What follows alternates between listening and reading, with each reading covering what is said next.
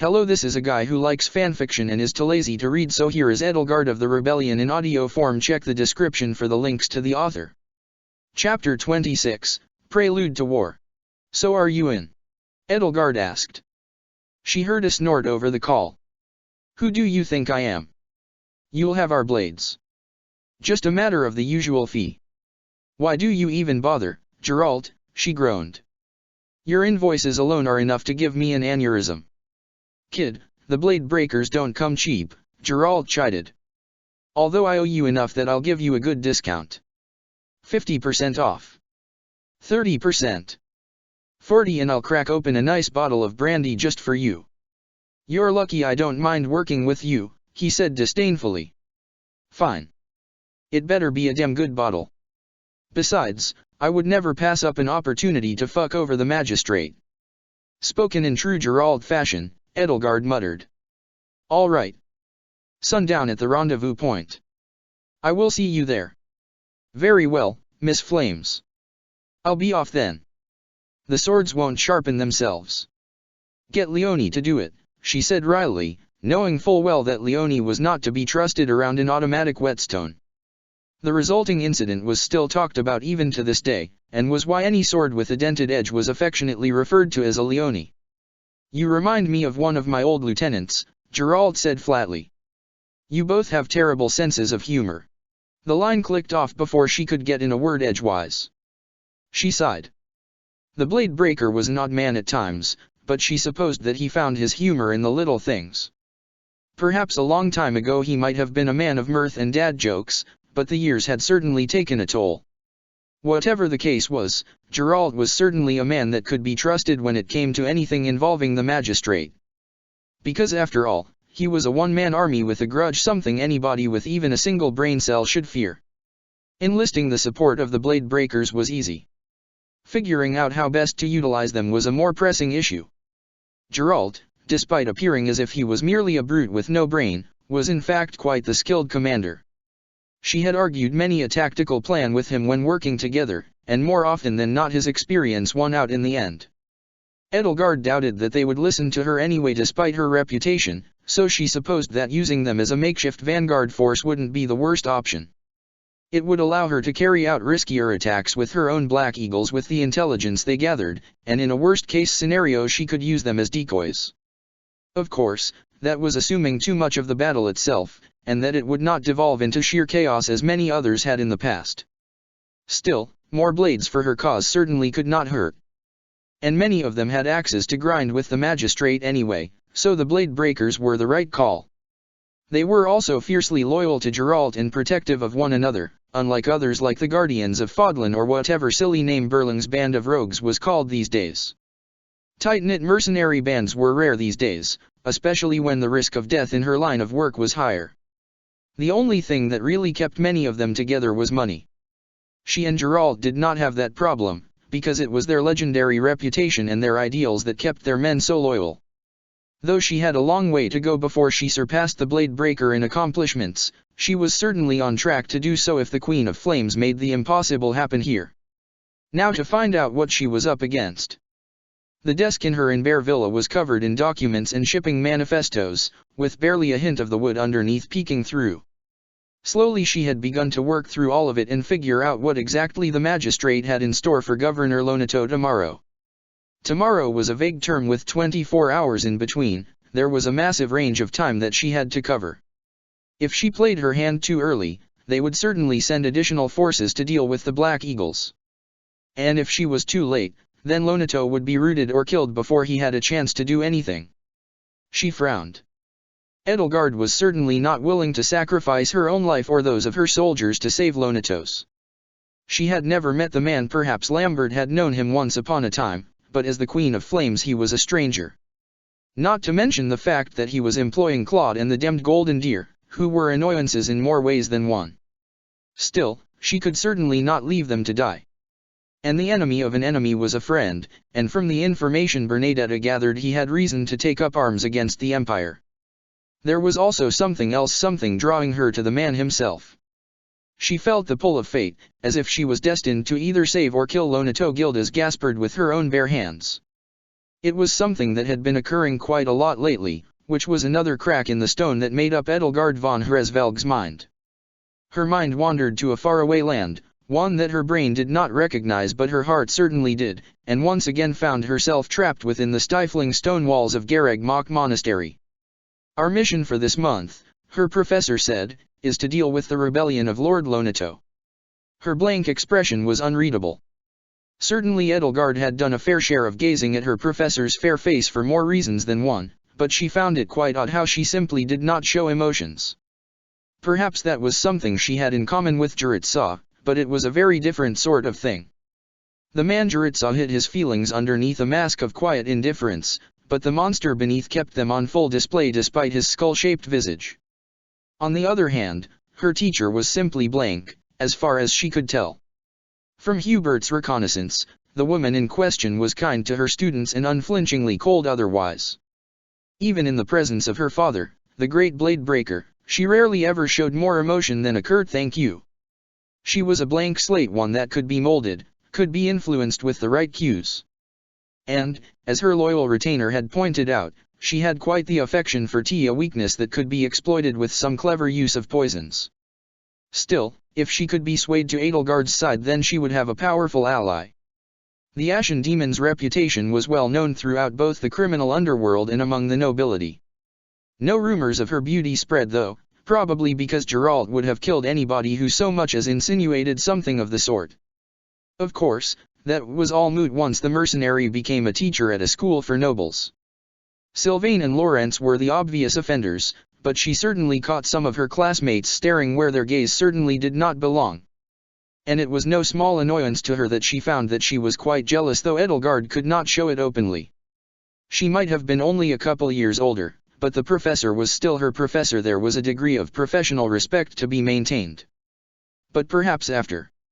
Sometimes she caught herself staring into space, daydreaming about the Black Eagles as professor. Yes, she was easy on the eyes, but there was also another aspect that trapped her in thought. Something within her called out to the professor, a deep longing that was beyond a simple crush. It was the same feeling when her crest roiled and twisted inside her own body, not the one that her forefathers passed down through the Hresvelg line, but rather the one implanted by those thrice-damned dark mages. One of Edelgard's own thoughts from the present struggled to the surface. If she so doubted her own professor, then why was she so enamored with her in the first place? Certainly this memory was a fragment trapped in time, and yet as she unraveled her thoughts she found herself no closer to finding out the truth about who this woman was. Wait, pointed out Casper. Isn't this a problem for the Blue Lions? Isn't he a kingdom noble? The Archbishop has recommended all classes attend. Her face twitched, probably at the recommend part. That means no exceptions. But Dash interjected a squeaky voice that could be no other than Bernadetta. Can I stay in my room? Just this once. She made her will clear. Bernie slumped back down into her seat, defeated. Her purple hair was still as messy and disheveled as always, and whatever courage she had vanished under the gaze of her teacher. Why, might I ask, did Lonato turn against the church? Asked Hubert. After all, he was a staunch supporter of the church, if I am not mistaken. You are correct, noted her teacher. The Knights of Syros have been asked to ascertain his motives as we speak. Is the church really sending the officers' academy to quell a rebellion? Gulped Dorothea. That just seems so. If it is any consolation, I doubt we will be seeing much action. The professor shook her head. We will be with the rear guard. Edelgard decided that it was her time to interrupt, and so she posed a certain question that might have been a bit pointed. And are you certain, she inquired, that the Archbishop has no ulterior motives for sending us on this folly in the first place? I cannot speak for Lady Rhea herself. You will have to ask her. The mood of the mercenary darkened, which was a rare sight. Whatever the conversation in the chapel had been, it must not have been too pleasing. Wonderful. No doubt the Archbishop meant to show them the folly of ever turning their blades on the church, by brutally putting down a rebellion in front of them. She who wore the guise of a human, well, that was if those who slither in the dark were to be believed. Every time she so much as looked at her, her skin crawled. There was something so inhuman and otherworldly about the way she carried herself, the way she spoke, and the strange facial expressions that signified that the Archbishop was hiding something. "Very well then," Edelgard finished. "We accept the mission to assist in the capture of Lord Lonato." Capture, not murder, as it most likely would turn out to be. As house leader, she made sure to choose her words carefully. She turned around to address the rest of the classroom. "As for my classmates, are there any more questions?" The room remained silent. "Good." The professor waved them off. "You are dismissed for the day." "Except for you, Edelgard." "Me?" she asked, taken aback. "Yes. Enjoy the rest of your day, Black Eagles. And please do not slack on the assigned reading." There were grumblings and murmurs through the classroom, but one by one they shuffled out. Bernadetta, Petra, Dorothea, Ferdinand, Hubert, Caspar, and Linhard all walked out in various groups to do whatever they were meaning to do for the rest of the day. They lacked the long history of the Blue Lions, or the roguish camaraderie of the Golden Deer, but they were still quite united when they had to be. Perhaps it was the common duty to the Empire they all shared. Commoner or noble, mage or brawler, songstress or shut-in, they all had their reasons for being there. Of course, Edelgard and Hubert had more reason than most. Edelgard stayed. "What did you want to speak to me about, my teacher?" Those large, dark blue eyes stared into her, as if scanning the depths of her soul itself. "I'd like to know your opinion on the matter." She tried her best to shrug casually, but it just came out as awkward. Her cheeks flushed a little. "About Lonato. About our mission in general. You asked if the Archbishop had any ulterior motives." The professor's face was deep in thought. "I did." "Does she?" "I can't tell you that." Her face darkened at that. "Professor, please. If it concerns the safety of our house, then dash." Her teacher waved it off. "You know I am here to keep you guys safe if anything happens, along with half of the Knights of Syros. Safety is the least of our issues here." "Then what? What do you think about all this? A kingdom noble, rebelling on the church that gives his title legitimacy. And considering his own son is here," her voice turned to a murmur. "Who?" Edelgard paused, recalling her own perusal of all the documents pertaining to each and every student. Hubert had gone through them with her and pointed out each and every potential threat, noting the ones that seemed rather suspicious. Threat number 1 was Claude, the heir to House Regan, just popping up at the ripe old age of 13 as soon as the Duke found his house missing a proper line of succession. Rather odd. Not to mention his unsavory propensity for poisons and concoctions whenever Claude was around. Hubert cast the appropriate dispel on her food about twice as often.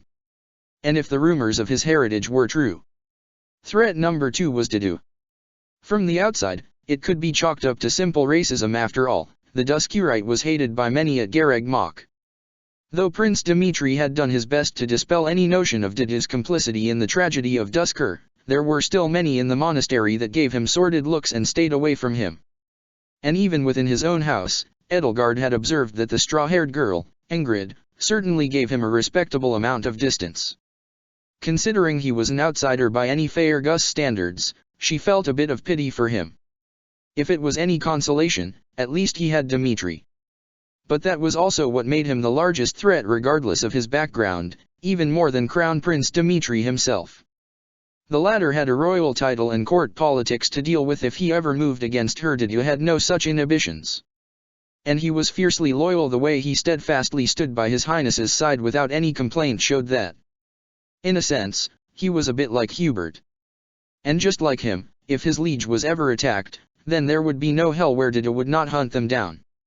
The moment she moved, and she would move, against the soon-to-be king of Faerghus, he would move in response. A conundrum. She momentarily paused, going through her mental notes that were carefully organized about as much as a collection of thoughts could possibly be. Ash Hubert.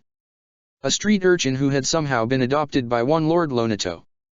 He was the only commoner in the Blue Lions other than Didu, which was certainly not helpful considering the reputation of the latter.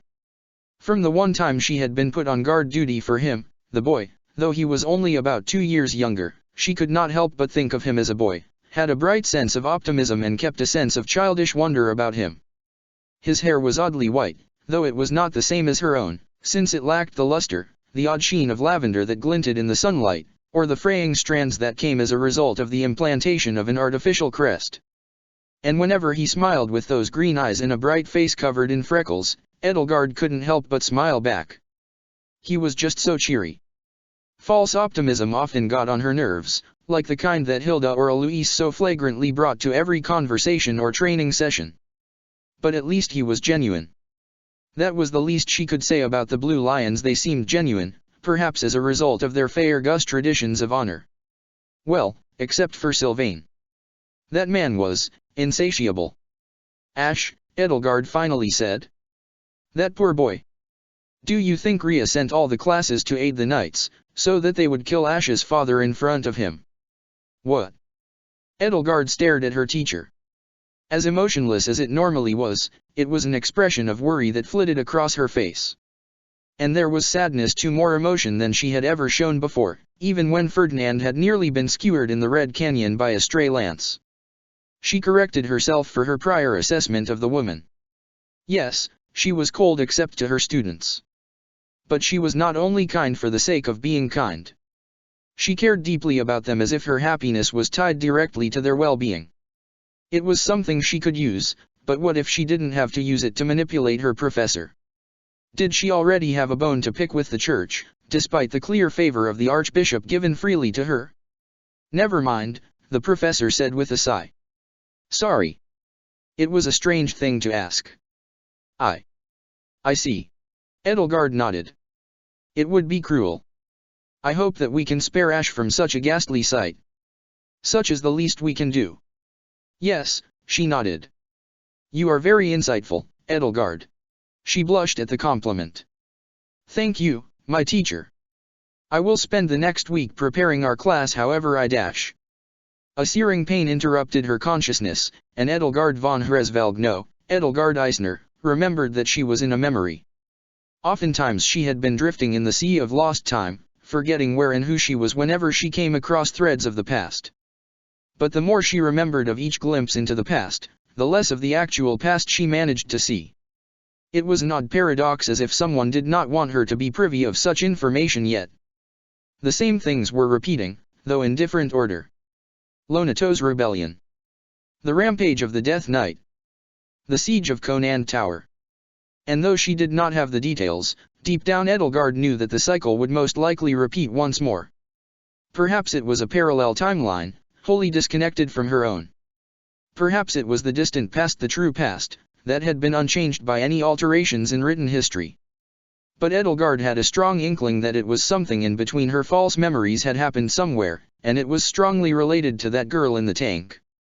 It was also a testament to how natural she felt when she was confronted by the absence of technology in one world, and the lack of magic in her own.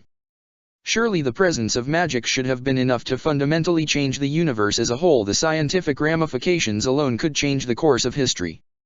And yet sometimes Edelgard noticed she found herself more at home within her memories of medieval times and magic than within the net or the concrete and steel streets of Newfoundland. For there to be anything in common was surprising, but somehow it felt so natural. As if there had always been an Edelgard, a Hubert, a Dimitri. As if there always had to be. The cycle of this world. That was a whisper in her own mind. What? She shook her head, or at least mentally shook off the thoughts of an invader in her own consciousness. Whatever was the case, Edelgard at least understood a little more based on her own glimpses of the past, as tenuous of a designation as that was. Perhaps it was a warning not to repeat the same mistakes.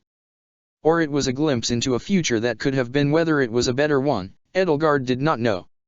Regardless, she could change it. Starting with one Lord No, Governor Lonato. She would save him with all the fury and bluster that the Queen of Flames commanded.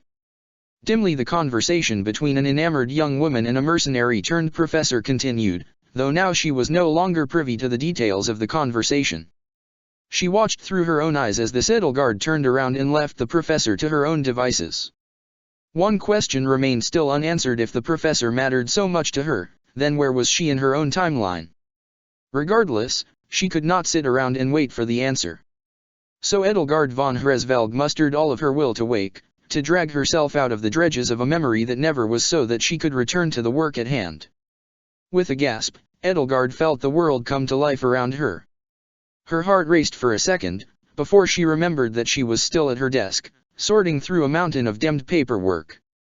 If only she had the luxury for her other self to come and do grunt work for her, but alas she did not, and so she returned to her slog. There were still a few hours before she would meet up with the rest of the Black Eagles and head toward Gaspard district. Only a few minutes had passed in her time-induced delirium, which she was thankful for.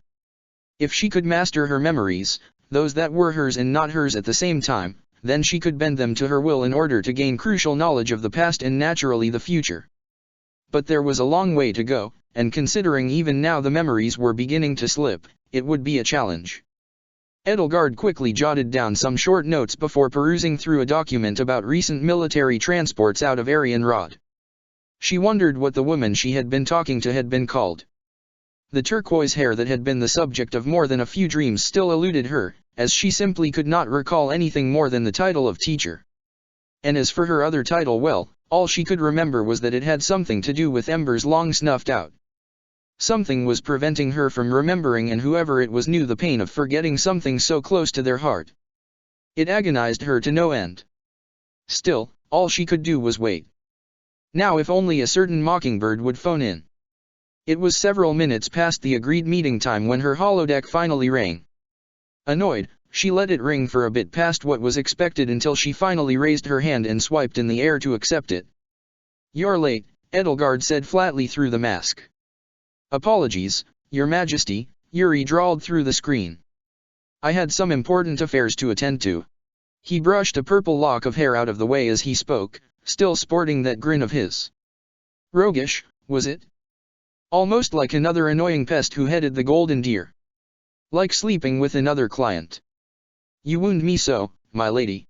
He held his hand over his chest in mock outrage, before waving off her offhand remark and continuing. "No, nothing as boorish as that. I was, of course, dealing with the suppliers for our booze." Oh. If Edelgard hadn't known any better, she might have felt disappointment at his casual dismissal. Important affairs, then. Yes, very. Anyway, back to the issue at hand. Yuri pulled up his own holo screen, which he made a series of frantic gestures on before Edelgard's own holodeck pinged. "I have the necessary documents you wanted." "Did you read through them?" she asked innocently. "What do you take me for, one of those dem mercs who can't do anything right?" Yuri's face twitched. Then he remembered that he was, in fact, talking to one such merc. Present company excluded. "Look, do you want the summary, or not?" "I'm listening." "Then listen well." His voice went straight to business, which was a bit more tolerable but a lot more boring than his normal voice. "The 12th Legion has arrived at Arianrod." "You're kidding." "I am certainly not," he responded coolly. "The entire 12th Legion." She was shouting now, and for good reason. There was technically no reason to bring an entire legion to New Fodlan, which constituted about 5,000 to 8,000 of the Emperor's conscripts. They were mostly meant to occupy colonies who had developed under humanity's mass migration to the stars, and yet did not bend the knee. Though the true number of legions was unknown, even the most conservative estimates put it at around 100. Just one was enough to pacify New Fodlan. The Emperor's personal army did not swear allegiance to any governmental body, only to him. "My poor eardrums," he moaned. "No, only their 2nd Battalion, the rest of them are part of the forces occupying Morphis." That made it slightly better. Still, she would have to deal with about 1,000 soldiers, all armed to the teeth with weapons meant to deal with any insurrection. And their presence alone meant that they no longer trusted the magistrate and their enforcers to deal with the problem. The problem being multiple, of course the Queen of Flames and her Black Eagles were certainly one. But probably the more pressing one was Lonato's rebellion, because if a former governor could stoop so low, then it was more likely others would join his cause. They were probably here to deal with the problem without having to wipe Gaspard district off the map entirely. A scalpel, not a hammer. She did wonder how much surgical precision a battalion of soldiers could have, though. Still, not exactly a good omen. Indeed. Yuri flipped the metaphorical page to pull up another document. There is some hope, though. As you know, Lonato has his retainers and enough loyal soldiers to at least hold for a little while. How many? Edelgard inquired. About 200.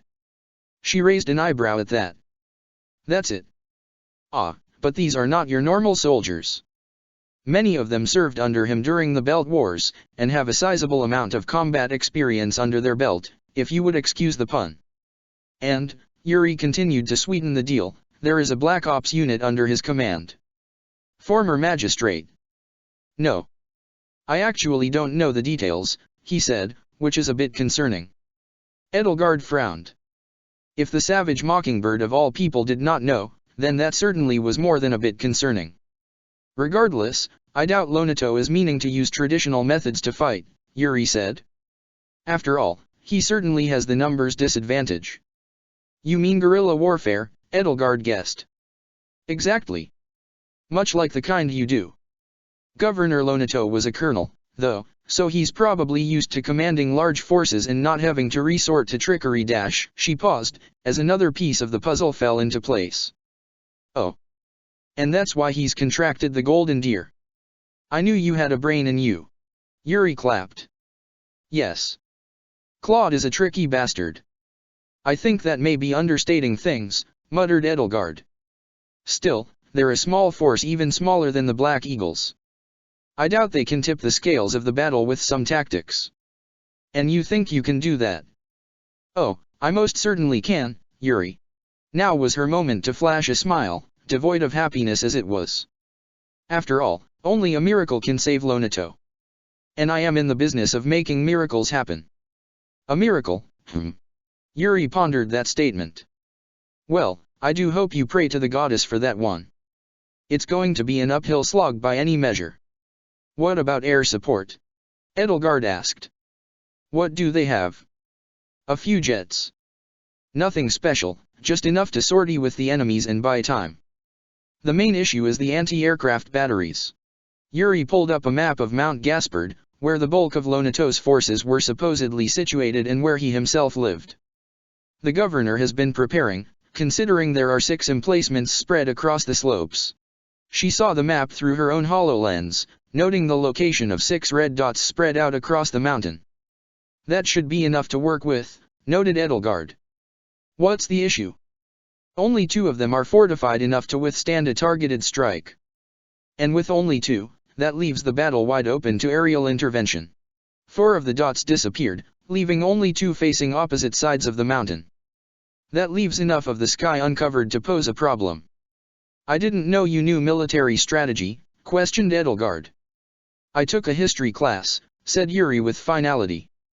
She knew better to pester why the Lord of the Underworld had that knowledge, and so she dropped the line of inquiry.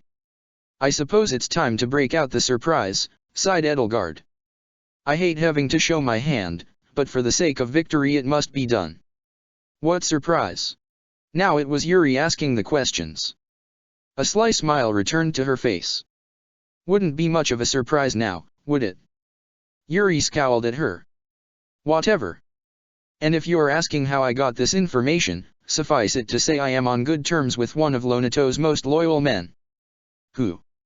You're the one talking about surprises, weren't you? Save some for me. Edelgard rolled her eyes.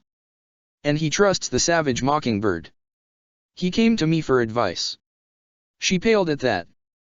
Then the situation was even worse than she thought. At any rate, the 2nd Battalion of the 12th Legion is filled with greenhorns.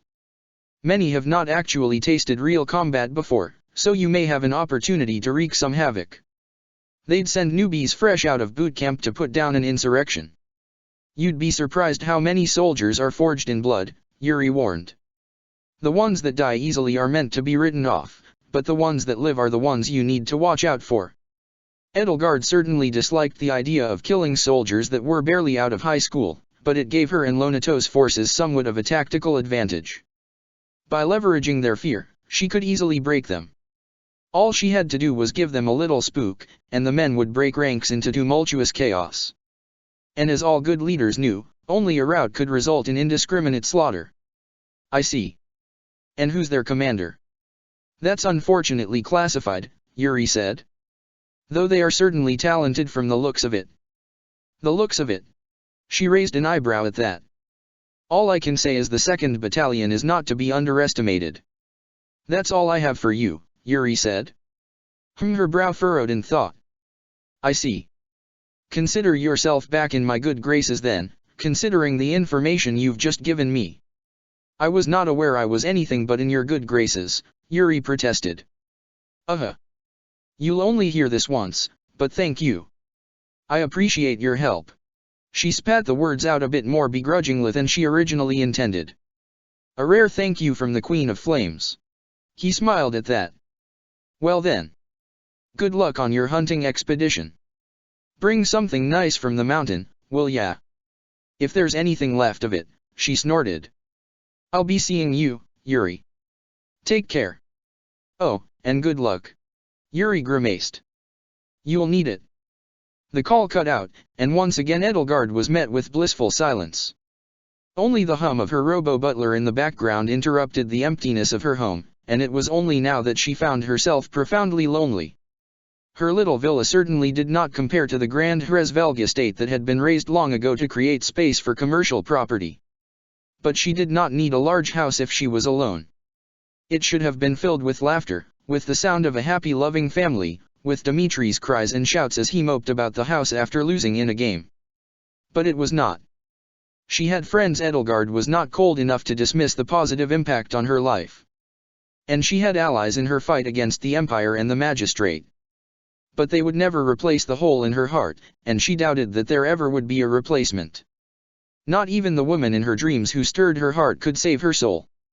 But as the clock ticked down to the meeting time, Edelgard knew that she could not wallow in her own despair. And so she worked. She made plans to move resources to Gaspard district, solidified the chain of command within the Black Eagles, and kept an eye out for any movements from both the Magistrate and Arianrod. Arianrod itself was a military fortress like no other. It might not have been necessary, but the presence of such a large military base in Newfoundland was a deterrent from any real moves made against the Empire. For her rebellion to succeed, she would have to take it a task far above her station at the current moment. But as long as she had eyes on it, she could plan around any large-scale military deployments from the Empire. Those eyes consisted of a network of security cameras around the base that Bernadetta had commandeered, since the base itself was air-gapped and heavily protected. Until she could truly checkmate the king, she would just have to box it in place and move accordingly. The Queen, on the other hand, was the commander of the 12th Legion. Surely whoever was leading it was a man of competence, from what Yuri had said. And if she was able to capture the Queen, then the rest of the board would soon follow. A plan in her mind began to form, as she pondered what it would take to ambush the enemy commander. The rest would have to wait. She was growing so dreadfully tired from the lack of sleep since the incident at Maru. She had only slept a few hours before waking up to continue her work. Edelgard certainly had to be at the top of her game for any chance at victory, so she supposed a nap wouldn't be too bad. In lieu of a proper bed, she laid her head down on her desk and began to dream, mere hours before what would be a fateful encounter with the Empire. Mission preparations had gone smoothly. Through the tunnels of the abyss, 6 trucks containing her men carefully moved along preset paths to the district of Gaspard. The tunnels were wide enough to travel 2 at a time, which certainly helped for navigation purposes. The most important aspect were the drivers. If they did not take turns precisely where Bernadetta directed them, then they would certainly be lost in the labyrinth of darkness that made up Newfoundland's subterranean tunnel network. It was the difficulty of tracking anything down there that gave them a modicum of security, but it also was a double-edged sword. If they were lost, and they had gotten lost several times, it would be quite difficult to find them. Luckily, the Hresvelg subnet had enough information about the tunnels to navigate them through with ease, and as far as Edelgard knew, no one else had access to that information. They carried the Black Eagles, all armed to the teeth with weapons far above the pay grade of a normal mercenary. The war chest of the Black Eagles had been paid for by various jobs and missions from before their official formation, along with a hefty contribution by Edelgard herself. What was left of the ancestral Hresvelg fortune was in physical assets, and so she used that money to pay for new equipment and the salaries of her soldiers. The Dusker mercenaries who had been absorbed into her fighting force had received sizable upgrades to their gear: new heat swords, lances, vibroblades, and even enough explosives to fight a small army had been supplied. From what Dita said, It was like the Dusker equivalent of Christmas for them. Guarding the transport was an escort of 4 hoverbikes, brand new Heverings, courtesy of Linhard von Hevering himself. Not only were they there to make sure everything went smoothly, but they were also integral for the mission themselves. With the plasma cannons Linhard had installed in the front, they were the key to breaking through enemy encirclements and barricades. And, she supposed, it was a gift to her squadron leaders, one that she would elaborate more on once she gathered. Bernadetta had stayed behind to monitor the entire operation, as usual. Though she would certainly do just as well as a job from a mobile command center, it was Edelgard's own wish that she keep her operator out of harm's way. She was the backbone of their entire operation, and so she wanted to keep her as safe as possible.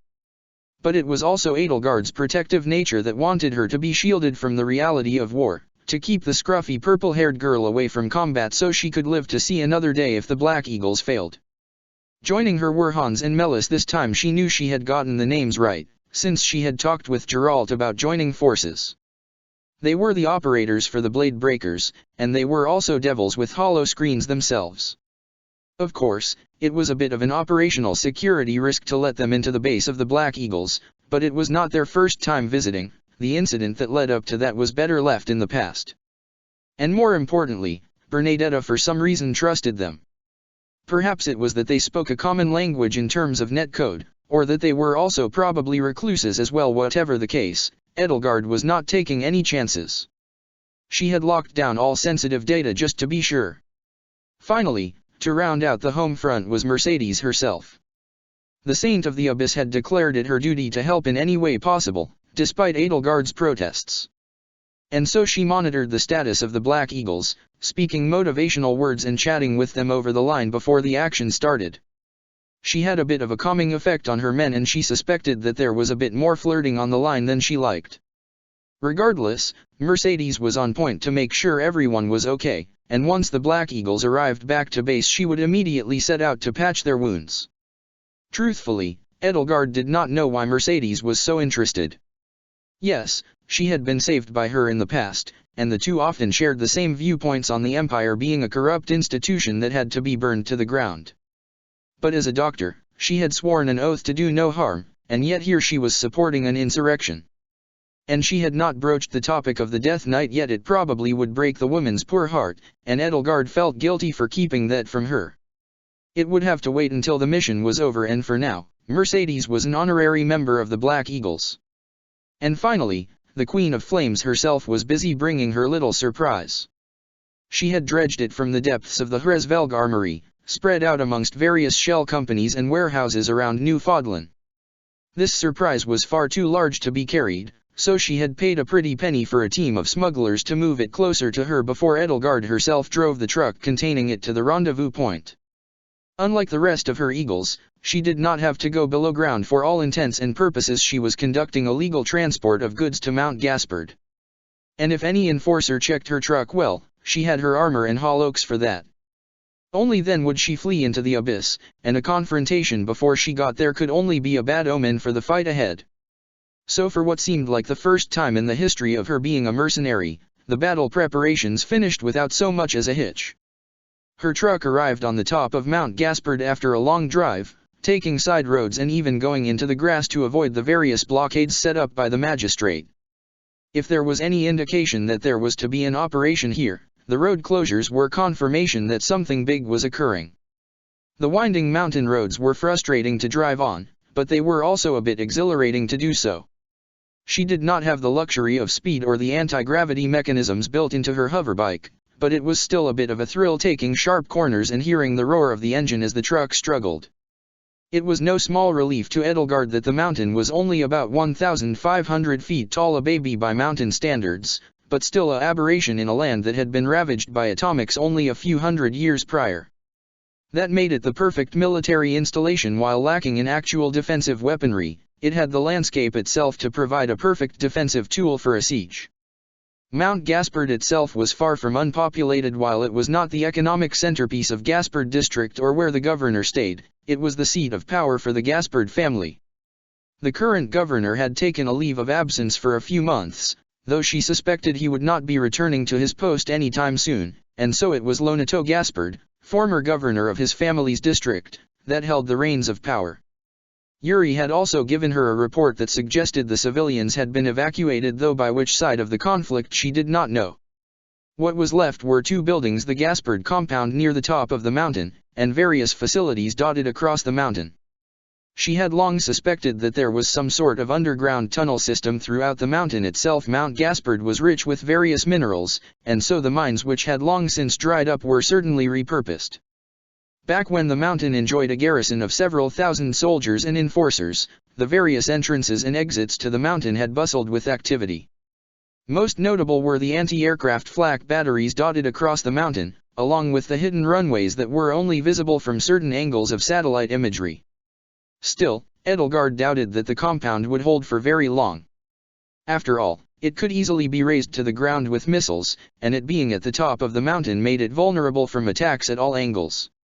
She would be surprised if Lonato was holed up in there and not the inside of the mountain itself. It was the inside that gave her men an access point to the mountain from Abyss. The tunnel's networks were separate, but a recently dug one provided them access to the middle of the mountain. She had no map of the mines within Mount Gaspard, but she also would have no need for it if everything went to plan. So when she arrived at the rendezvous point to see all of the Black Eagles and Blade Breakers assembled together and readying their weapons, she could not help but sigh in relief. Edelgard stepped out of the truck and toward her men, some of them snapping to attention when they saw her. She waved them off, and signaled for Geralt. He and Leonie were chatting with Dudu, and as soon as they saw her they waved and walked over. "How was the ride, Blade Breakers?" she asked casually. "I followed the route you gave us," Geralt said. "A bit dark, but it, worked. Don't suppose you'd give us that map of the Abyss you seem to have somehow?" "If we make it out of here," she said. "I'll consider it." "If," Geralt warned. "Not when. You knew this was risky when you signed onto it." "Yep," said his lieutenant, "and that's why we only have our volunteer force." She gestured to the motley bunch that made up the Blade Breakers, with all sorts of armor and uniforms.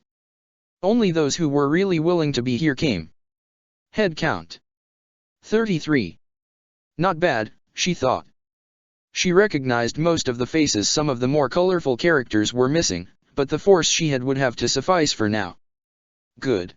She reached out for Leonie's hand, which the orange-haired mercenary took and clasped in a firm shake, bumping shoulders to seal the deal.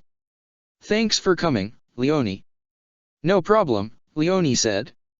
"Someone's gotta keep an eye out for the old man here." "I heard that," Geralt grumbled. "And besides, fuck the magistrate and the Empire." Ah. There was Leonie Pinelli, being blunt to a fault. Eloquent as always. "Geralt." "I'm ready," he said gruffly. "Always have been." That was that. No mention of his vendetta against the magistrate, whoever he was looking for, or even the rumors that suggested he had once been an imperial commander. So many secrets swirled around the Queen of Flames, and so she doubted she had any right to pry into the secrets of others. Perhaps one day she would get him to share, that is, if both of them survived the whole ordeal. "Very well. I'll leave you to your preparations. I'm going to speak to my men. I'll be with you shortly." Edelgard took her leave and walked to the various trucks that made up a small semicircle around a series of makeshift benches. There were the Black Eagles in all their glory, the black and red armor that made them stand out as members of her personal force. Of course, the red accents could be toned down by a simple electrical current to a much more subdued reddish-brown for the purposes of stealth. And considering that they were going against an entire battalion, they would need the element of surprise. "Black Eagles," she shouted. All her men stopped what they were doing and turned to face her. Casper, who was absent-mindedly punching the air, quickly moved to attention. Petra and Amina finished checking the hoverbikes one last time and joined ranks with the rest of the men, who were standing in an unorganized fashion but still looking at her with the intensity of a trained fighting force. And there was Dudu silently standing there, watching her with those sorrowful eyes. It must have pained him to see the little girl that he had taken care of become a mercenary, but she hoped that in his heart he was at least a little proud of who she had become. "As you all know, we are here to rescue Governor Lonato. I won't lie, the odds," Edelgard said darkly, "are low. Our enemy outnumbers our combined forces 4-1. And yet we still have a fighting chance, because we are going to play it smart. She looked over her men once more. The objective of this operation is to capture the commander of the 12th Legion of the Empire. Once we verify his identity, then we can move in with utmost haste. And as long as we have the commander, the enemy forces will crumble. There were nods and murmurs of assent throughout the crowd. I have already given you your assignments. But just for Caspar, Edelgard said, which prompted a few chuckles, I will repeat them. Hey, he shouted. But Flesh was not there to stop him, so she simply waved off his protest and continued. I have divided the Black Eagles into 4 teams. Alpha team will be led by Petra with Amani as a second.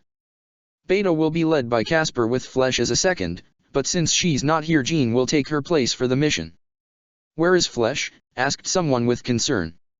She's on a mission of higher priority, Edelgard said dismissively. What she had not told Caspar and the rest of the Black Eagles, besides Flesh being her little spy protege, was that she was currently in the process of extracting intel from the magistrate. Neela, as her false identity was, had somehow wormed her way into secretary for Deputy Director Vestra himself as her day job. That had gone even beyond her wildest expectations, and fearing for the girl's safety, made sure that she went no further than keeping an ear out for any pertinent information. Because if she could turn Deputy Director Vestra no, Hubert, her oldest friend to her cause, then victory was all but assured. Humph, muttered Caspar. But he did not complain any further, and so she continued. Delta team will be led with Dida with Olaran as lieutenant, and last but not least, Gamma team has Tahir with Nawa serving as lieutenant. If you do not remember your squad assignments, please contact Bernadetta and she will sort that out. That is all. Wait, asked Petra. Leader, you are not having an inspiring speech as well. That will come later, Edelgard said stiffly. There still is much time before the battle begins. For now, I am going to draw up some tactical plans. Squad leaders are welcome to join me. The rest of you as you were. That is sounding good, said Petra. Quietly the rest of the mercenaries dispersed back to their spots, whether shooting the shit around a campfire or cleaning their weapons. Their air hung thick with a heavy tension, as the 4 squad leaders approached her. I do hope you have a plan, said Didu. It would be foolish to rush in without one. Of course, though I am waiting to see if there is any word of the Golden Deer or Lonatos forces. There is always the possibility that they have simply run away. A cowardly move, muttered Tahir. One that deserves no respect at all. I agree, said Caspar. We shouldn't even be helping these bozos if they just run away from a good fight. You are correct in that if they run away we would no longer have a fight on our hands either, Edelgard said. Although, I doubt that Lonato would run from this one. Why is that? Asked Caspar. Lonato, she said, has a personal motive. As if on cue, her holodeck buzzed with an incoming call from Claude von Regan. She suppressed the involuntary sigh that threatened to come out, and picked up the call moments later as her lieutenants gathered round. But instead of the tanned, cocky yet strangely compelling face of Claude, another filled the screen. This face was one of an old man, covered in wrinkles and scars from battles long past. A long piece of white hair fell to his chin, next to the white mustache that showed his age. And the expression on his face, it could only be described as anger simmering under a sea of calmness, his eyes twitching occasionally. Governor Lonato Gaspard, Edelgard said with mock politeness. I don't believe I've had the pleasure. Chapter 27, A Father's Promise. So the Queen of Flames has appeared, said Lonato. I would say it is my pleasure to meet you, but that would be moot considering the current situation that I find myself in.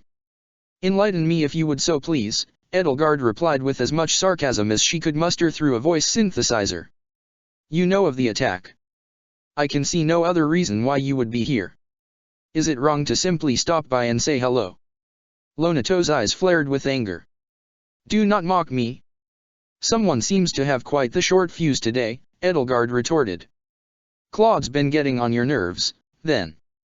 Perhaps. He muttered something offensive under his breath. Von Regan he may be, spitting out the surname as if it were an epithet, but he lacks the class and the tact of even the most disgraced noble. Hey, said a voice in the background. That's not very nice of you, Mr. Lonato. Lonato muted the call and yelled something indiscernible off camera. To that, Edelgard suppressed a chuckle forming. Claude did know how to push a man's buttons, even if said man was the one employing him at the moment.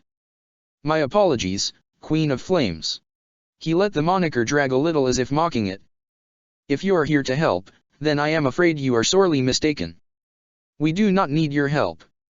On the contrary, Edelgard pointed out. You are surrounded. Not by enforcers, no, by an entire battalion of the 12th Legion, with more to come if they fail. With your numbers you would be lucky to even escape, much less claim a victory here. Bah! I have overseen their training more than once. They are weak, undone by years of peace and living in the comfort of the Empire. They have not seen the horrors of war like my men have, and so they will fall. Your arrogance may as well be your undoing, she warned. The former governor paused. Wise words from a sellsword, he said.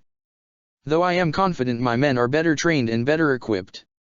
I dare say the same applies to the Black Eagles and the Blade Breakers. Ah, someone's been keeping track of things. Someone has to around here.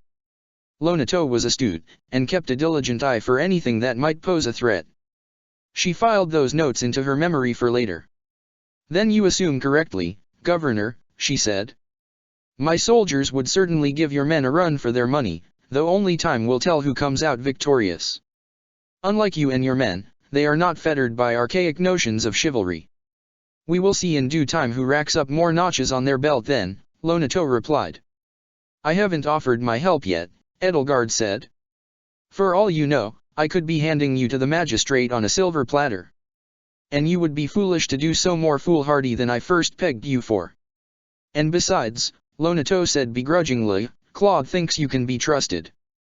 And though I trust the man himself as far as I can throw him, there seems to be a bit of merit to that considering you are here in spite of the danger. If you wish to dash your men against the rocks of the 12th Legion, then so be it. It would be a waste of my time to dissuade you from doing so. If the job were easy, I certainly would not take it, she replied wryly. Very well. If you insist, then I will marshal my men in defense of Mount Gaspard. As long as you stay out of our way, you may do as you please, Lonato warned. I do not wish the Black Eagles to be collateral damage in this fight, nor do I wish to spend precious resources dealing with a band of upstart mercenaries. I would ask the same of you, Edelgard said. Arianrod is to the north, which is where the bulk of the forces will attack from. With the larger force between the two of us, I trust that you can engage them in an unfair fight. It is certainly not the most chivalrous of strategies, sighed Lonato, but a victory without honor is better than a defeat clinging to vain notions of a fair fight. I suppose Claude has some ideas for that one, crafty bastard that he is. Then I will take the south, in case the Legion gets smart and tries a flanking maneuver, Edelgard stated matter-of-factly. That way we do not need to deal with friendly fire, and my smaller force can wreak havoc on the sparser enemy lines. I have already identified 4 possible paths that any vehicles can take, and have set up the appropriate precautions. Lonato's eyes narrowed. Planned this out, eh? Astute military tactics for someone as young as you. If I didn't know any better, I would say that you were trained in the Imperial Academy itself. Unfortunately I did not have that luxury, said Edelgard. I simply am well read. He didn't buy that one bit, but Edelgard had not been lying.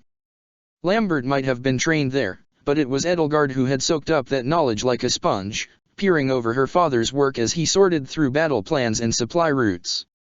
The House of Bladdid was known for both its corporate and martial pursuits, and the rumors of its military prowess had spread far and wide before Lambert Egypt Bladdid made it a reality. His fighting forces helped stabilize a civil war between 2 former noble houses, and for that he was given a lifetime's worth of contracts to fulfill. But he was never content to stand back and watch his men do all the work, so on many occasions the head of House Bladdid had taken to the field himself to deal with minor quabbles between noble houses and securing facilities from bandit raids. Though he had only studied at the Imperial Academy and never taken to the field as part of the Empire, Lambert occasionally took to the field himself wielding the weapon that had passed through his line for ages. His charisma and leadership skill brought him great respect both from the other great houses and the soldiers that fought alongside him. If the king does not lead, how can he expect his subordinates to follow? She had spent more than one night helping her stepfather go through his work as he explained basic military concepts one by one. When she was 10 she might have not understood anything, but once she was 14 it slowly began to click into place. Lambert explained to her the concepts of a flanking maneuver, the importance of supply lines, and how artillery could be used to shape the flow of battle. An intelligence that was the key to any victory, because any scheme could be dismantled if the enemy knew its finer components. To her own fault Edelgard had fallen asleep plenty of times while watching her father work, and yet when she awoke to the sounds of birds chirping and sunlight streaming through the window she found a blanket draped over her body and a pillow stuffed under her head. Those nights were some of the fondest memories of her stepfather, and it was why she studied strategic intelligence at university. A part of it was obviously to prepare her to don the mask of the Queen of Flames, but another part was to pay respect to her dearly departed mentor. Edelgard could not win through brute strength alone, she had to be a leader, one that people could put their blind faith in. Just like Pa, she thought. And one day, I will be a woman you can be proud of. Still, there was a difference between reading about battle and applying it in the field. For Edelgard, this was to be her first major battle. The little skirmishes she had against the magistrate certainly did not count. The ease at which she smashed through enforcers and mercenary kill squads alike bothered her. As Lambert always said, failure was the most effective teacher, and she had failed. Every scar on her body, every soldier lost, those were all failures. But she grew each time, and the Queen of Flames would come back stronger and start. And this time, she would not fail. I do like your spirit, Queen of Flames, chuckled Lonato. I can't claim to trust you, but the Regan boy has vouched for you. Don't disappoint. Trust is something that is earned, not agreed upon, replied Edelgard. Though it certainly would not help to coordinate a bit. As a gesture of good faith, I'm open to communications between our operators. That is, of course, if you have any. The Ordelia girl seems to have taken a shine to our systems, the former governor huffed. As archaic as they are, she seems to be somehow improving them with her fiddling and whatever techno-babble comes out of her big mouth. Kids these days, he snorted. Always with some sort of hollow screen or augmented reality setup, when standard computer systems work just fine. Lysithea. Edelgard blinked. She had not gotten an opportunity to speak with the young woman, but she felt a certain kinship with her. Not that they had ever shared family, the Ordelias were so far removed from the Hresvelgs they might as well have been on another planet. No, it was the girl's hair. The same shade of platinum hair with an otherworldly purple sheen to it, and too evenly distributed to be some sort of disguise. It was the same that Edelgard had, though as the Queen of Flames she certainly didn't walk around showing her true colors. Regardless, from the few times that she had worked with the Golden Deer, Lysithea's ability to produce results was unparalleled. While Bernadetta was more focused on the net and providing support, she interfaced directly with machines and mobile weaponry like no other. It was almost as if the young woman was in tune with the machinery itself. The way her fingers danced across metal and crossed wires to produce something greater was remarkable. If she was the operator for Lonato, then they were in good hands. And, Edelgard selfishly thought, I would like to get a chance to speak to her. It could be a coincidence that her hair was like that, but in her line of work, coincidences came once in a blue moon. If Lysithea von Ordelia was truly another victim of the magistrate, then at least she would not have to suffer alone. Ah yes, that was her name. In my old age I kept calling her Lilac, Lonato groaned. But nevertheless, I admit that some degree of coordination is necessary. As they say an enemy of an enemy is a friend, Edelgard said, remembering the age-old adage. Very well, then, Governor. I may not be fighting alongside you for wholly altruistic purposes, but it also does not serve me if you fall here. Perhaps we can discuss more on the future if you survive. He sighed. Then it shall be an alliance for the time being. What, perchance, do you have in mind? I'd like to set up a secure comm link between our two teams. I don't like being in the dark, she said simply. A bold request, but it would bode wonders for Edelgard's strategic planning if granted. She could ask Bernadetta to commandeer his systems, but then again that was asking a lot of her operator and also bound to anger all of Lonato's forces. Then there was the matter of Lysithea. From what little she had seen of the woman, she might have been able to match her operator from natural talent alone. If she could do this the easy way, then it would save Edelgard a lot of trouble in both the short and the long run. There was a momentary pause as Lonato barked orders off-screen with a muted microphone. He blinked, giving a nod of acknowledgement to someone too blurry to make out, and then turned around to face Edelgard. Done. Is there anything else? Really? Edelgard asked pointedly. I'm surprised you didn't ask me to reveal myself, or prove my loyalty at that rate. I would expect more formality from a former governor. Lonato laughed, but it was devoid of any real jubilance.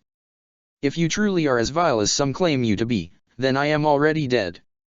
Let us simply consider it a gamble that you and your men are the real deal. You wish to leave your campaign of vengeance up to chance. My vengeance is assured regardless. No, Lonato said bitterly, I am leaving my survival up to chance. I have lived a long and good life, sighed Governor Lonato. My only wish is that both of my sons were here to see it with me. Ah, your son. My condolences, Edelgard offered, which came out a bit more cold than she had intended. Christoph Gaspard had reportedly been killed in battle, and yet the governor said that he was murdered by a sword plunged into his back in his rousing speech for rebellion. No wonder he was so adamant about rising up. No father should have ever had to mourn a dead son. She remembered thinking that as her own stepfather was killed before the eyes of his stepdaughter and son, that at least Lambert had died believing that his son would avenge him. If only Lonato had been so lucky. Spare the sympathy for another, Lonato advised. However, if you would be so kind, I have a request for you.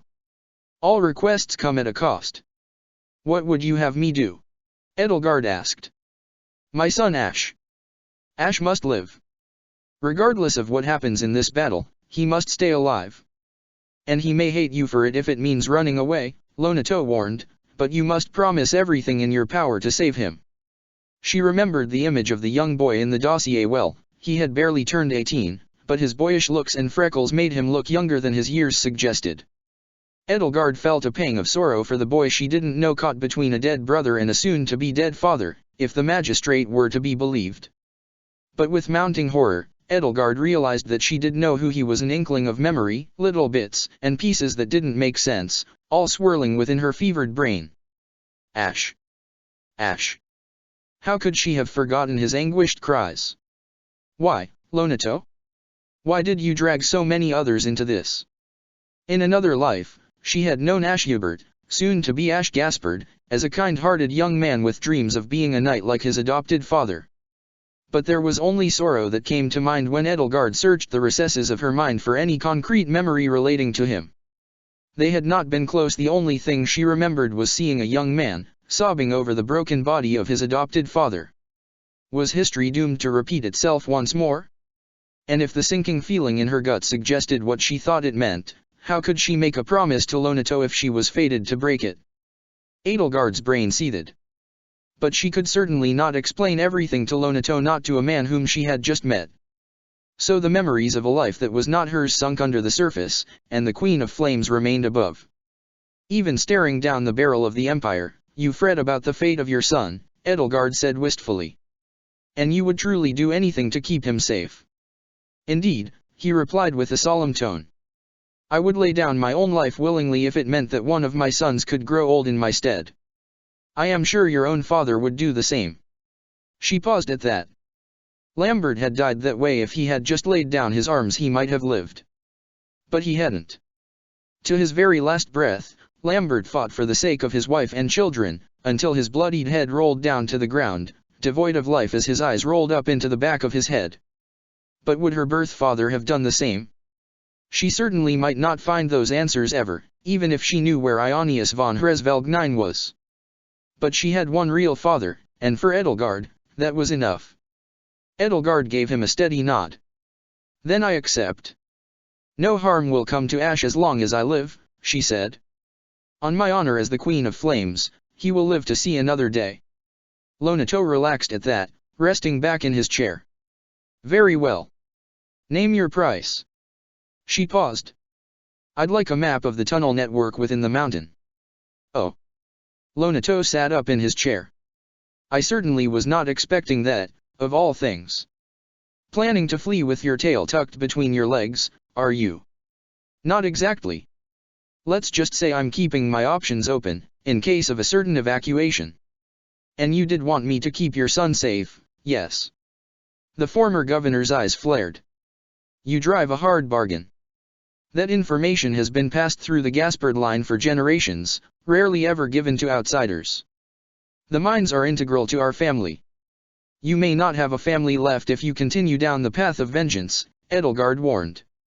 But to sweeten the deal, consider the issue of the hostile skies, dealt with, in a manner of speaking. What exactly do you mean by that? I know your aerial defenses are inadequate for whatever the magistrate throws at you. So I will handle it. A leak, Lonato surmised. Of all the damned times. I suppose if I survive, I'll wring each and every one of my men's necks to figure out the culprit. But since there are more pressing matters at hand, for now, we have a deal. As if on cue, the air raid sirens began to go off. She noticed the sound was doubled, and realized that she could hear it both from the governor's call and from the facilities in the distance. Distantly in the background she heard the sound of something exploding, and Edelgard tensed. The dogs are at the door, Lonato growled. And if that damned woman is leading them, she saw a moment of pure rage flit across his face, twisting his otherwise regal features into a mask of hatred. Who exactly did he mean by that? But there was no time for that, so she simply shook the thought off. To war, then. And to war we shall go, replied Lonato. I do hope our next meeting will be on better terms. Let us see if that moniker of yours holds to the test of battle. Indeed, Edelgard said. May the goddess watch over you, she said with a hint of mockery, closing the call before he could interject any further. If the goddess was watching from the afterlife, then she sure had a sense of irony. Her 4 lieutenants were standing blankly around her, watching as she closed her holodeck and addressed them. In her conversation she had forgotten they were there, staring at the holo screen close enough to see but not close enough to bother her.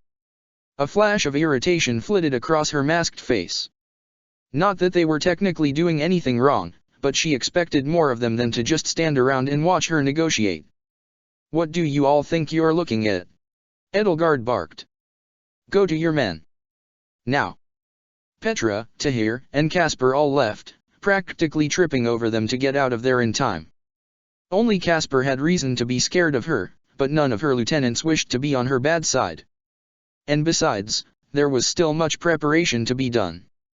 If the air raid sirens were going off then they had only a few crucial minutes before battle. But in spite of the impending battle and all else that loomed ahead, Dida stayed where he was. If I may, asked Dida once the rest of them were out of earshot. He was the iron wall of the Black Eagles, covered head to toe in heavy grey armor that looked heavier than it actually was. His open helmet left his face uncovered by now, revealing a stern but wistful expression.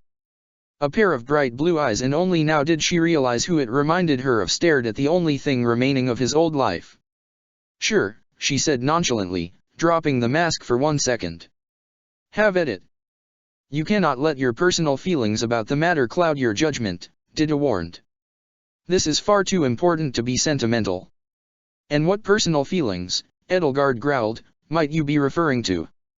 You do not wish to see a son lose his father. Or the opposite of that, considering how lenient you were with the former governor. Is there something wrong with that, she asked, frost creeping into her tone. You saw it that day. How my father, she gulped. How Lambert died. How could I not, when I failed to save Dash? I understand that his kindness had a profound impact on your life, as it did mine. He shook his head. No. It goes far beyond simple kindness.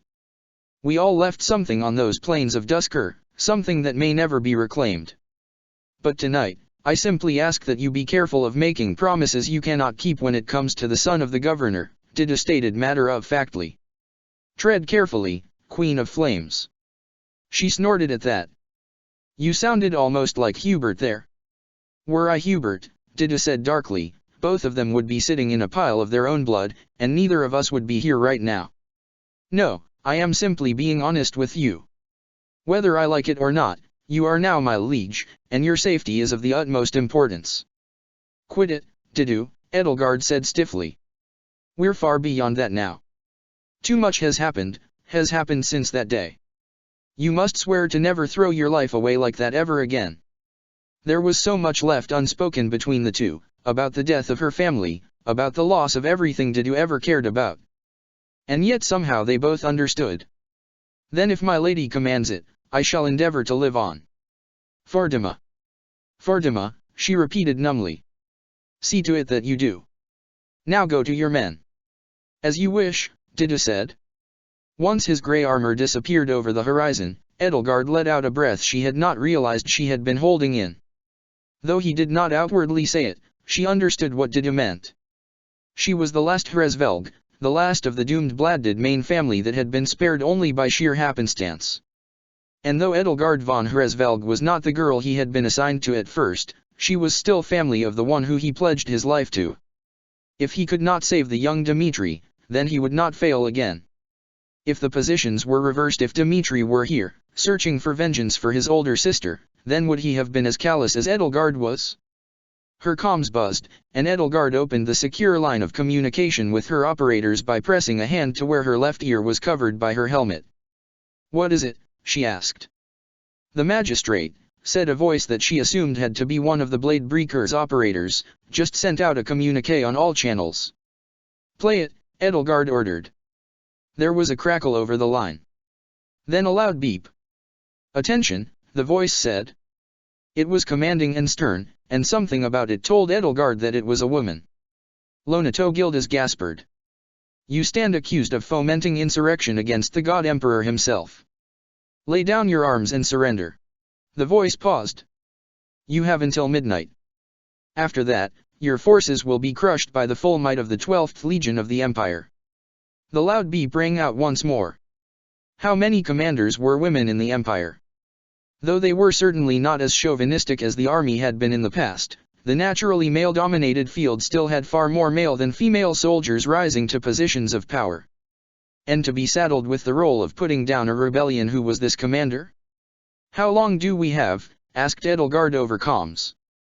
30 minutes, squeaked a familiar voice. She scoffed at that. Somehow time had gotten away from her once again, if they had been here for more than an hour. An attack tomorrow. Edelgard should have known by tomorrow they meant right at midnight. The air sirens. Currently 6 hoverjets are sortieing, though we do not know who is who yet, said Melis, that was what her name was. Neither have fired the first shot. In addition, all the AA guns are locked and loaded according to Lysathea. Good, Edelgard said. If you would be so kind, tell their operator to send over the IFF codes for their aircraft. I'd rather not blow them out of the sky. And if they do not acquiesce, you have my permission to hack in. Got it, B-boss, said Bernadetta. Bernie wishes you good luck. As do I, said a soothing voice that could only be Mercedes von Martritz. Please try to come back in one piece. I'd rather not have to put you back together. Remind me again who you're talking to, she said jokingly. Then her smile left as quickly as it had appeared, remembering that she was only a few minutes removed from an active war zone. Keep your eyes peeled, you 4. Q1 out. With that, she cut the call and headed over to where her soldiers were waiting. Edelgard clenched her fist, though her knuckles still smarted from last night. She remembered the bloodied body of Ingrid, and it was there that she found her resolve. To live is to fight. To fight is to win. And to win is to be remembered. She felt more at home in the darkness of the night than in the blinding light of the daytime. One could even call her nocturnal, much like a vampire. She tended to sleep in the morning and wake as the sun began to set. Above here were the stars that shone so dimly in the night sky, spatterings of white across a dark blue sky and the wisps of gray that covered it. Light pollution was the reason why she could not see very many. The more Newfoundland developed, the less of its natural beauty shone through. Edelgard supposed that when it came to her augmentations, she herself was rather similar. The ridge her men were posted on overlooked the south side of the mountain, dim lights poking out under a sea of darkness below them. The slope was covered in grass, with trees surrounding their flank as far as the eye could see. Only the chirping of crickets made noise in the night, blissfully unaware of the carnage that was about to unfold before them. A couple roads led to their location, though they had fallen into a shoddy state after a few years of neglect. Mount Gaspard had once been bustling with military activity, and once again it would be, just not for the right reasons. Even from here she could see the Imperial army begin to march. The height advantage of the terrain meant that wheeled vehicles larger than a truck would have great difficulty making it up the hardy mountain roads. But those with hoverbikes did not have to worry about such things, and she swore she spotted an armored hovercraft that would prove more than just a thorn in her side. The colors of mottled dark blue and gold, those were the shades that marched upon Mount Gaspard on this day. The entire mountain was surrounded. The bulk of the forces were to the north, where Lonato would have to fight off hundreds of soldiers and enough armored vehicles to cut through any encirclement. But if Claude was with them, then there certainly would not be a fair fight. He was somewhat of an enigma like Edelgard. He had been biding his time in university, hiding the secret of rebellion as he plotted beneath the nose of the magistrate. She never could understand what he was thinking, but for some reason his soldiers trusted him implicitly. It was almost as if the Golden Deer were a family of rejects, but still more familial than her Black Eagles. She did not know if that was for the better. But there was a war to fight, and so she could not dwell on the other mercenaries for very long. The Queen of Flames paced at the edge of the ridge, her crimson armor gleaming in the moonlight. She had swapped out the usual blood-red light body armor for a fully armored suit, with actuated joints and a rigid plate system that interlocked with the metal parts underneath. Black and red mixed with gold accents, she stood out like a blood stain on a white shirt. Her cape fluttered behind her, decorated with golden trim and the temporary logo of an eagle plastered on the back. She saw the world in red, filtered through the multiple layers of specially coated glass that made up her visor. Edelgard gathered up her courage and stood in front of her soldiers, who had somehow straightened out into 4 neat squads, all facing her expectantly. They were dressed in various forms of black and red body armor. Some decided to forego heavy protection for a plated bodysuit, while others wore full suits of armor like her. But the one thing they had in common was the gold insignia of the Black Eagles that they each wore proudly on their right shoulder, something that Caspar had specifically suggested. She reminded herself that these were not nameless soldiers, that she could simply throw away the differences in each of their uniform was a testament to their individuality in spite of being united under one banner. They were her Black Eagles. And she would not have it any other way. Black Eagles, her voice boomed in the modulated voice of the Queen of Flames. Blade breakers. All who were present turned to look at her. I trust that all of you have received your orders. There were murmurs and nods of assent in the crowd.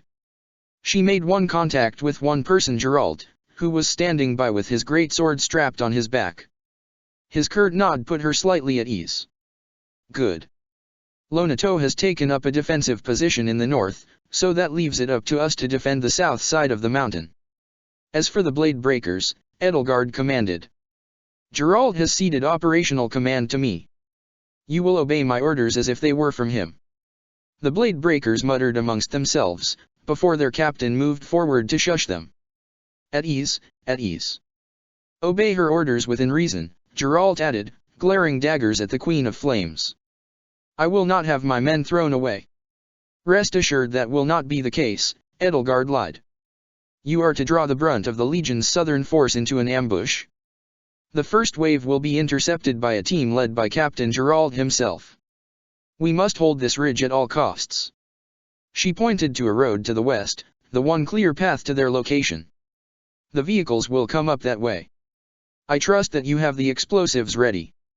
Of course, said Fleur, the young woman that tended to be a bit too trigger-happy with explosives for Edelgard's liking. We have some surprises in store for their armored vehicles. Good. The rest of you will take up defensive positions around this location and engage any squads that try to go through the tree line. Am I clear?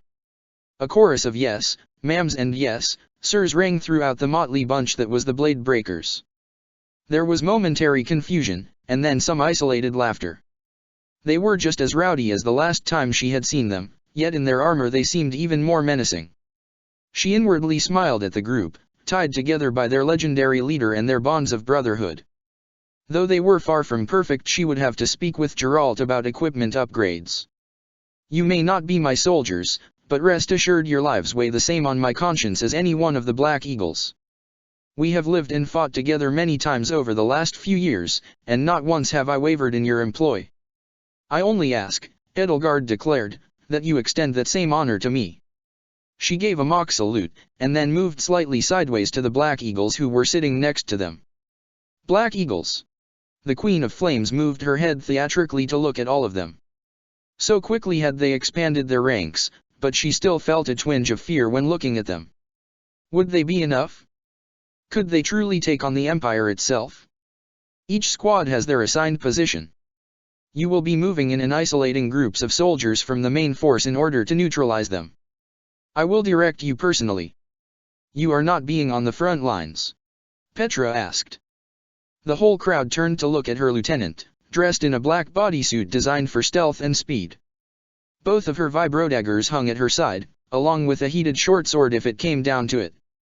While I would normally never pass up an opportunity to take up my axe, Edelgard said, there is a more pressing matter that I must attend to. She turned and gestured to the truck to her side. With a few presses of her holodeck, the rear door folded up to reveal an odd-looking mechanism sitting inside. Wires and pipes poked out at odd angles, while racks of ammunition filled the walls of the truck. While it was mostly covered in darkness, the shining barrels and massive electrical rails revealed its true nature. Holy fuck, said one of the blade breakers. Is that what I think it is? I think so, muttered another. Goddess almighty. So this is what she's been hiding in her back pocket, muttered Kamina. To think she's had this all along. Edelgard cleared her throat. If this fails, then all will be lost. We have no air power of our own, save a few surface-to-air missile launchers. Then, and only then, will I order a tactical retreat. I do not wish to see the lives of my men wasted on a strategic bombing, she warned. Is this why you won't be at the front? Asked Casper. Indeed, she said darkly. Unfortunately the targeting system still works, but the linear actuators are irreparably damaged. And on such short notice, we can't get replacements. But, thanks to Bernadetta, we still at least have the manual option working. His eyes widened at that. You're going to aim it yourself. She waved it off. The software does the work. I just do the heavy lifting. Point, drag, shoot. She mimed shooting a finger gun with her right hand. Edelgard did not mention the other reason why she did not want to be at the front lines. The incident with the Death Knight had scared her. She wasn't terrified of the Death Knight, but rather at her own bloodied hands. If she squeezed her eyes shut she could still see the blood leaking from Juritsaw's broken face, and feel the jubilant glee in her heart as she came within an inch of snuffing out her life. Edelgard feared that if she was at the front, she would snap and kill friend and foe alike in her rampage, tearing through flesh in a frenzied rage. Mixed in with the injuries she sustained and the need for someone to man her secret weapon, and it was a clear call to stay back. Leonie whistled. Only the Queen of Flames would be stupid enough to rig that up. Where the hell did you even get one of those? I asked Anna, Edelgard said dryly. She ignored the laughter coming from both her men and the blade breakers at the mention of the redhead merchant's name.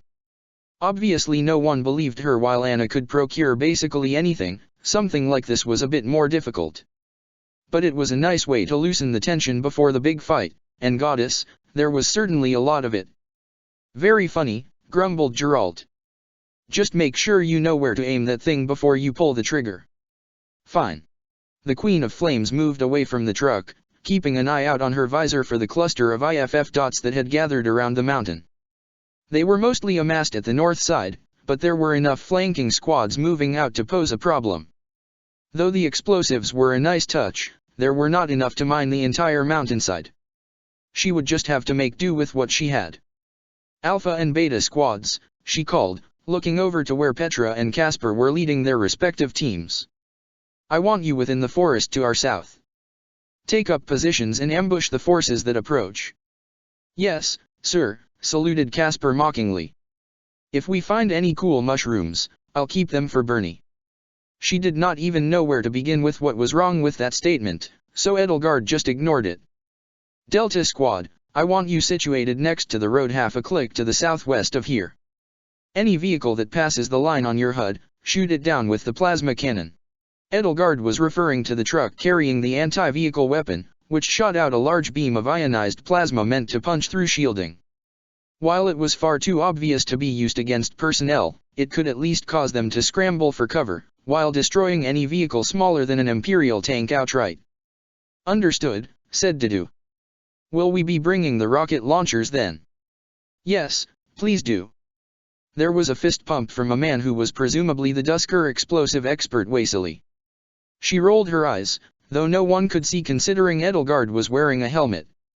One could never be too careful working with a man who enjoyed blowing things up too much for his own good, a lesson she had learned early on in her career. First Fleur, and now this one. The mercenary business sure had a clear lack of level-headed soldiers. Don't get ahead of yourselves, she said, groaning. We have limited resources, so make every mine and rocket count. And finally, Gamma Squad. Her eyes flicked over to the squad headed by Dahir. I want you on the southeast road and see if you can spot the enemy commander. If it comes down to it, collapse the narrow bridge and retreat toward my location. It will be done, rumbled Tahir. Once the enemy commander is located, we will divert all resources to capture and take him into custody. Cut off the snake of the head, and the rest shall follow. Await my commands for further instructions. Are there any questions? Edelgard looked around expectantly. Good. She paused for one crucial second to gather her resolve. At midnight, the Queen of Flames began, the 12th Legion marches on us. Not only are we outnumbered, but we may be hopelessly outgunned. And yet, there is a glimmer of hope. If we can snatch victory from the jaws of defeat and crush the soldiers of the Empire, then we will have proved that the armies of the God Emperor can bleed. Bladebreaker or Black Eagle, Edelgard continued. You have all proved yourself worthy of fighting. I am asking all of you to do so again. Fight until you have no more blood to bleed, kill until there are no more enemies left to be killed, and take the first step towards freedom. Alone we are merely flesh and blood, but together we are something more than that. She raised her fist. We are New Fodlan's Dawn, the Queen of Flames shouted, her synthetic voice echoing across the mountainside. We will save Governor Lonato, and capture the commander of the 12th Legion. For all that have fallen before us, we shall prevail. Her soldiers cheered, but it was not out of jubilance or frivolity. It was the rallying cry of brave warriors, and she felt color return to her own face. Edelgard was not alone in her fight against the Empire, far from it. She merely had to lead them to victory. Before she could finish, she felt a buzzing on her wrist. She tapped a panel on her helmet to access her messages, only to see one from a rather expected source. I have a surprise. You'll love it. Bring night vision goggles. Claude. Bastard, she internally growled. The irony of her insult was lost to her in the moment. Whatever infernal surprise he had ready was certainly going to throw a wrench in her plans, but it would also throw one in the invasion plans for the 12th Legion. And he was being intentionally vague just to infuriate her. Somewhere in the back of her head Edelgard wondered what she had ever seen in him. She stomped her greaves to call her men to attention, which was loud enough to echo a fair bit. It worked relatively well. Men and women in all armors and sizes turned to face her. Edelgard felt her chest swell with pride, even if her soldiers numbered barely over 70. Here were some of the best mercenaries New Fodlan had to offer, and with them she finally had the power to change the world. Oh, and before you all leave, Edelgard added, I've just received word that the Golden Deer seem to have a surprise in store. Her tone turned more serious. Go grab NV goggles. All of you. I don't know what Claude is thinking, but it can't be good. Last time we worked with the Golden Deer we ended up with red paint on our noses. Shouted a man from First Squad. Marcus. What bullshit is this going to be? Knowing their leader, she sighed, it certainly won't be fun. Petra frowned. Last time I have been taking inventory, we are not seeming to have enough goggles. We are being short 10 or so. That's fine, Geralt interrupted. We have spares. Captain, hissed the blade breaker known as Malia. We paid good money for those. Ah, it's fine, he replied dismissively. Just put it on the invoice for them. We overcharged them, anyway. What exactly happened to 40% off, she wondered. Then that's settled then, said Edelgard. As always, I thank you, Geralt. He nodded. There were only about 10 minutes left, and in the preparations for battle every second mattered. With any luck, she could get her secret weapon working, and with some elbow grease and some prodding from the base, Edelgard surmised that she might be able to figure out the hang of things in time. But after that, she would have to wing it, and as much as she liked making various plans and backup plans for backup plans, she found that the Queen of Flames did her best work when improvising. For now, all she could do was pray to a long-dead goddess that everything would go accordingly. To your stations, everyone. May victory come to us on this day, the Queen of Flames declared loudly. Despite the cheering of her soldiers, dread crept into the young woman's heart in anticipation of the war that was to come. If she was younger, it might have come in the form of butterflies in her stomach, but now it was only a cold sinking feeling in her soul. And once all of her men had left her alone under the faint moonlight, the Queen of Flames found that she could not stop her hands from shaking. Chapter 28, The Battle of Mount Gaspard. Are you sure that these two wires go together? Edelgard cautiously asked. I am sure. Her operator huffed over the line. I double-checked the manual. But it says dash, Hans interjected. It looks about right. Edelgard ignored the argument unfolding over the comms and continued fiddling with more wires than she had ever seen in her life. The larger cable, she reasoned, should have been the power bundle. But it certainly did not turn on when that was plugged into the corresponding socket, which meant that there had to be another identical connector somewhere else. She bit back a hasty curse and continued with her work. Time was of the essence here, more so than anything else. If she did not get this up and running, then all of her efforts would be moot, and Mount Lonato would be razed to ash. It irked her that she essentially left the fate of her rebellion up to an oversized piece of artillery, which was not turning on at the moment. There were approximately 2 minutes left before midnight, when the 12th Legion would inevitably make their way up the mountainside while their aerial forces rained death from above. Oddly enough, she was reminded of her mother's constant admonishments to stop procrastinating on her schoolwork, a habit she had gotten rid of in university, but somehow in the procession to battle she had picked up on once again. If we live through this, she thought numbly, I will never leave things to the last moment ever again. Here was the Queen of Flames, squatting next to a verifiable steel harbinger of death in full armor, trying to figure out which wire connected to which before all hell broke loose. The whole affair was laughable to any outside observer, which only made her the more angry. Here goes nothing, she muttered offhandedly. Edelgard clicked the two wires together and twisted them into place.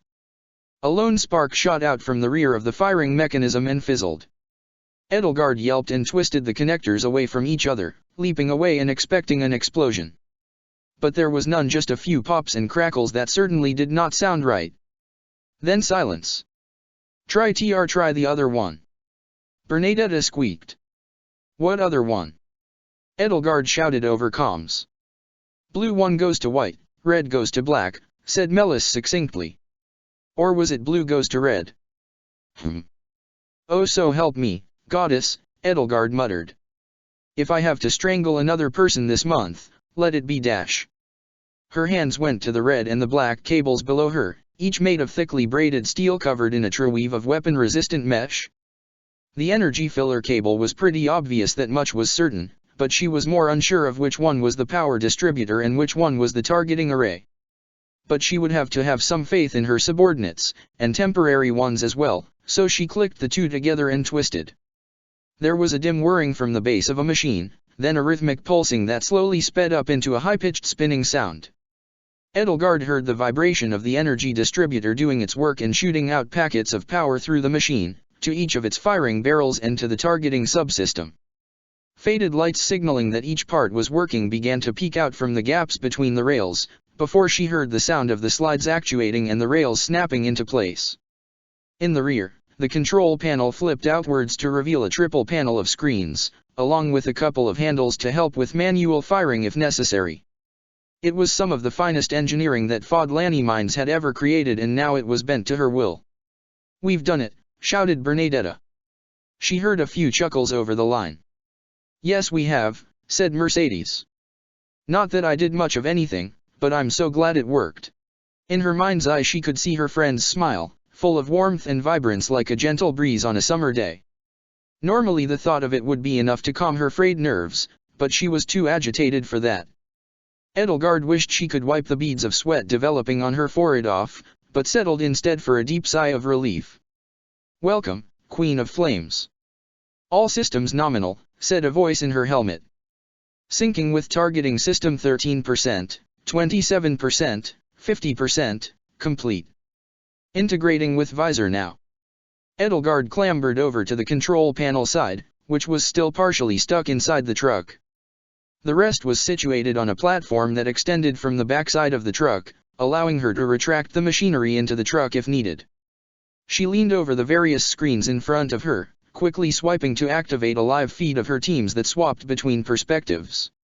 The last map was a full readout of every single one of the IFF tags in the vicinity of Mount Gaspard, allowing her a complete tactical understanding of the battlefield before her. Distantly she heard the roar of air raid sirens going off, and watched as the troops began to trickle in on the monitor, little red triangles heading up the main road like ants to engage the bulk of Lonato's forces. There were also various squads heading up the 3 southern roads, along with a single one going through the forest that made up most of the mountainside. Positioned in various places on the mountainside were her blue triangles, arranged in specific formations to cause the most damage to the invading army. A little thought nagged at her, asking why her soldiers were blue and the Legion was red if her soldiers dressed in red and the Legion dressed in blue. Edelgard decided to push that frivolous thought out of her head and focus on the battle ahead. She looked at the console to see what time it was. Midnight. The Battle of Mount Gaspard had begun. Edelgard tapped the side of her helmet near her ear and began barking orders into the comms line to her men. "All forces," she declared. "The enemy has begun to move in. Are all positions secured?" There was a cacophony of ice and yeps over the line, and she cursed herself for not having the discipline of making a secure line for each. "Bernadetta, if I give an order to you, could you route it to where it needs to go?" she asked. "No problem, boss."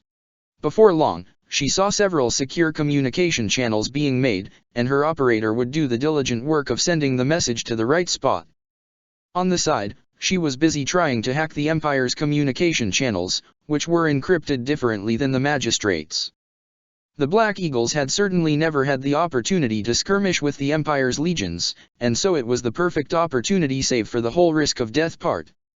Hans and Melis were watching the skies along with keeping up to date with the Golden Deer and the rest of Lonato's retinue. Edelgard had not yet seen the last of Claude von Regen and the surprise that she warned him about, but it would certainly come into play sooner or later. And then there was Mercedes, keeping track of everyone's vitals in the event of major injury or death. She could be so cheery about that. Sometimes Edelgard had seen a few corpses in her time at Mercedes's clinic, and yet her smile rarely ever wavered. She peered over the map, seeing the wave of blue wash over the north and a smaller but still sizable force approaching from the south. Eyeing the map, she identified several choke points that would be useful to hold. The first was a small cabin that she could use as a small base of operations, which was to the west with Delta Squad.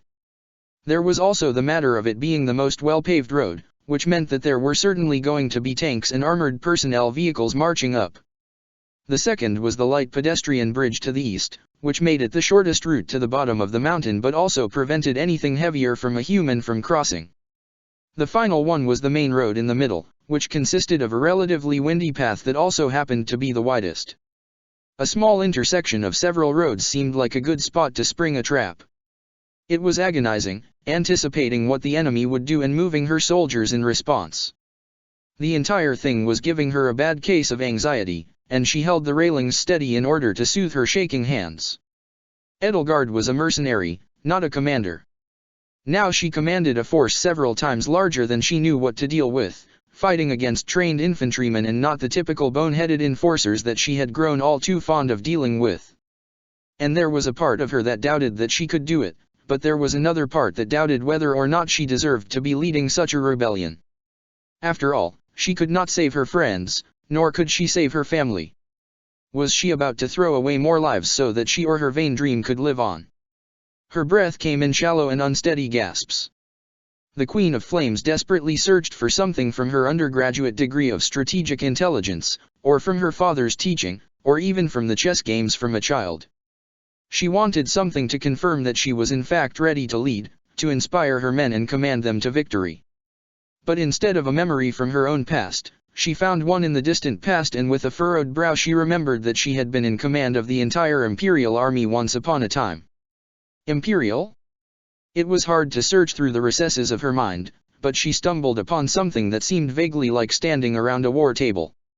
It didn't take long before Edelgard found herself doubling over, clutching the handlebars of her weapon so hard her knuckles turned white as the world faded to a different scene once more. Your Majesty. The enemy is amassing their forces outside of the monastery to prepare for a long siege. The Archbishop is not leading them, but Seath's wyvern seems to be. Thank you, said the Emperor. Please, get some rest. She waved a hand to dismiss the scout, who hastily bowed before taking their leave outside of the war tent that constituted a temporary strategy center. Most of the tent was bare save for the large wooden table in the center, which had been carefully brought out all the way from Fort Mercer's for the express purpose of strategizing. On it was a complete map of Garreg Mach, marked with all the important strategic points and possible routes of attack. Covering it were chess pieces, white representing the forces of the Empire, and black representing the forces of that accursed Archbishop. If we force our way through the front gates, she muttered, that will surely lead to a massacre of our troops. Pushing our way through the town and setting up for a siege would be the better tactic, but how to do so? She moved the line of white pawns up towards the monastery, through the town that had sprung up around it. One by one she moved the black pawns in response, as if playing the world's strangest chess game. Staying up late, Edelgard, said a familiar voice. She whirled around, resisting the urge to unsheath the gifted dagger she had kept on her person all these years and hurl it at the intruder. It took her a moment or so before she recognized the voice and the face that accompanied it, and her shoulders relaxed in response. My teacher, she greeted. That is who I am, the woman said numbly. Her blank expression was always difficult to read, but lately it had been showing more and more emotion. Perhaps this one could be described as worry, though nearly imperceptible. It was clear that her professor had something on her mind that was not going away. What are you doing here? She asked. I thought there was a strategy meeting and I missed it, her teacher said. Turns out it's just you mumbling to yourself in the dark. Oh. The Emperor of Adrestia felt a slight flush come to her face. Only you of all people would sneak up on me, she grumbled. I think not having Hubert to discuss strategy with is getting to me. I wasn't sneaking. You were just too busy talking to yourself to notice me, she replied. It is unfortunate that Hubert will not be back until the morning. But, seeing as I am already here, I would like to discuss the strategy for the battle. Of course, my teacher. I would have asked for you, had I known you would also be burning the midnight oil. I can't sleep, the professor said. It was an offhandedly made statement, but it also carried an emotional depth to it, one that the Emperor did not understand quite yet but was beginning to unravel. It would have been easier if she had nightmares just as Edelgard had, but this was something else. She resisted the urge to press her about it, get closer, to hold her tight and tell her everything would be okay. She frowned. That was projection on her own part. If she could not keep her feelings in check for the duration of her war, then she was not worthy of the crown. Then that makes two of us. Very well then, announced the Emperor, let us start by discussing the troop formations. Sending Ladislava's force first would be prudent, her teacher decided. If we can draw fire on her men and pull them back in time, then we can exhaust their first few volleys without much harm to our troops. A risky gambit, she noted. One that might cost as many lives as simply sending them in to rush the gates. I have no doubt that the Knights of Syros are waiting in the town to ambush them. If we let Ladislava push too fast, then they will cut her off from both directions and force their surrender. By pulling them back and reinforcing them with fresh troops, it may save enough lives to be worth a try. Worth a try. The Emperor raised an eyebrow at that. There are no second tries in war. For a second, it looked as if the professor was biting back a retort. But that quickly passed over her face, and whatever thought she had died with it. Continued the Emperor. So let's say Ladislava advances on the left front. She grabbed a white knight and moved it upwards. Then, she said as she pulled the piece back, we can prepare for an ambush and crush them with numbers. Yes, and with that the left flank will be left wide open. No doubt the Pegasus Knights will descend upon it, or perhaps even Seath himself. She did not like that thought. There were enough side roads to allow for her men to be flanked from all directions, and it was only through sheer numbers that the Imperial army could afford to hold so many sides at once. Then let's put one of the Varley archer battalions here. Position them so that they'll be out of line of any spellcraft. She picked up a white bishop and began to search for a suitable place to place it. Here, suggested her teacher, gently putting her hand over hers and moving her bishop towards a series of houses. If we put them on the roofs, then it will be perfect. So they can cover both the left flank and the roads of approach.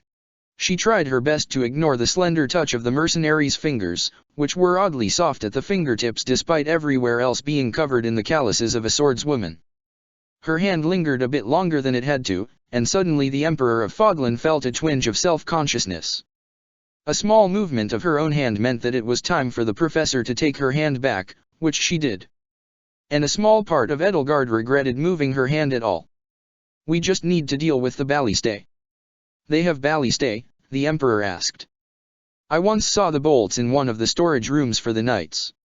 If they have the arrows, then they certainly have the bows to come with it. Right, her brow furrowed at that. Then we have to send a team in to destroy them. The dash. Black Eagle Strike Force, she finished. It's too long, the former mercenary muttered. Why is it not just Black Eagles? The Black Eagles are one of that madwoman's houses in the monastery. The strike force can be so much more than that. Geralt once said that a cool name was the easiest way to get you killed in our line of work, she sighed. Maybe that's why we were called Geralt's mercenaries. Maybe that's because your father wanted all the credit, she teased. My father, her teacher's voice was barely a whisper. The Ashen Demon and now leader of the Black Eagle Strike Force, name subject to change, drifted off as she stared into the distance. For all the things that the two of them had discussed together, it was difficult to broach the topic of her father. Bringing it up brought up wounds that were still relatively fresh, so to speak, and that was not even bringing up the role that the Flame Emperor had in his untimely passing. My teacher, she gently asked. Her professor seemed to be lost in a different world. Of course, Edelgard could not help but admire her beauty in a strictly Chaz-tight way, of course. The light green in her hair and eyes shone brilliantly under the light of the oil lamp. It had taken a while for her to get used to, since she had been quite enamored with the messy turquoise hair that she had once had. It was the same color as the Archbishop, an ethereal mint green that no natural hair could possibly have. But if it was the cost her beloved teacher had to pay to escape the clutches of that slithering schemer Solon, then it was a cost that Edelgard herself was okay with. There was still those rosy lips underneath, the pale color of her cheeks, the empty expression that cracked only when with her students. The abrupt shake of her head and the mess of green hair that followed with it shook Edelgard out of her daydreaming. Sorry, Edelgard. I've just been thinking. About what? She gently prodded. It's nothing, the woman sighed. I just miss him. The Emperor took the opportunity to move closer to her, close enough so that their sides were barely touching. Normally her professor was ice cold in both wit and in temperature, but tonight, there was a certain warmth. She let the woman lean on her a little bit, her right shoulder resting gently on Edelgard's left. There was no heartbeat, no rhythmic thumping of the heart for her to read, but it was a soothing sensation regardless. We all do, she said numbly. Geralt was a good man. And if he were here, the professor sighed, he would admonish me for not paying attention to the meeting. Continue as we were, then. All right. There was a bit of disappointment in her heart that her companion did not acknowledge the shred of intimacy they had shared for just a moment. We were discussing sending the Black Eagle Strike Force if they deploy ballistae. Yes. As you recall from our cavalry lessons, the professor continued, it is simply impossible to let them run loose in such a cramped environment without some sort of way to clear debris and bodies. Mages, then, she decided. She grabbed a white rook, placing it behind the white knight that stood in the middle of the left road. Imperial mages, her teacher asked. What other mages would there be? Her professor glared at her, the first sign of anger she had seen since that fateful day in the Holy Mausoleum. Oh. You mean them, she said glumly. Those who slither dash. Yes, her teacher said, cutting her off from using their full title as if it were a curse. Where are they positioned? Right here, she said, tapping the queen piece on a ridge above the battle. I don't have any operational control over where they are and what they do. That's up to my uncle, the Lord Regent himself. I suppose that's why I'm here and not on those ramparts shoring up the defense for Lady Rhea, the professor said with a twinge of sadness in her voice. Someone has to keep an eye on those unpredictable allies. She spat out the last word, knowing full well what they were capable of. But as I once taught the Black Eagles, part of battles is mitigating unpredictable external factors. You can do so through neutralization, confrontation, and capitalization. I did pay attention in class, you know. As I would expect from my best student, she said with a smile that reached the eyes. And, after all, someone's gotta keep an eye on you as well. The conversation continued long into the night, and sooner or later Edelgard saw herself nodding off more than a few times in their discussion of strategy. The board was strewn with pieces, carefully positioned to account for all possible scenarios. She had not been expecting that the Queen of Flames had been searching for a victory or a brilliant tactical maneuver in her past life that she could make use of, but instead she had gotten a heartfelt discussion between two people linked through tragedy and sorrow. Despite watching the blossoming love between ice and fire, there was a sinking feeling in her heart that their story would not have a happy ending. It was not that she had seen too many hollow dramas for her own good, no, she knew the truth was buried in her memories deep down in her subconscious. It always annoyed her that whatever these memories were, she could not simply delve into it like any other part of her life. She felt her consciousness be sucked back to the past, a full-body experience that should have only been a momentary recall and a slight pause. Perhaps someone was showing her these memories, a part of her, who wanted Edelgard to see whatever past had brought her here. And whether it was a warning to not make the same mistakes, or memories of a past life gone wrong, one thing was clear. She would find whoever this professor was in her own world and get the truth from her. Was it love that had brought the two of them together, or simply a cruel twist of fate? Admittedly, Edelgard had gotten something of value.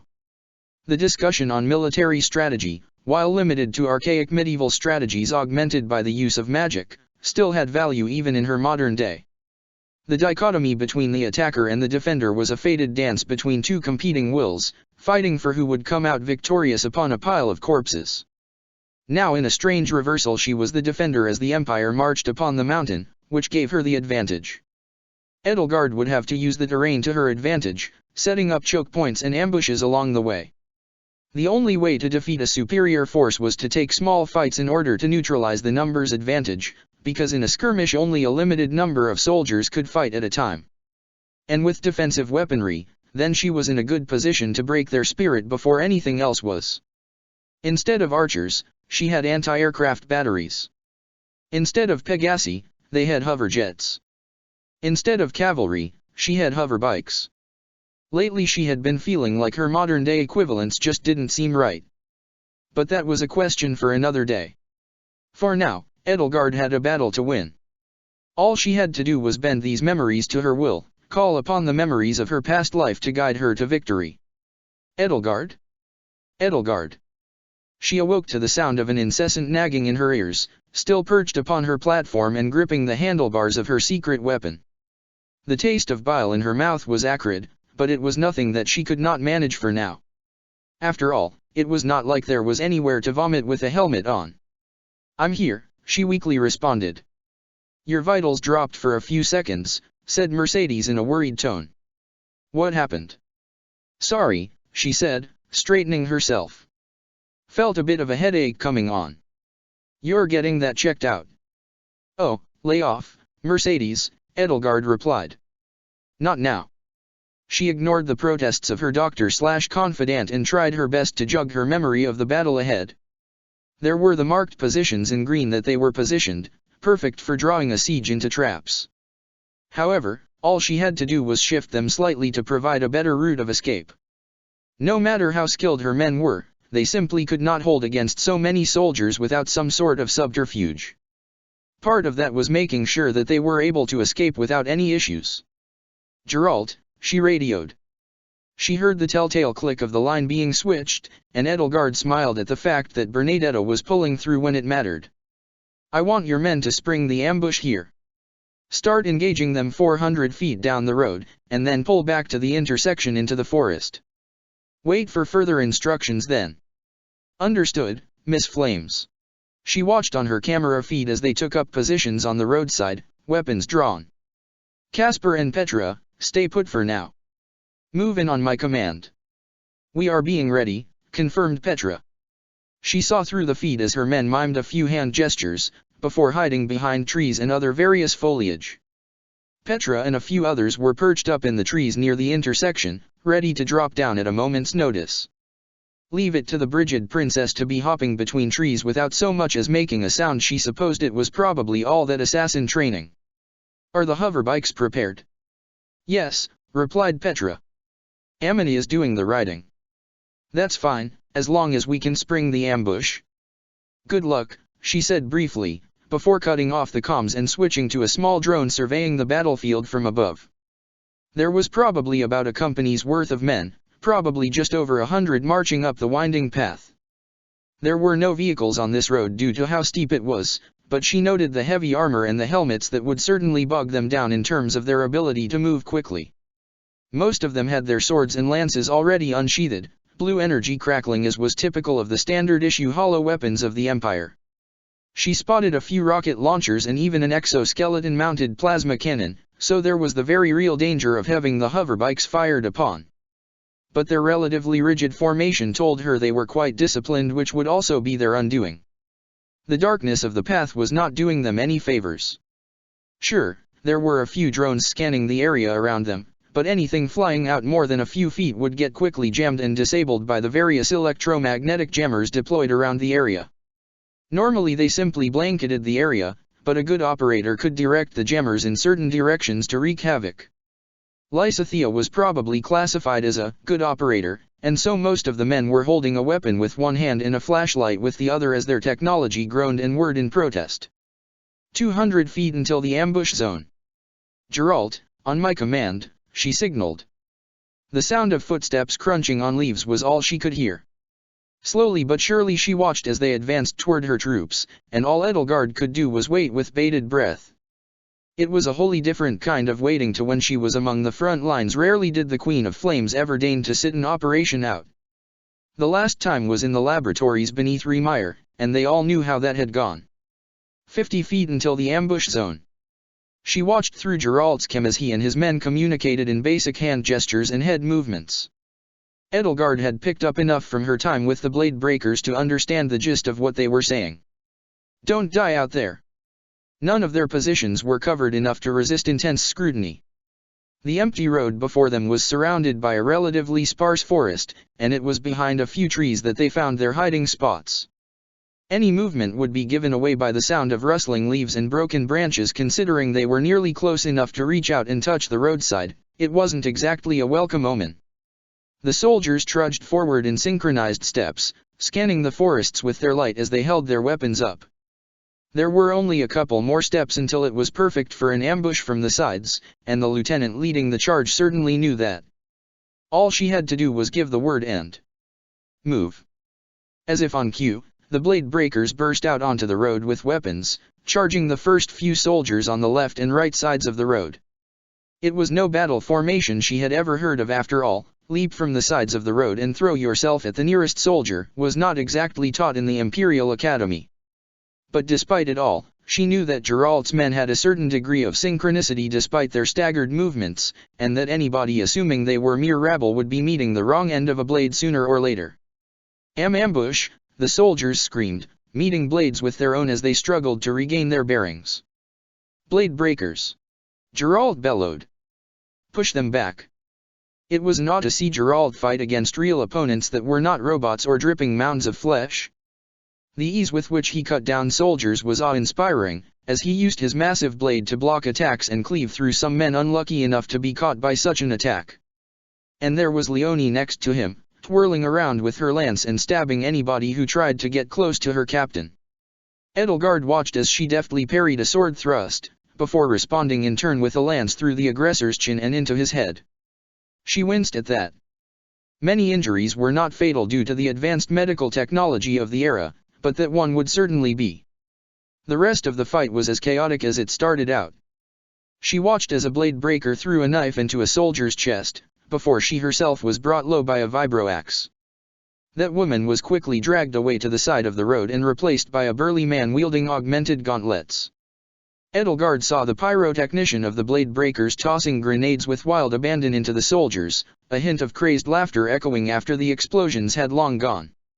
There was a flash of scarlet as Geralt ripped his blade out of a man. Leonie got hit in the chest with an axe handle, crumpling to the side of the road.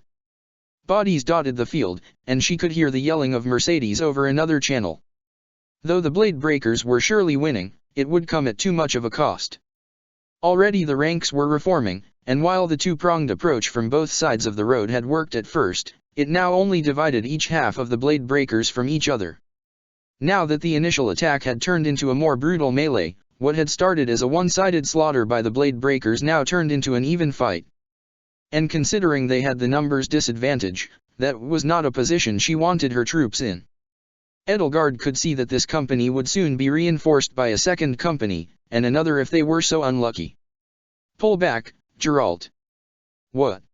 he roared as he managed to cut a lance in half before punching its wielder in the face. "They're almost routed." "Follow my damn orders, blade breaker," she yelled. "Get your men back here before too many of your men die." At the word die, Geralt visibly tensed. Caught up in the middle of the fighting, he glanced over to see some of the blade breakers crumpled and falling, not to mention his own lieutenant lying on the ground in a daze. He spoke something indiscernible over his comms before switching to a defensive stance. As his men worked to clear the roadway and drag the injured out of there, he alone stood before the 3rd Company of the 12th Legion. "Pulling rank, huh," he said into the comms. "Fine. We're falling back." Blood spilled across the freeway, and there had to be at least a few dozen dead or well on their way to being dead on the side of the Empire. A quick check of the personnel vitals showed that about a quarter of the blade breakers were injured or would survive contingent on emergency medical attention. And while Geralt was technically right in that they were winning based on kills alone, the element of surprise had long since worn off.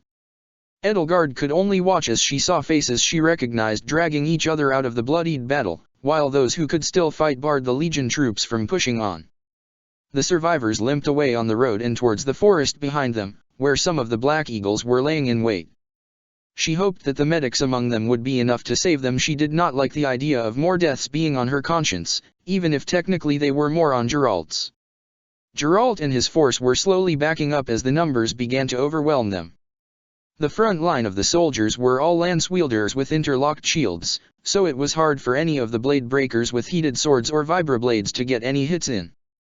It was a formidable wall that pushed them back, and no matter how many soldiers Geralt's massive blade cleaved or how many hollow shields were broken by Draen or Reuben, there were only more to reinforce the lines.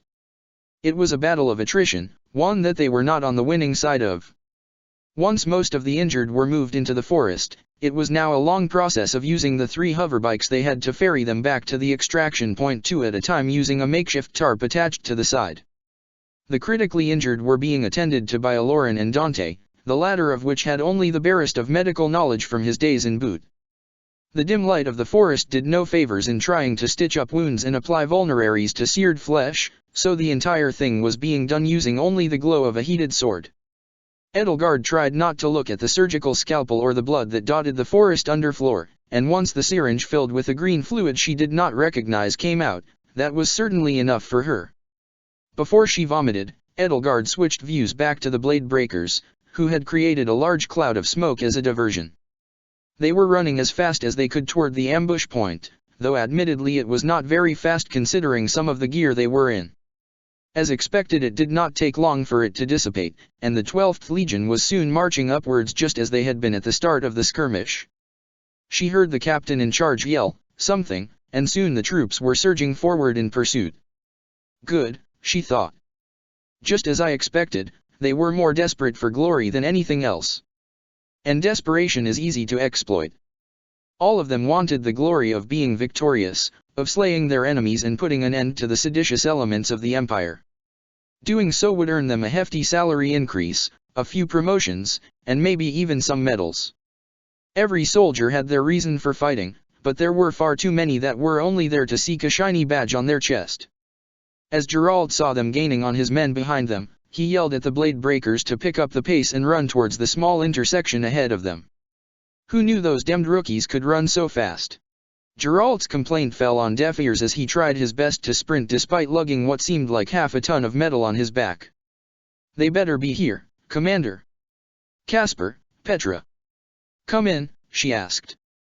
We're treating the injured and waiting for your signal, boss, replied Caspar. He was perched on a thick tree branch, probably the only such one in the forest that could hold Caspar von Bergles without falling off. And considering he could not exactly climb trees with those massive gauntlets that covered his hands, she supposed that him being up there in the first place was probably the closest thing to a miracle she would get today. Ready up then, Edelgard ordered. She watched the red and blue IFF tags trickle closer and closer, flipping through each of the cameras of the blade breakers as they huffed and heaved. Geralt barely dodged a plasma blast coming from behind, though it did not break his stride as he continued to move for the goal. All they had to do was get the Legion into position. Instead of curving right or left like the fork in the road suggested, the blade breakers merely ran straight into the forest. Soon they were lost in the green of the undergrowth, and by the time the soldiers caught up they were perfectly positioned in the middle of the intersection. For a second their lances were lowered and their shield disabled, as they surveyed their surroundings and decided whether or not to pursue. Surely they would not be stupid enough to traipse into the forest and walk blindly into an ambush. Instead, they would wait for reinforcements and vehicles in order to seal off their escape route and box them in. But if they were looking to avoid an ambush, then it was already far too late.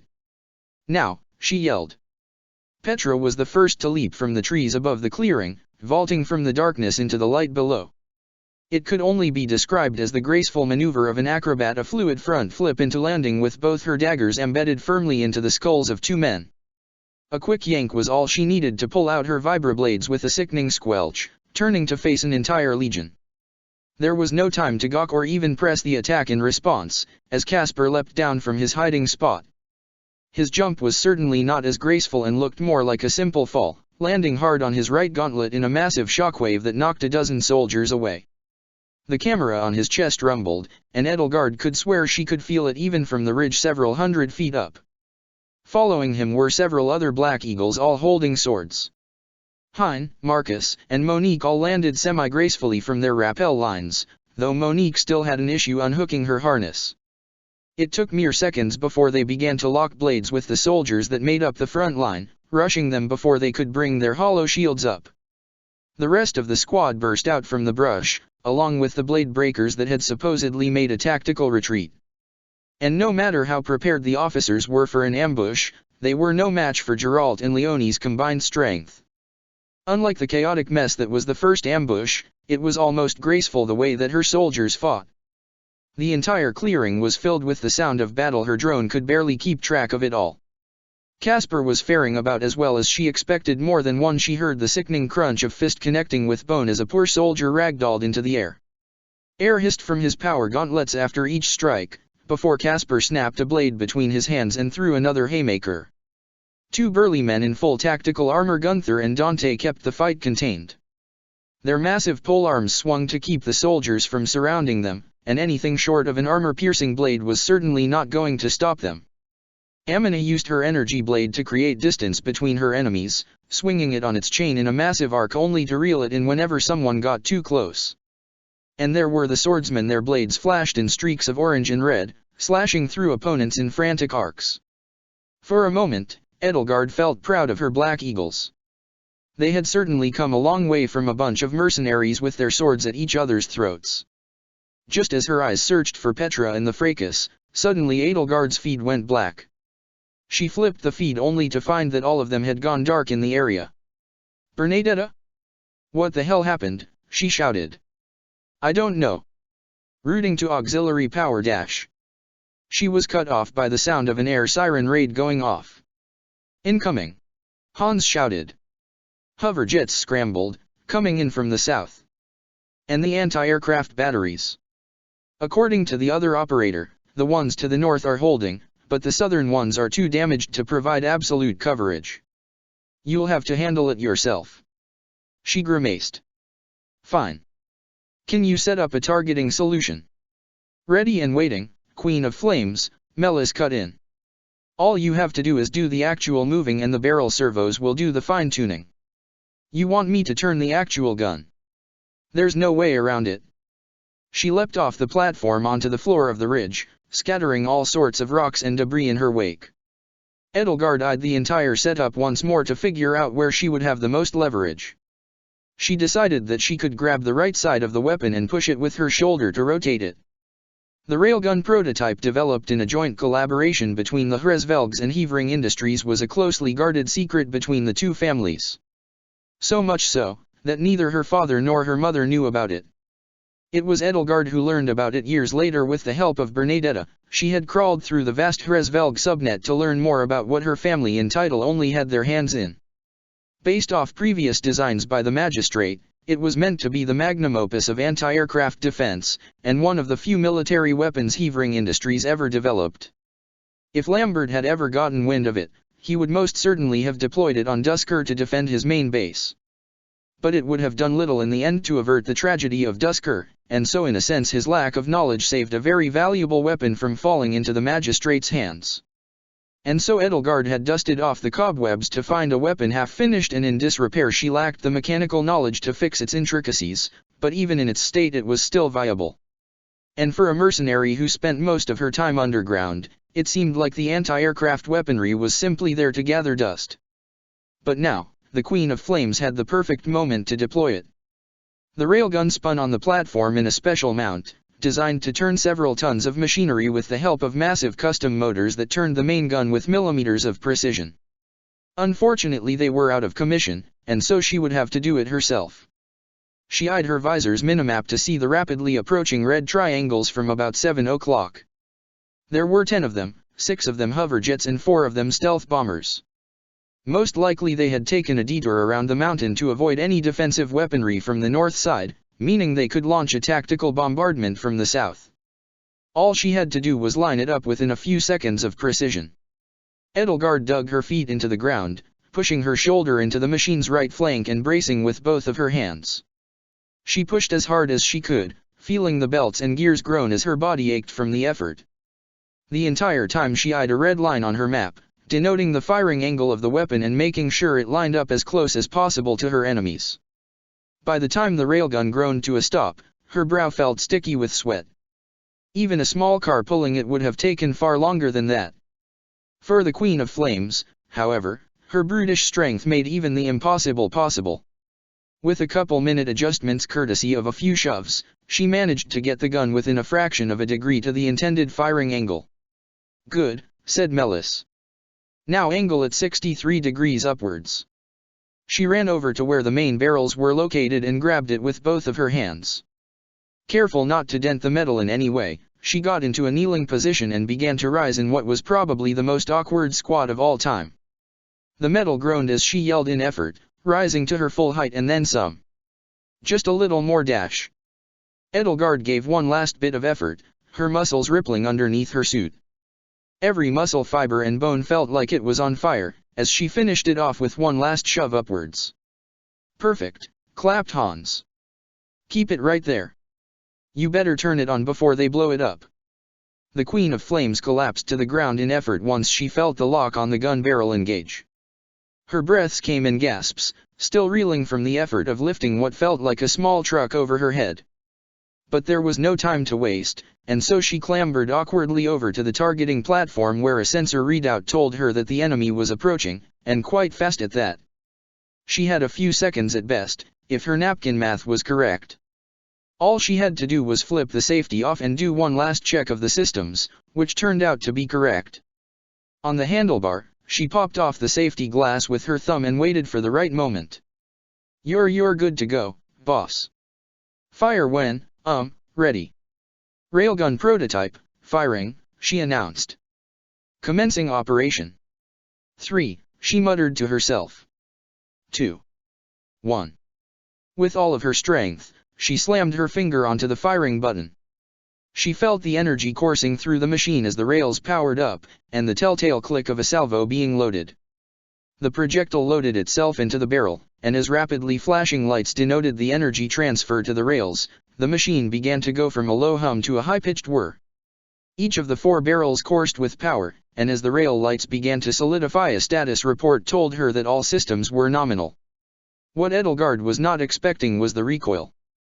The sound of the projectiles being accelerated to Mach 20 was enough to cause a ringing in her ears, much less the truck itself bouncing backwards several feet.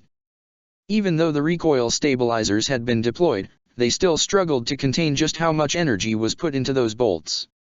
Edelgard herself fell backwards, though she managed to steady herself with a shaky hand on a railing strategically placed behind her. She cursed whatever shoddy engineer had decided to skip adding a chair, and then remembered that the railgun was supposed to be fired with all the personnel far, far away.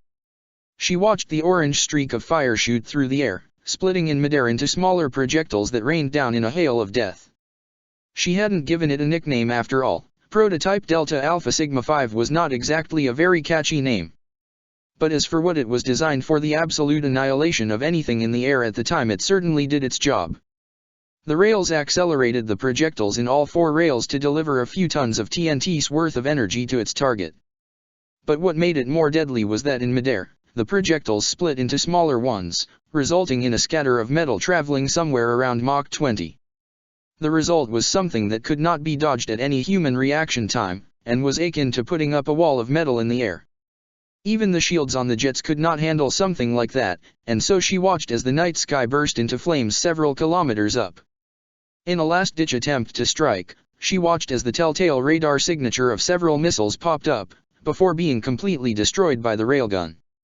If Edelgard were in a better mood, she might have grinned at the carnage of her own doing, as metal and fire streaked to the ground miles away. Edelgard Eisner would have been shocked and horrified at the unnecessary loss of life and the collateral damage that would come as a result. But Edelgard von Hresvelg, not even the Queen of Flames, took delight in seeing the partial destruction of the Empire, even if it was barely a fraction of their might. By the goddess, Mercedes whispered. All enemies are wiped out, announced Melis flatly. Good toy you have there. That was certainly an understatement. Still, Edelgard switched to a tactical display of the battlefield once more as the railgun reloaded. Her main force was still black on the screen, but she could at least try to contact them somehow.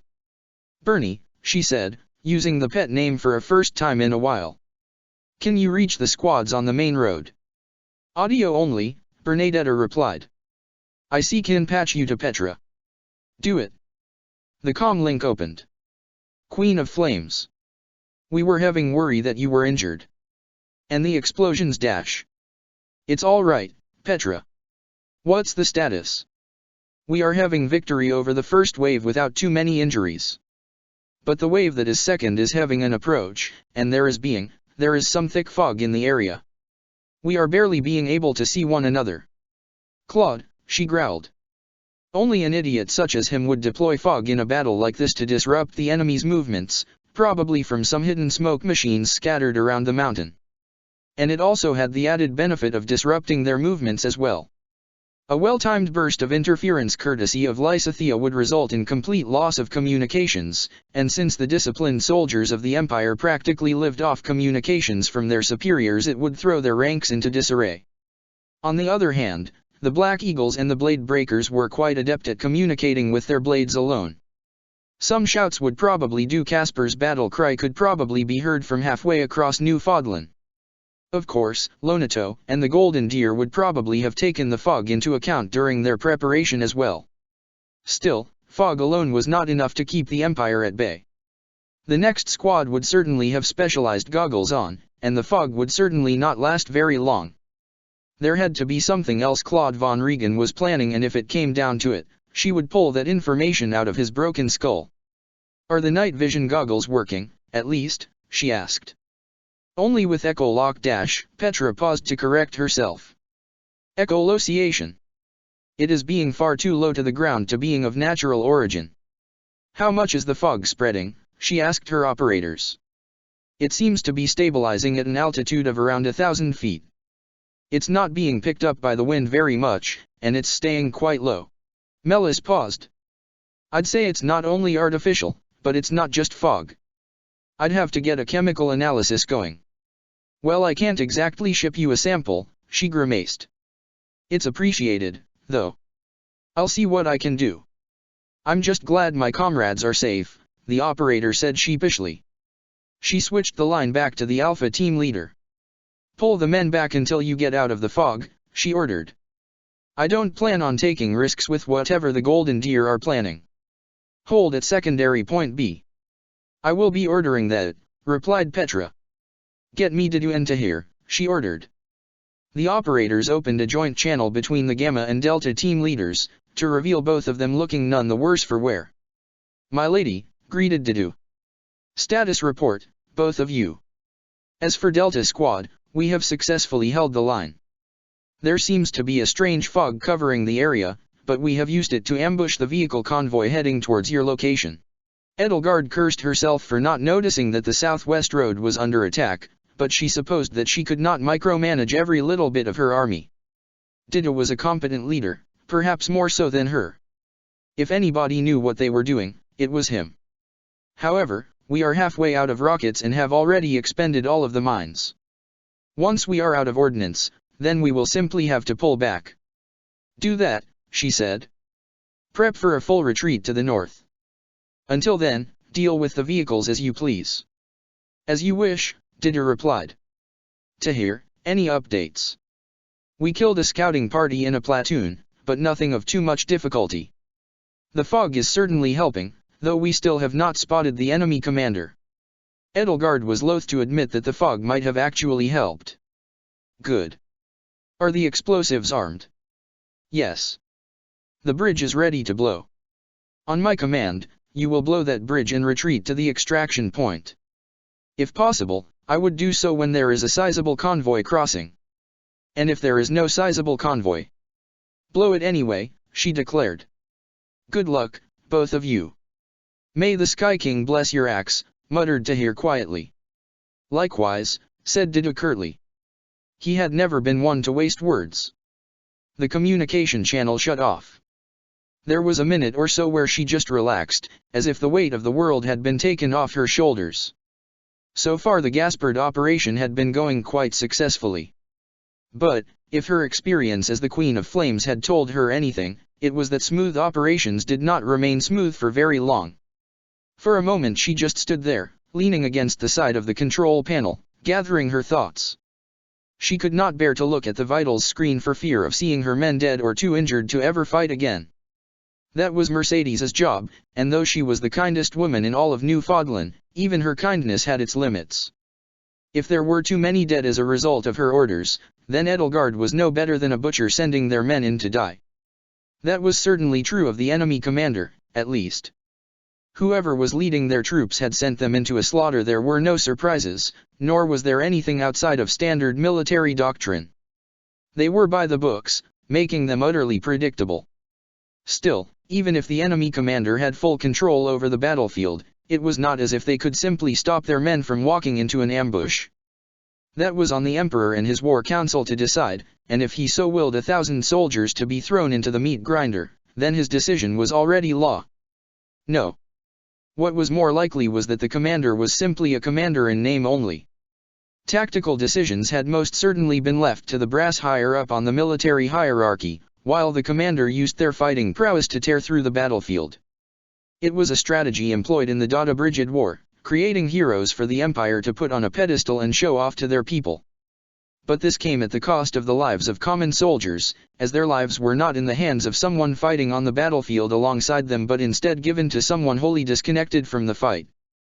That was why their tactics were sloppy, and how her men could destroy a force several times their size. It bothered her that the God Emperor thought so little of her and Lonato. He had only sent the 12th Legion and a fraction of it anyway.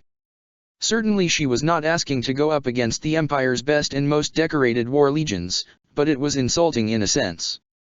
She and her rebellion were a speck in the grand scheme of things, a little gnat buzzing at an elephant that spanned the solar system. But as long as she and Lonato claimed victory here today, then the flames of rebellion would only grow larger from here on out. Queen of Flames. Another air raid.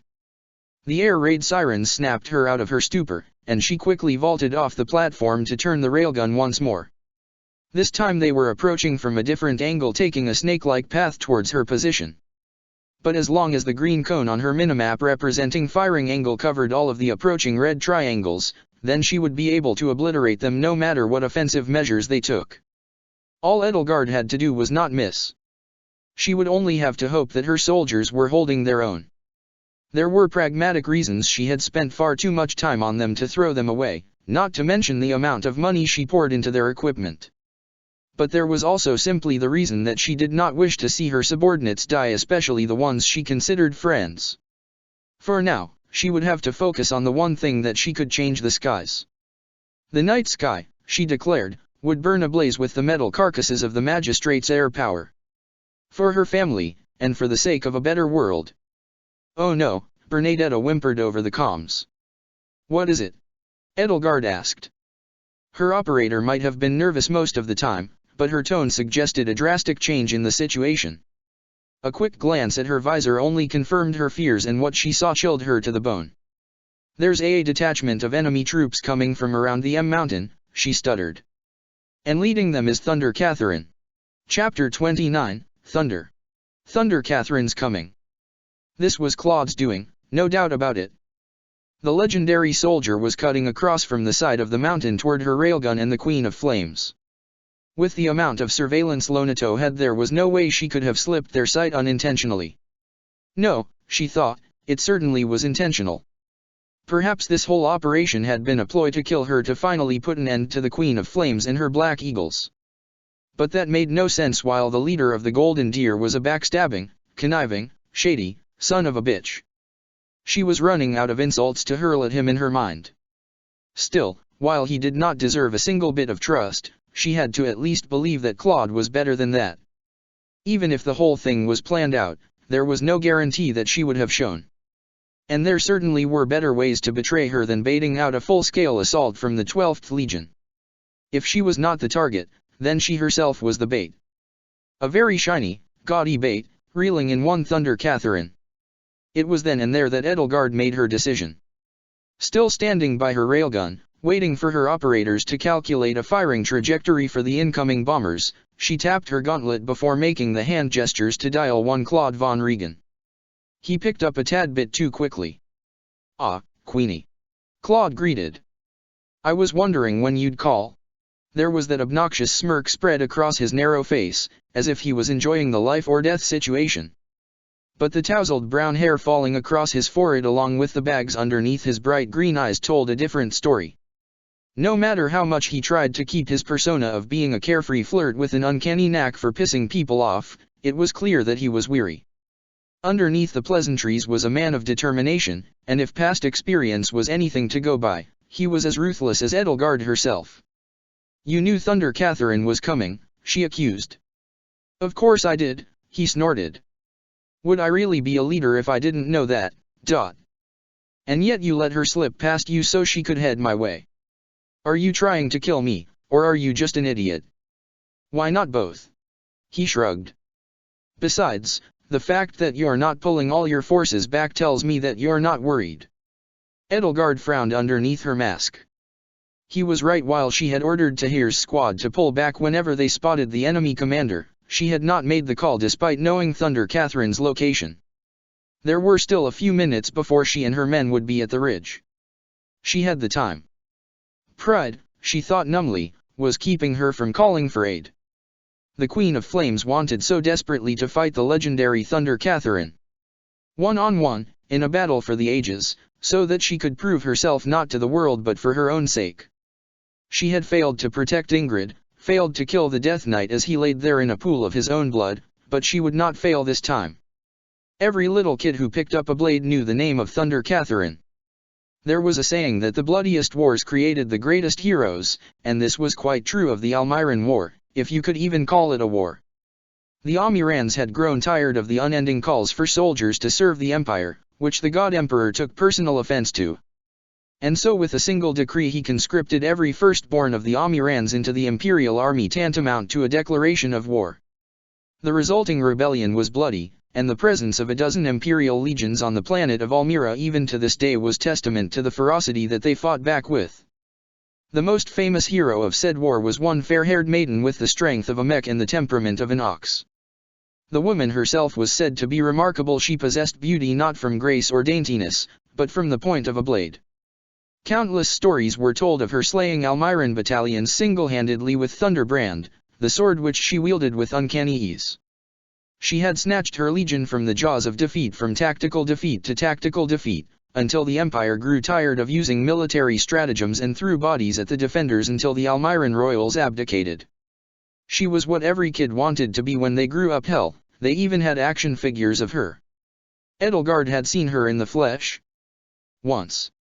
She was the most famous alumni of Newfoundland University, and so Catherine visited her former dueling team along with her old coach. They received her visit as calmly as one could when graced with the presence of a living legend, which was to say they all freaked out. Edelgard, she recalled Ingrid whispering. It's Thunder Catherine. Thunder Catherine. And she can crack a mountain with that sword. She could fight the entire Imperial army, one-handed. She could even dash. SHH, she'll hear us, Edelgard remembered chiding her. She had seen her smug grin in the files she had on the Imperial army, not to mention the fact that she was somewhat of a local celebrity. But when Catherine walked into the training center, she noticed that the picture certainly did not do her justice. The deafening silence as everyone stopped their sparring and moved to greet a hero gave her ample time to observe her target. She admitted to feeling a pang of admiration in her heart, that she simply did not deserve to be even in the presence of such a legend. But there was also the fact that as she stared, she was clenching her fist at the presence of one of the God Emperor's personal knights. Thunder Catherine stood there, greeting the university students with a warm smile and open arms. And she truly was bigger in person. She had to have been a head taller than Edelgard, and that was with her own augmentations. Rather than wear the standard armor of the Emperor's royal guard, she simply wore white fencing gear as if she were a student. Sure, she had the God Emperor's personal seal emblazoned on the chest, but it made her seem downright normal. And then there was Catherine herself. Straw blonde hair came down to her chin in thick strands, with part of it tied neatly into a ponytail. She seemed cheery and full of mirth at first, but her eyes told a different story. Bright blue as the sky itself, despite the warmth on her face, her eyes were colder than sword steel. It disturbed her almost as much as the fact that it reminded her of her little brother. Edelgard recalled that the bladed features of blue eyes, blonde hair, and temperamental dispositions were also quite common in the noble families who traced their lineage back to the old kingdom of Faerghus. Perhaps there was some dirt she could dig up: a disgraced noble, an affair gone wrong, a murder hidden beneath layers of red tape and cover-ups.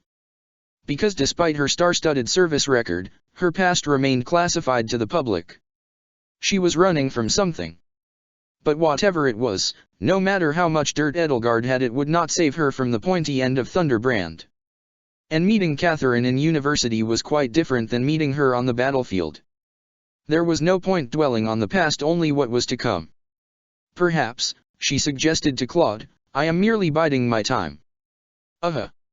So Anyway, Claude continued, you'll have reinforcements soon enough. Helping me out of the good of your own heart, she taunted. How quite unlike you. He laughed. You're right. But Lonato wants her head on a pike, and as you know, the golden deer always deliver with cheer. Claude grabbed the compound bow to his side with his left hand, leaving the right to broadcast him in full detail from his holodeck. His armor was relatively sparse, consisting of golden armor pieces covering a black and brown uniform. On his back hung a mechanical quiver with the fletchings sticking out, the black strap crossing his chest in a diagonal, covering the Regan's family crest painted onto his chest plate. Of notice was his weapon of choice. The dull golden compound bow was currently held in his left hand, though he made no moves to reach for his stock of arrows. Archers were rare in modern combat, but they had their uses. The main use was a delivery system for specialized payloads, namely explosives, EMPs, and hacking devices.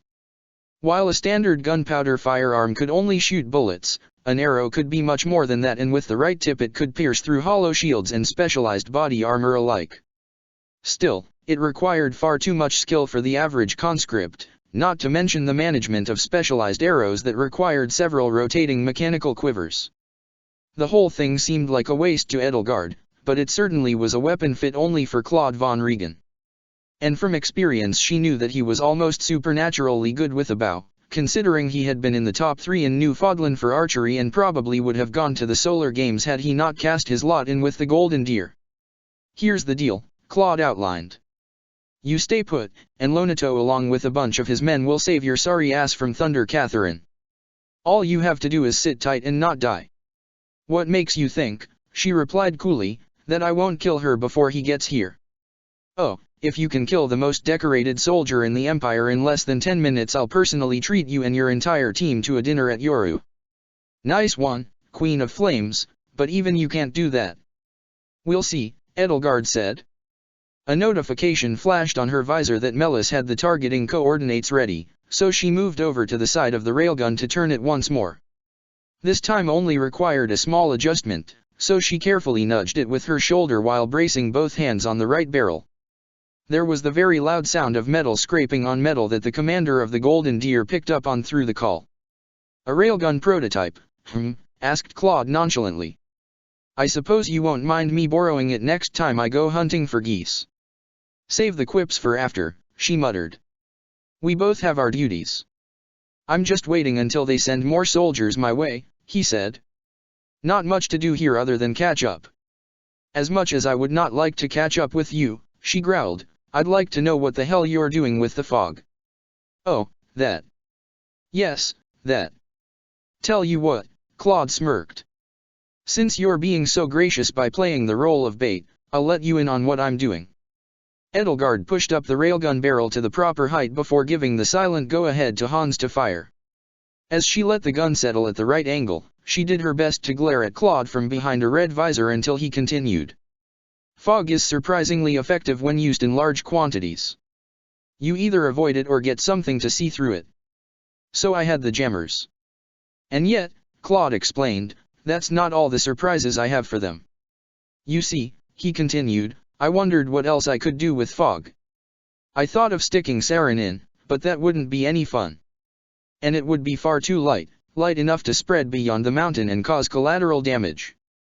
So I decided on something worse for the poor souls who tried to climb the mountain." "You wouldn't," she whispered, as it dawned on her what Claude was alluding to. "Ethylene oxide," Claude said. "Incredibly flammable, so much so that the Empire uses it in their thermobaric weapons. I wonder what would happen if I detonated every fog machine at once. Really makes you think, doesn't it, Queenie?" "Claude," she growled with all the ferocity she could muster, "you dishonorable son of a bitch dash." Ah, he tooted. "This is, what one might call, pot meets kettle. If you were in charge of the fog, you probably would have put Novichok in and called it a day. It's just as I said, the Golden Deer always deliver with cheer. I do not plan on losing today." He was right, of course. No matter how much she schemed, how much she planned things out, Claude was always more ruthless and cunning between the two of them. One day that would be his undoing. But that day would most likely only come far in the future, and for now he danced the line between adversary and ally with the grace of a dancer. "So go ahead," he taunted.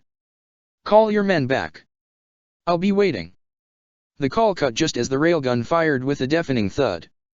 Edelgard barely had time to recover from the sheer force of the blast before she dialed her base with frantic urgency. "Route me to Petra," she yelled into her helmet. "Code red." "Done," replied Bernadetta. Over the sound of Petra's line she heard her grunt in effort, before she heard the sound of a knife being sheathed. The sounds of battle came from all over, though whether or not one side was winning she could not tell. But at least the leader of Alpha Team was still alive and kicking, and for Edelgard that was a minor victory. "Commander, what is it?" she asked in a low whisper. "Petra," Edelgard commanded. "Pull all forces back and move to the extraction point. I want every single man and woman inside the mines as soon as possible." "What is being the problem?" "Claude's going to blow the mountain with the fog machines." "Get out of the fog, now. As you are wishing. I will be relaying this to the unit." "Petra, out." Edelgard bit back a series of curses, knowing that she was giving up their advantageous position in the southern road. But she could not have her men fight to the very end, knowing that doom was coming for them in the form of that accursed fog. She would rather have them make a hasty retreat than be turned to dust from the ensuing explosions. "Didu," she said. Come in. Yes, my lady, was the short but effective reply. Reinforce the main forces' retreat to the extraction point. I want all mines deployed and to avoid the fog as much as possible. Once all forces are out of there, then send me word before blowing the entrance. Are you sure? That may be a hasty decision. The situation has changed drastically, she said while setting the railgun to fold up and unplugging some key wires. Get out of there, as soon as possible. That's an order. Then it shall be done, he rumbled. By now there were only a couple crucial minutes before Catherine and her soldiers made their way around the mountain and toward the ridge facing south that she was on. According to Bernadetta and her hacked surveillance cameras, none of the airfields at Arianrod were being prepped for takeoff. But there was a single military helicopter within the airspace of the mountain. It really didn't concern her as much considering that they were much easier to shoot down than hover jets, but something about it was off. It was almost as if they had given up attacking from the skies completely and now put all of their eggs in the ground approach basket. It was enough for Edelgard to finish the automated process of packing up the railgun, pressing a few buttons to let the rails retract into the back of the truck and letting the folding platform close up. Whatever was the situation, she could not let the truck fall into the hands of the Empire. They would certainly scramble the jets once they realized the only thing keeping their air support was gone, but she was gambling on the fact that they would not blow one of their heroes to smithereens even if she was engaging the Queen of Flames. Bernadetta, I'm counting on you to get the railgun to here. Oh okay. I can, drive it. Yes, she said dismissively, just do it. She watched as the truck started up remotely, the engine growling as she turned to see the approaching forms of a dozen soldiers on the road to her left. They were only distant figures in the distance, but if she could see them they were close enough to close the distance fast enough. It seems that I'm out of time, she whispered. Relay the orders to Dahir to evacuate. Boss, are you sure you'll be okay? I'll be fine, Edelgard muttered, though she wasn't too convinced herself. Just know that I dash. Queen of Flames. A booming voice resonated from above the ridge, filled with the typical authority and arrogance of an imperial commander.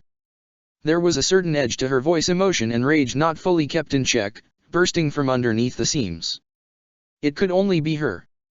The truck barreled down the mountain road, as Edelgard simply stared down the enemy before her from her ridge. Thunder Catherine, no, just Catherine, marched toward her with a small squad trailing behind her. She was dressed in the imperial colors of white and gold, with a hint of blue peeking out from underneath her bracers. Immaculate white armor stuck out from a small cloak hung at her waist from the belt. A blue visor covered her eyes while keeping the rest of her face somewhat exposed, no doubt being fed information from her operators through the readouts. Ominously the legendary sword Thunderbrand hung from her belt in its half-scabbard, the prongs sticking out from her side. The pommel glowed orange with stored energy, illuminating the leather on her belt and greaves in a dim contrast to the moonlight. Rather than wear her various ranks and honors on her chest like so many proud servants to the Empire, only one was pinned to her chest plate. The God Emperor's personal crest, a series of alien curves in strange geometric shapes, seemed to glow in the darkness. And while it would have been intimidating to see such a blatant rejection of the many honors bestowed upon her, something about it simply seemed wrong. The most devout of the Church of Ceros's knights. And here she was, serving the heretic who slew her beloved archbishop. Edelgard had no idea what that stray thought meant in the heat of the moment.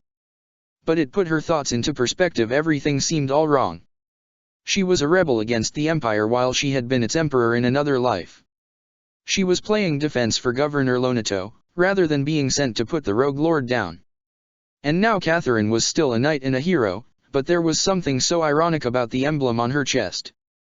Thunder Catherine, the Queen of Flames greeted coldly in her modulated voice. I wish I could say it is an honor. No, the honor is mine, Catherine replied with mock politeness. You know, I thought you wouldn't actually show. Catherine was towering over her, her subordinates languishing a fair distance behind. Part of this was due to the height difference, though most of it could be chalked up to the fact that she was standing above the ridge on the mountain road. I couldn't exactly pass up an opportunity to fight you, could I? The enemy commander laughed, though it was surprisingly full of mirth for someone about to be locked in a mortal life and death struggle. I see that the rumors of a royal wit were true. Let's see if your blade holds up to that same standard. Edelgard drew her hollows, adjusting her fingers slightly to activate the extension mechanism. Linhard had replaced the motors, letting it fold out faster than it ever had before. Panels extended to make up the handle, while the emitter covers slid downward to reveal the dotted emitters that projected each blade of the hollows. With a flourish of her right hand, the axe flared to life, double axe blades forming from red energy and coalescing into a hard shape. A hollows? Cool toy you have there, Catherine said, but it can't match Thunderbrand. She drew her sword. That was putting it a fair bit lightly. When Catherine drew her sword, sparks of orange and yellow energy sprayed out onto the forest floor before the two of them. And once she gripped Thunderbrand in both hands, it was all Edelgard could do to not gasp. The sheer size of the great sword was one thing, but its bright orange glow was another.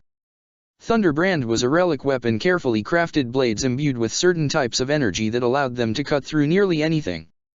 Though it would be nice for Edelgard to have one, the fact of the matter was that there were probably no more than a dozen in existence across the solar system.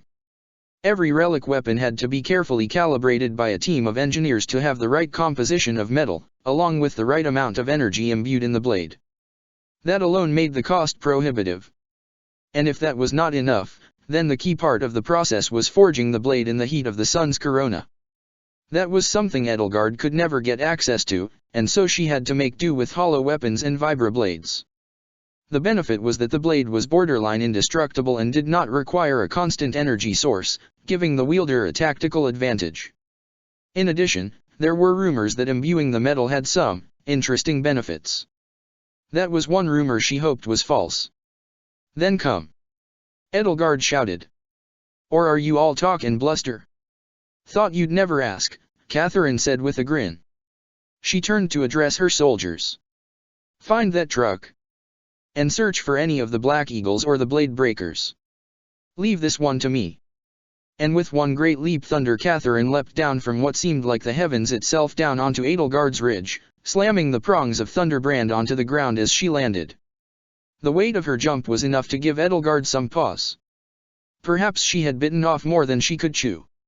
And there was certainly the intimidation factor of her leaping 20 feet downward without so much as flinching. She had heard the stories of Thunder Catherine, whether from Ingrid or from the file the magistrate kept on her. But no matter how much they embellished her heroism or her strength, they were nothing but words. And if she could not win this fight, then she would at least die without fear. Combat mode, she muttered into her helmet. The extraneous displays of information and diagnostics disappeared on her visor HUD, leaving only a readout of her and her opponent's vitals along with some useless tactical analysis. She was ready. And if she was not, then she would be cut down as simply another poor soul sent to the goddess by Thunderbrand. With a yell of fury, Catherine rushed her position with both hands gripping Thunderbrand above her head in a high guard. She was ridiculously fast, and the ensuing downward strike was barely caught by the flat of Edelgard's hollow blade. Sparks collided as she swatted the blade away, as Catherine went in for a second attack. This one she countered with a strike aiming for her opponent's hand that missed, though Catherine spun around to block the follow-up strike with her left bracer. There was a difference between the legendary Thunder Catherine and the infamous Ashen Demon.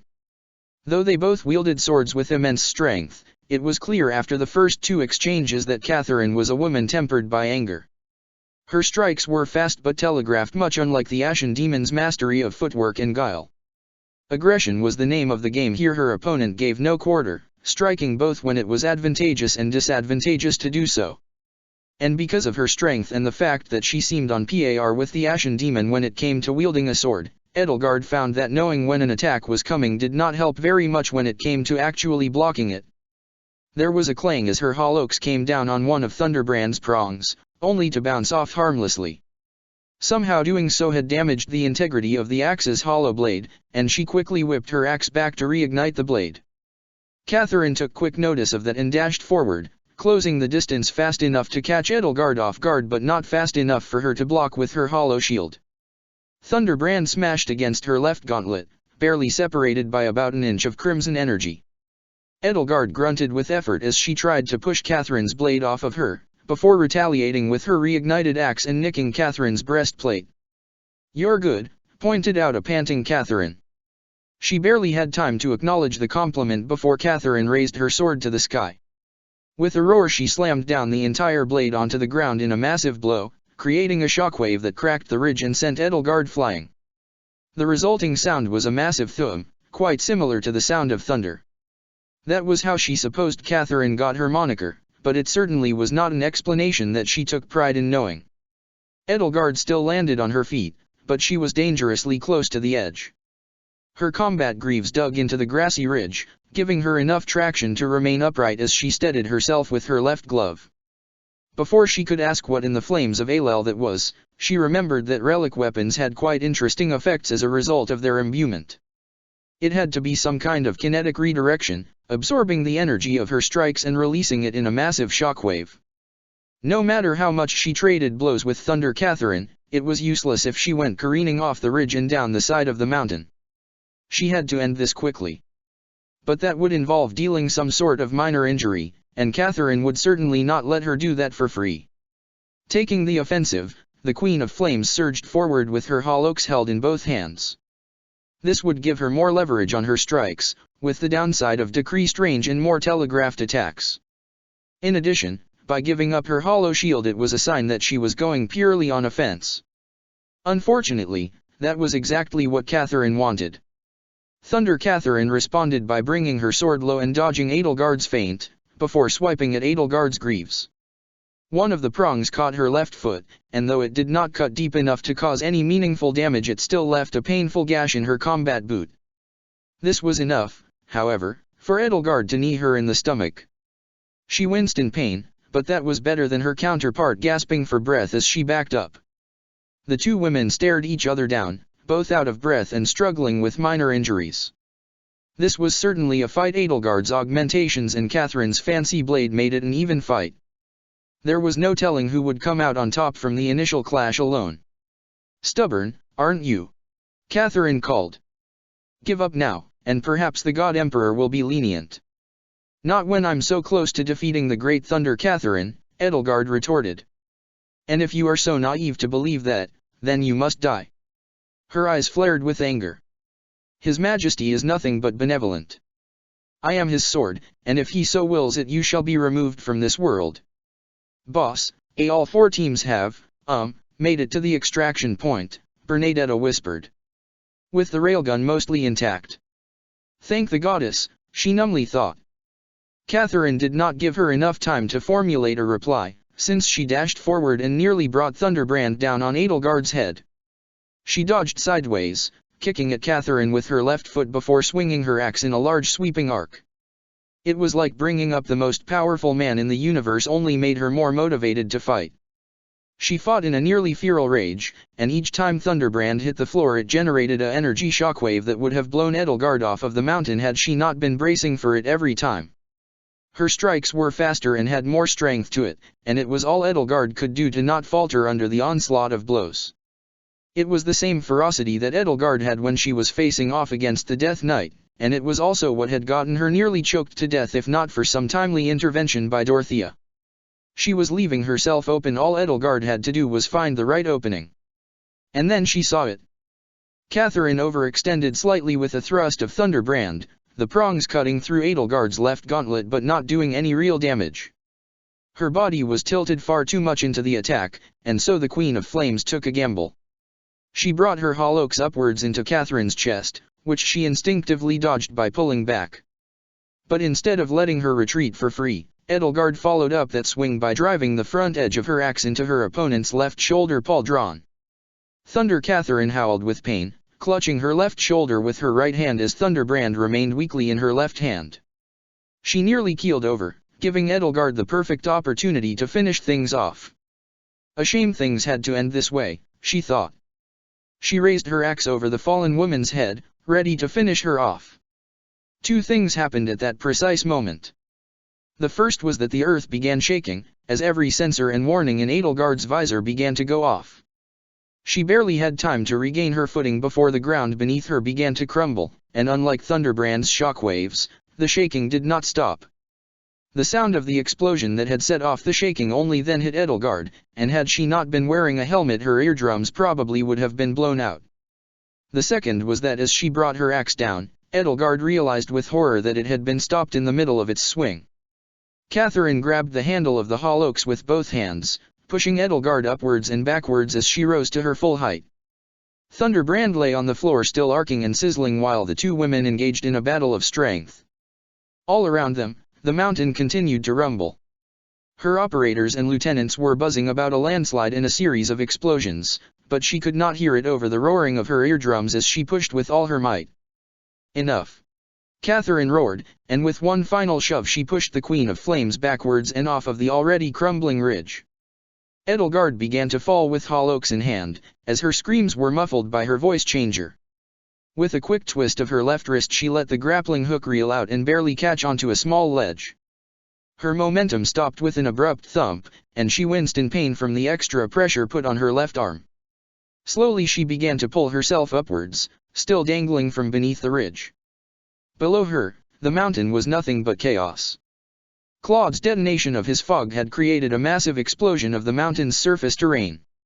While it hadn't been enough to collapse a large portion of the mountain, there was enough topsoil removed to trigger a series of minor landslides on her minimap.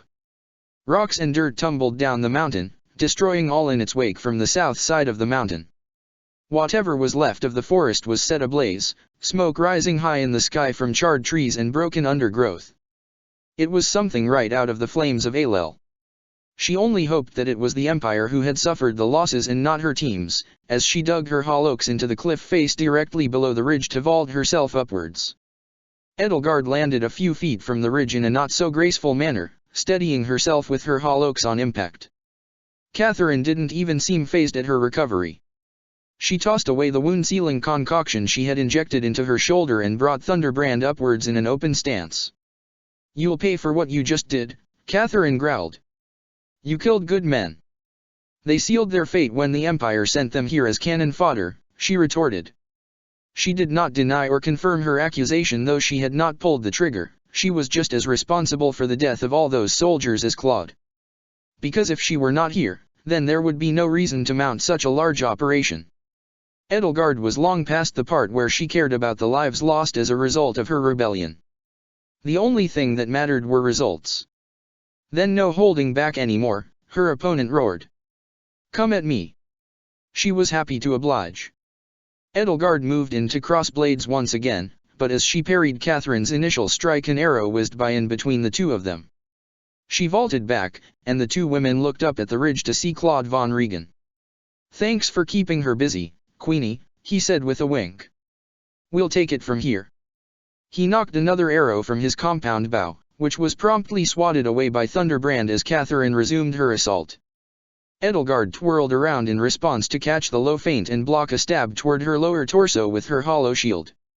She barely nicked Catherine's chin with the edge of her axe, causing her to jerk her head backwards involuntarily while slamming Thunderbrand into the ground once more. The ensuing shockwave was enough to knock Edelgard backwards, though now she was the one sent careening towards the center of the mountain and not off the ridge. It also stopped a few stray arrows from Claude, which exploded harmlessly on the ground. Her hawlokes skittered out of her grasp and to the side as she did her best to regain her bearings. Up top, men bearing the banners of House Gaspard appeared to back up Claude, along with the bulky form of the brawler Raphael. And then there was Lonato himself carrying a polearm taller than himself, glowing with hot fury from its heated point. His face contorted with rage when he saw the enemy commander, creasing his aged features into a mask of pure hatred. It distracted her enough for Catherine to strike, which Edelgard barely blocked with her hollow shield. She dodged a downwards strike by rolling away, grabbing her hawlokes with her right hand and springing back up on her feet only a few paces away. "Thunderstrike Cassandra!" Lonato bellowed. You vile woman!" "Well, if it isn't the old father-in-law," she retorted. "You're interrupting my duel." Catherine was unfazed, other than the way her lip twitched as she spoke. So that was who Lonato was talking about before, Edelgard realized. Whatever history they had together, it was clear that there was nothing but burning hatred between the two. And Cassandra was a moniker she had never heard Thunder Catherine referred to, as it was clear there was a key piece of the puzzle she did not understand. You betrayed my son, Lonato roared with the fury of a man half his age, and for that I will avenge him. I'll send you to meet the goddess as well, she said calmly. All troops, converge on my position. Governor Lonato leapt down from the road above and down to the already crumbling ridge, running at Catherine in an attempt to skewer her. She dodged out of the way, before retaliating with Thunderbrand in an orange arc. Edelgard made a move to assist, but before she could take a step an arrow narrowly embedded itself right in front of her. Not so fast, said Claude. The boss man wants her head. Don't make this difficult. Damn it, Claude, she yelled in response. This isn't a matter of honor. This is war. Honor is everything for the old man, said Claude as his lip twisted in a grimace. Let him be. Don't make me shoot you, he said. Incoming, screeched Melis over the radio. Several platoons, closing in fast. With a curse she realized that she had barely been paying attention to the tactical part of the battle. While Claude's little gambit had cut off any reinforcements from arriving, there still were a sizable amount of troops on the mountain. And it had also cut off her troops from reinforcing her position. She just had to hope that the Black Eagles and Blade Breakers weren't in too bad of a shape when she returned. Several of the squads had probably been engaging Lonato's forces on the other side of the mountain, and since Lonato had taken a platoon of his men along with the Golden Deer, it would be about even. Fine, Edelgard growled through her helmet, watching as several of Lonato's men cornered Catherine and put her on the back foot. She was about to fire a grappling hook over onto the road, before Claude leaned down from where he was standing above her and extended a hand. Still a bit wary, Edelgard approached slowly before gingerly taking his hand. He could not pull her up with strength alone, and so she leapt off the ground with as much force as she could muster. The leader of the Golden Deer helped her upwards, climbing onto the ledge that led to the main road. You've gotten heavier, he quipped. She did not even bother to dignify that with a response. She heard the sound of an explosion to her right, and Claude immediately went for his compound bow. But whoever was there beat him to the punch, as before he could knock his arrow she heard the sound of an anguished cry and steel sliding through flesh. Stepping away from the bodies in the forest behind him, Hubert Gaspard wiped the blood off his sword. His fingers were trembling a bit, almost like it had been the first life he had ever taken. He doubled over, retching, and it was then that she saw the axe-wielding soldier barreling toward him. Behind you! Edelgard yelled, breaking out into a sprint to help him. But Claude was faster. Within a split second he knocked his bow and fired an arrow directly into the soldier's breastplate. But rather than bouncing off as a normal arrow would have, instead it stuck to his chest plate and melted it into a pool of molten slag. The soldier screamed and clawed at her chest before she fell to the ground, a hole in her armor where her heart had once been. Ash, Claude shouted. Are you all right? I'm Dash. The freckled young man paused for breath, his face still grimacing in pain. I'll be fine. I have to do this. For my father. Incoming, Raphael yelled. More Legion soldiers. And big ones, too. She watched as the bulky brawler moved in their direction, covered in head to toe in light golden armor emblazoned with a deer logo. Rather than using the powered gauntlets that Casper had, instead he fought with electrified gloves that pulsed with sparks. And he also had the advantage of his massive size. Edelgard doubted that she could bring him down without difficulty. What's your plan? Edelgard asked cautiously. I doubt the master tactician is planning to simply run away. How you'd know? Claude said, his brow furrowed. What? She must have heard incorrectly. We're leaving, he affirmed, before shooting a soldier off in the distance without even turning his head. We've overstayed our welcome. But Lonato Ash cut in. He ordered it, Claude spat. Ask him yourself. She whipped her head around back to the site of the battle. Catherine had slain several of Lonato's men, leaving him and two axe-wielders to face off against the hero of the Empire. She had to admit that Lonato was quite spry in his retirement, managing to dodge Thunderbrand with ease and even scoring a few nicks here and there with his poliarm. Catherine seemed to be distracted, because she slammed Thunderbrand down on the ground to buy some time. Even from her high vantage point Edelgard could tell that she was shook, and her face was visibly turning pale. What could have spooked her so much that she was willing to delay a fight she was winning? And what was stopping Edelgard from joining the fight and letting his damnable honor rest in pieces? Lonato, the Queen of Flames yelled. "Don't make me go down there and finish her off myself." "You cannot," he bellowed in response, stabbing at Catherine. "Remember your promise." At that, her blood turned ice cold. She remembered the promise she had made Governor Lonato to keep his son safe at all costs. Ash. She envisioned the boy before her that puked at his first kill, and somehow it began to dawn on her that it was not her first time seeing his aversion to killing. Distantly a memory had begun to surface that Ash had seen Lonato die in her first life, and had never been the same afterwards. She could not grasp at the details, but guilt began to eat away at her already frayed nerves.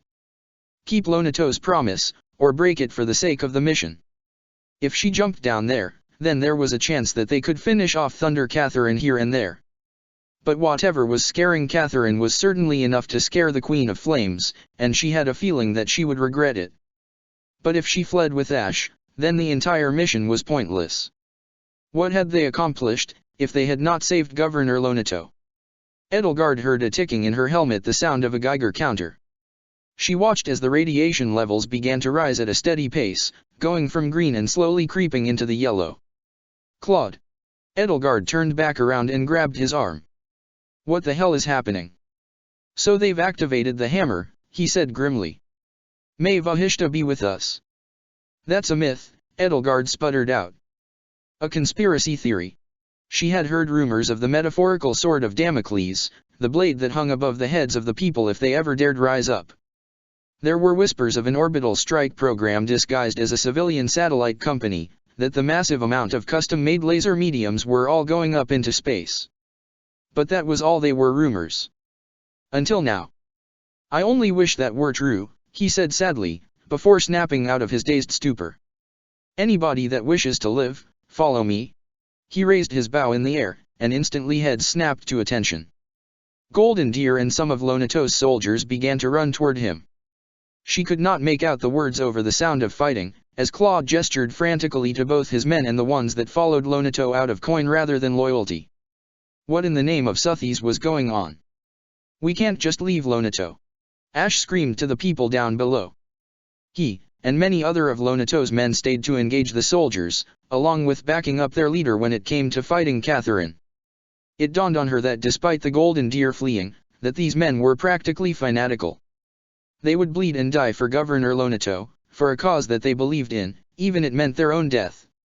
It almost disgusted her how twisted the concept of honor had become, that they would throw away their lives for a meaningless purpose. Catherine had blood smeared on her face, and she was fighting with a ferocity that dwarfed even her previous rage. Thunderbrand ripped through the air in wide arcs, occasionally making its way through the body of one of the Gaspard soldiers. Lonato was beginning to be winded, and it was clear that he was on the losing end of the battle. Even though he had the numbers advantage and had cornered Thunder Catherine, she was clearly showing that a cornered animal was still deadly. Lonato must have heard him from all the way down there, because he pushed Thunderbrand away with the reinforced core of his poliarm and leapt backward. "You must go, Ash." He looked up directly at his adopted son, and the rage that had contorted his face before turned into a paternal smile. "If I am to die here, then I will die knowing that the witch who killed Kristoff will die here as well." "You don't have to die," Ash cried. "I want you to live. Sooner or later the hammer will fall," he said sadly. "Kristoff would be proud of you." A tear trickled down his right cheek as he turned to address Edelgard herself. "Queen of Flames." She locked eyes with him one last time, as he let his men take the lead for a moment. "Remember the promise. Continue my fight. And never forget what you are fighting for." She was at a loss for words. How could she even come up with a response to that? If her hunch was correct, and from the way everyone else was talking, it was as if the whole mountain was about to be blown to smithereens. And here Lonato was, talking about her reason to fight, as if he himself was not facing down the open jaws of death. Lonato was a brave man, she concluded. Foolhardy and sentimental, but he faced his death with open arms and a smile. And if he had his vengeance, one last final laugh as the soul of Lonato Gaspard passed to the realm of the goddess, then he might find solace in death. If only Edelgard would be so lucky one day. "There's a helicopter bearing down on your location," buzzed Hans over the comms. "Bernie doesn't know why there's a spike in our radiation. Unless it's a charging particle beam, it doesn't matter, boss, get out oft here." Bernadetta's voice was frantic, panicked, even. It only made Edelgard's own case of anxiety worse. "Understood," Edelgard said, though whether she was talking to Lonato or her operators she did not know. She sheathed her holocs and turned to follow Claude, only to see the gray-haired boy next to her move first. "Lonato!" Ash yelled, making a run for the ridge below in a vain attempt to save his adopted father. But Edelgard was faster. As the young man ran past her, she quickly grabbed his right shoulder and delivered a chop to his neck where his carotid artery was. It was just enough to render him unconscious, as he slumped into Edelgard's arms. He looked as if he were having a pleasant dream, blissfully unaware of the carnage occurring around him. Guilt creeped into her heart at the fact that she had just knocked him out. But it was the only way to keep her promise to Lonato, and probably the only promise she would keep for a while. "I'm sorry, Ash," she whispered. She grabbed his unconscious body in her gauntlets and followed the golden deer, down the winding path and towards the entrance to a cave system that she did not know was there. Soon the sound of Catherine and Lonato's forces clashing vanished into the deafening silence of the night, replaced with the footsteps and panting of soldiers. By now the Legion soldiers were either dead or not following, and so Edelgard did not bother to look back. The Geiger counter on her visor was now tipping toward the orange zone, as the area approached dangerous levels of radiation that would certainly be unhealthy for anyone in the vicinity. She barreled into the entrance to the mines, which was a solid metal blast door cracked open. She ran at full speed inside, only to run into the unmistakable form of one Hilda Valentine Goneril, dressed in heavy armor with oddly pink accents. Her massive energy great axe hung on her back, illuminating the entrance hot pink. "You're late, Queen," she tooted. "Need help with your luggage?" She gestured to the unconscious young man in her arms. Hilda was still Hilda, oddly glib about everything. Edelgard rolled her eyes and shook her head. And with that, the doors slammed shut behind them. Hilda finished setting the explosive charges, setting a timer for detonation, and then motioned Edelgard to follow her into the service elevator. "The rest of them are already down," she explained. "You're the last two." "I see," Edelgard said. "Mind filling me in what the hell's going on? Do you ever pray?" Hilda asked unexpectedly. "What?" "I dunno," she said, as the elevator lurched downwards. "Do you ever think the goddess is laughing at us from her grave?" "Why would you think that?" Edelgard asked. "Because," Hilda said bitterly, "she made a world where none of us are free. The threat of complete and utter annihilation hangs over us wherever we go, just like it did in Almira and Dusker." To see Hilda serious, it was oddly terrifying. There was a gnawing feeling of dread building in her stomach that Edelgard could no longer ignore. "None of us are free," Edelgard muttered. "What do you mean by that?" "Then what was the point of this whole battle?" "The point was there was no point," Hilda whispered. "And if Claude's right about the hammer, then I hope you're praying right now to whatever you believe in, because that's the only way we're getting out of here alive." And with that a blinding flash of light seared through Edelgard's vision, turning the features of Hilda and Ash to nothing but white in her eyes. The earth itself roared in defiance, overloading every sense in her body, and the last thing Edelgard remembered was thinking what a fool she had been to ever defy the God Emperor in the first place. Chapter 30, What Lurks Beneath. There was a high-pitched buzzing in her ear that would not stop. She tried to swat at her own ears, but found that she had none in the infinite darkness of the void. Nor did she have anything of note, save her own consciousness bubbling to the surface. Only her thoughts remained, drifting through darkness.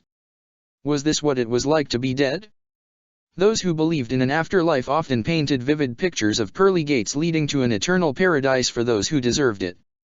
The worthy would return to the goddess's side, as in her infinite wisdom she blessed the heavens and all those within it. That was the reward for those who found a glorious death serving the God Emperor. She found such an idea repulsive. It was not that she did not believe in an afterlife, nor did she deny the existence of the goddess. It was merely that living through eternity in endless bliss and ecstasy scared her. Like flies in amber, those who the goddess deemed worthy would be preserved as they were with no reason to grow or change. It would be stagnant in afterlife that did not deserve the moniker of living. No. Edelgard had a good idea of where she was going. And though she had no reason to believe in the traditional view of a hell steeped in eternal flames, perhaps it was what she deserved for all she had done. Edelgard. That was my name. Edelgard von Hresvelg, last of her name. Bits and pieces began to come back to her. Her name, her life, all that had transpired before the emptiness before her. She could not be dead, she could not. There was simply too much to do, too much to fight for. If there was nothing but a void waiting for her beyond the threshold of death, then it was a cruel irony. She, who had fought so hard to bring change to the world, had been snuffed out as unceremoniously as a candle in the darkness. And all those honeyed words about the meaning of death were nothing but lies. Edelgard refused to accept it. And like clockwork, the world began to form around her. But it was not the world of the living that she found herself walking in, if only she were so lucky. Instead of blue skies and the battle raging before her on Mount Gaspard, she could only watch as the void gave way slightly to a small bit of grey. That grey turned into stone, which coalesced into a throne of sorts amongst the infinite darkness. Her eyes were glued to the burst of green light that shone from the cracked stone, or as much as they could be, considering Edelgard did not have eyes at the moment. Slowly the light solidified into a humanoid form, before settling into what appeared to be a young girl. She was dozing peacefully on her cold throne, one hand gently tucked underneath her head. A long mane of light green hair tumbled out beneath her golden crown, oddly pointy ears poking out from underneath. Her clothing hurt to even look at, as if it was beyond mortal comprehension. She could make out strange flowing robes that glowed with odd colors, but the ringing in her ears told her that if she tried to pick up all the details her mind would surely descend into madness. And just thinking about why the girl looked oddly familiar sent a wave of nausea through her consciousness. That day in the truck, the horrors of witnessing Project Cethlean firsthand, slowly Edelgard began to remember. The woman in her dreams. She had been dressed the same way, except she had been floating in the nothingness of the void just as Edelgard had. Was this her child? Or perhaps a younger self? Why am I seeing this? You know why, Edelgard von Hresvelg. A chill ran through her, still assuredly metaphorical, spine. It was a young girl's voice, shrill and high-pitched. It was quite unlike the multi-layered tone she had heard the first time she began to remember another life, speaking to her in riddles and grandiose statements. But despite there only being two presences in the void and only two possible culprits, the girl on the dais did not stir an inch save for the rise and fall of her chest as she breathed. I am the beginning and the end. It is only natural that you would see me. Am I dead? She asked into the void. Far from it. Though you should know better, throwing yourself into an obvious trap like that. The voice suddenly turned indignant, as if she had been offended in some way. That was if it was even a she, and not some eldritch horror come to claim its latest victim. I'm sorry, she replied innocently. Sorry. You knew that there was a good chance Lonato's rebellion was a trap, and yet you still wanted to play hero. And now you face the consequences. Oh great, Edelgard said numbly. My conscience is talking back. She dimly remembered the chaos of the battle that had occurred before, clashing blades with Thunder Catherine only to scramble for cover as the hammer fell upon them. And there was regret in her heart. She remembered the feeling of uselessness slowly sinking in as the Empire revealed their hand. Foolish, foolish, girl. If a conscience will stop you from being an idiot, then a conscience I will be. Now Edelgard was annoyed. Who the hell was this sassy lost child telling her off when she wasn't even corporeal? She looked at the still sleeping girl, whose face had somehow contorted into a grimace. Sassy. Child. I'm far older than you, the voice screeched. You sure don't look like it. Now, can you let me go back and die in peace, then? No, the voice said with all the force of an angry mother. Then it softened. It would pain me greatly to see you die. That makes one of us, Edelgard replied. You do not value your own life. A shame. Edelgard von Hresvelg died the moment the first bomb went off in Dusker, she said solemnly. Anything afterward is up to fate to decide. And yet somehow, no matter how hard you try to throw yourself in harm's way, you live every time. Then the goddess must be a cruel and fickle mistress, to let me live, she surmised. The voice laughed, sharp yet filled with mischievous mirth. She found it odd how rapidly the voice transitioned through emotional states, switching from anger to solemnity to mischief in mere instants. In fact, it was beginning to grate on her nerves far more than a little. How ironic. I suppose so. Perhaps it would be a waste to snuff out such a bright flame too early, before the candlewick has burned down to its last embers. The fire rises, and yet dash. Enough, Edelgard snapped in frustration. I don't have time for your philosophical prattle dash. My, you are angrier than I remember, the voice crowed. I wonder how my other vessel managed to calm your temper. What are you talking about? Edelgard retorted. Look. I need to get back to the land of the living. So stop, whatever it is you're doing, and let me go. I can't waste any more time. Not without warning you first. A warning. You are special. You are always the catalyst to change, the spark that ignites the cinders of Fodlan. Care that you do not burn out before the conflagration can truly begin. Are you telling me not to die before my rebellion is complete? She scoffed at that. Easier said than done. Lonato was just a start. Soon the fires of rebellion will consume the world, and you will be at its forefront. And perhaps you will have the answers you seek. Is this about Dusker? Edelgard asked.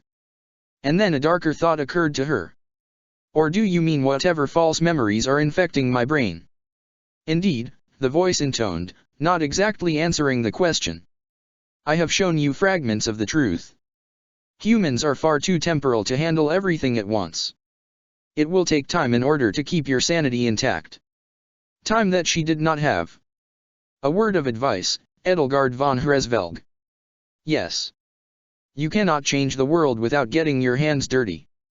The path you embark on will result in an ocean of blood, and I foresee the consequences will be dire. I only hope that your regrets are few and far between. Oddly good advice from a ghost, Edelgard said wryly. But if there are regrets that I cannot live with, I can only hope that I will not be there to regret for very long. Good, the voice remarked. You know what? I like your spirit, so here's one last thing. The girl's face turned from a grimace briefly to a grin, before sinking back to an expression of deep sorrow complete with sunken eyes and drooping facial features. The Ashen Demon is the key to everything. They are your everything. Remember that. The words themselves burned into Edelgard's very soul, forcing herself to ask questions she did not know the answers to. What? Edelgard shouted, genuinely taken aback. What does the Ashen Demon have to do with anything? And what do you mean by everything? My time is limited in this world, in this era, the voice explained. My power wanes. I am not who I once was. For that, Edelgard, you have my deepest apologies. Now, return back to your little rebellion and continue playing at being a hero. But wait dash. She tried to reach out, but was once again reminded that she did not even possess a body in the infinite darkness. Now Edelgard cursed herself for wishing that she could be returned earlier to the real world. This was a dream, it had to be a dream. But no matter how much she wished to simply pass it off as so, something deep within her told her that it was far more important than that. The very core of her being resonated with the words that the damned child spoke, more so than any memory of the past had ever conjured up with her. The Ashen Demon is the key to everything. What in the name of Suthies did the voice mean by that? Edelgard could only watch helplessly as the spirit dais vanished into the void, slowly fading away in a blur of colors that gave way to permanent darkness. She drifted for what seemed like eons, until the passage of time felt like nothing more than an afterthought. Her thoughts and consciousness grew murkier and murkier, until she felt something tug at the recesses in her mind, pulling her up and outwards. The last thing she felt was the sensation of something digging around inside her skull before she awoke. Am I dead? Edelgard asked. She opened her eyes to find the reassuring blinking diagnostics of her visor amongst a backdrop of gunmetal gray. They felt droopy and sluggish, barely responding to her thoughts. On the side of her visor, a crack began to propagate through the side and spread. Linhard would be pissed. Then the gray gave way to short pink bangs and a pair of pink eyes staring at her quizzically. Surely she had to be in some kind of hell if everything on this woman was pink, from the pink accents on her armor, to the rosy tone of her skin, to the glossy lips straight out of a beauty magazine. Then Edelgard remembered that the woman hovering above her was probably worse than anything hell could conjure up. No, Hilda Valentine, lieutenant of the Golden Deer and former Goneril said. Why would you be? Her features twisted into a feeling of concern, dropping the carefree mask that the air-headed girl had adopted in university.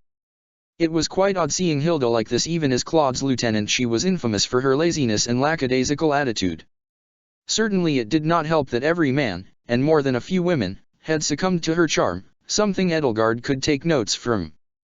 But when push came to shove, she could be far more than a lazy flirt, a fact often gone to waste on many a dead man. I sure feel dead, Edelgard said, groaning. She was currently propped up against a wall of some sorts, with her legs lazily laid out on the tiled floor. What happened? Well, Hilda explained, the hammer went off when we were going down the elevator shaft. You were holding onto the Gaspard boy, so of course you fell and hit your head. You should take better care of yourself, Queenie. Edelgard massaged her head, and even through the helmet she could feel the swelling on the top of her skull. She had hit her head quite hard, and even the helmet was not enough to cushion such a blow. She guessed that she had taken the brunt of the impact for Gaspard's heir, while Hilda had ample time to readjust her own footing. How long ago was that? Edelgard asked.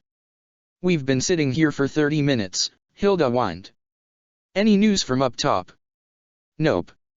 If there were any signal I would have called for Claude or Lys. We're stuck in here for now, I guess. Can you move? Give me, Edelgard paused, still feeling woozy. 5 minutes. Where's Ash? Who? The Gaspard kid. Oh, Hilda said in understanding. You mean the cute boy with freckles? He's trying to figure out where exactly we are right now. Edelgard groaned in effort as she sat up against the wall, pushing herself upwards with her gauntlets. Her eyes flickered between Hilda and the vast hallway ahead of her, seemingly stretching out to infinity. The walls were tiled with an odd shade of white, but had long since fallen into disrepair and rot.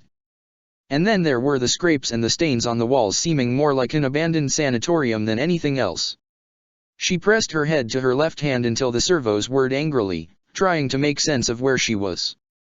Hadn't she been under Mount Gaspard? She remembered her fight with Thunder Catherine and then the hammer coming down. Then there was the odd conversation she had in her dream. What was that about? All Edelgard could do was shake her head in confusion, hopefully throwing those thoughts to the side. Hilda, Edelgard asked innocently. This is supposed to be a mine, right?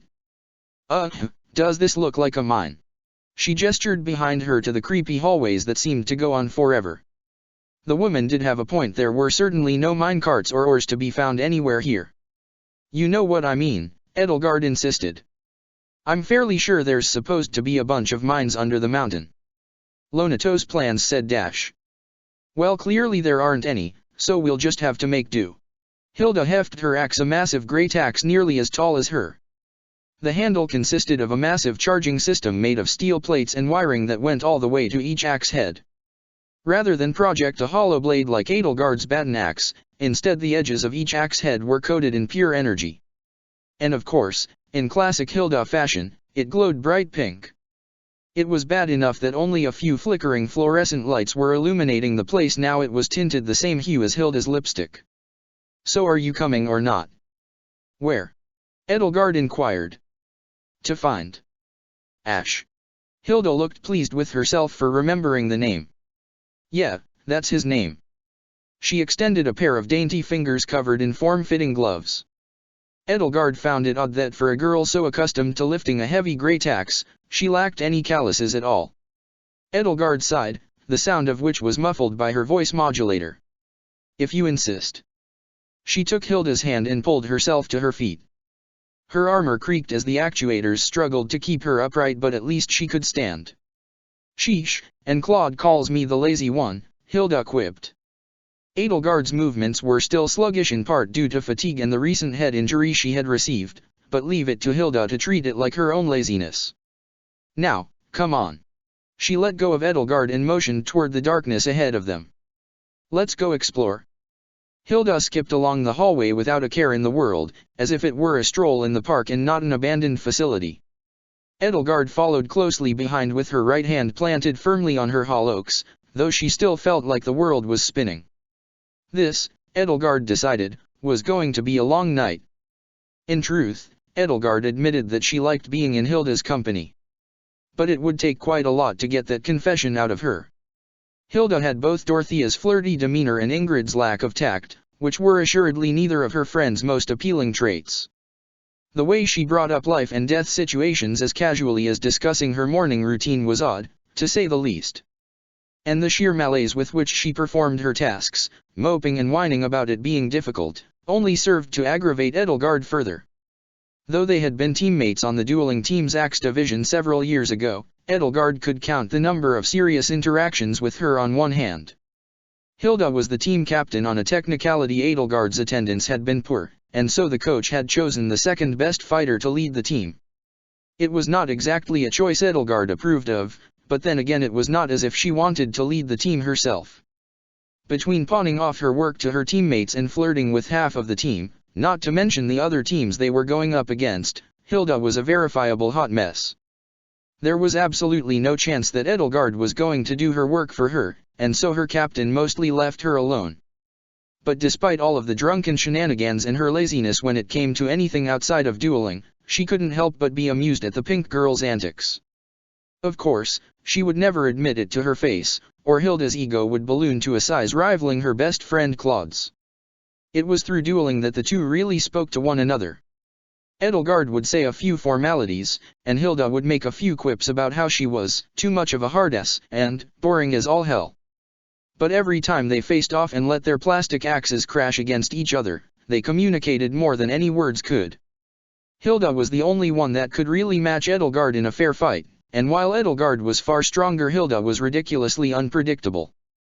Thus they had been de facto sparring partners for 4 years, a fact that almost made Edelgard ashamed that she could not call Hilda a friend.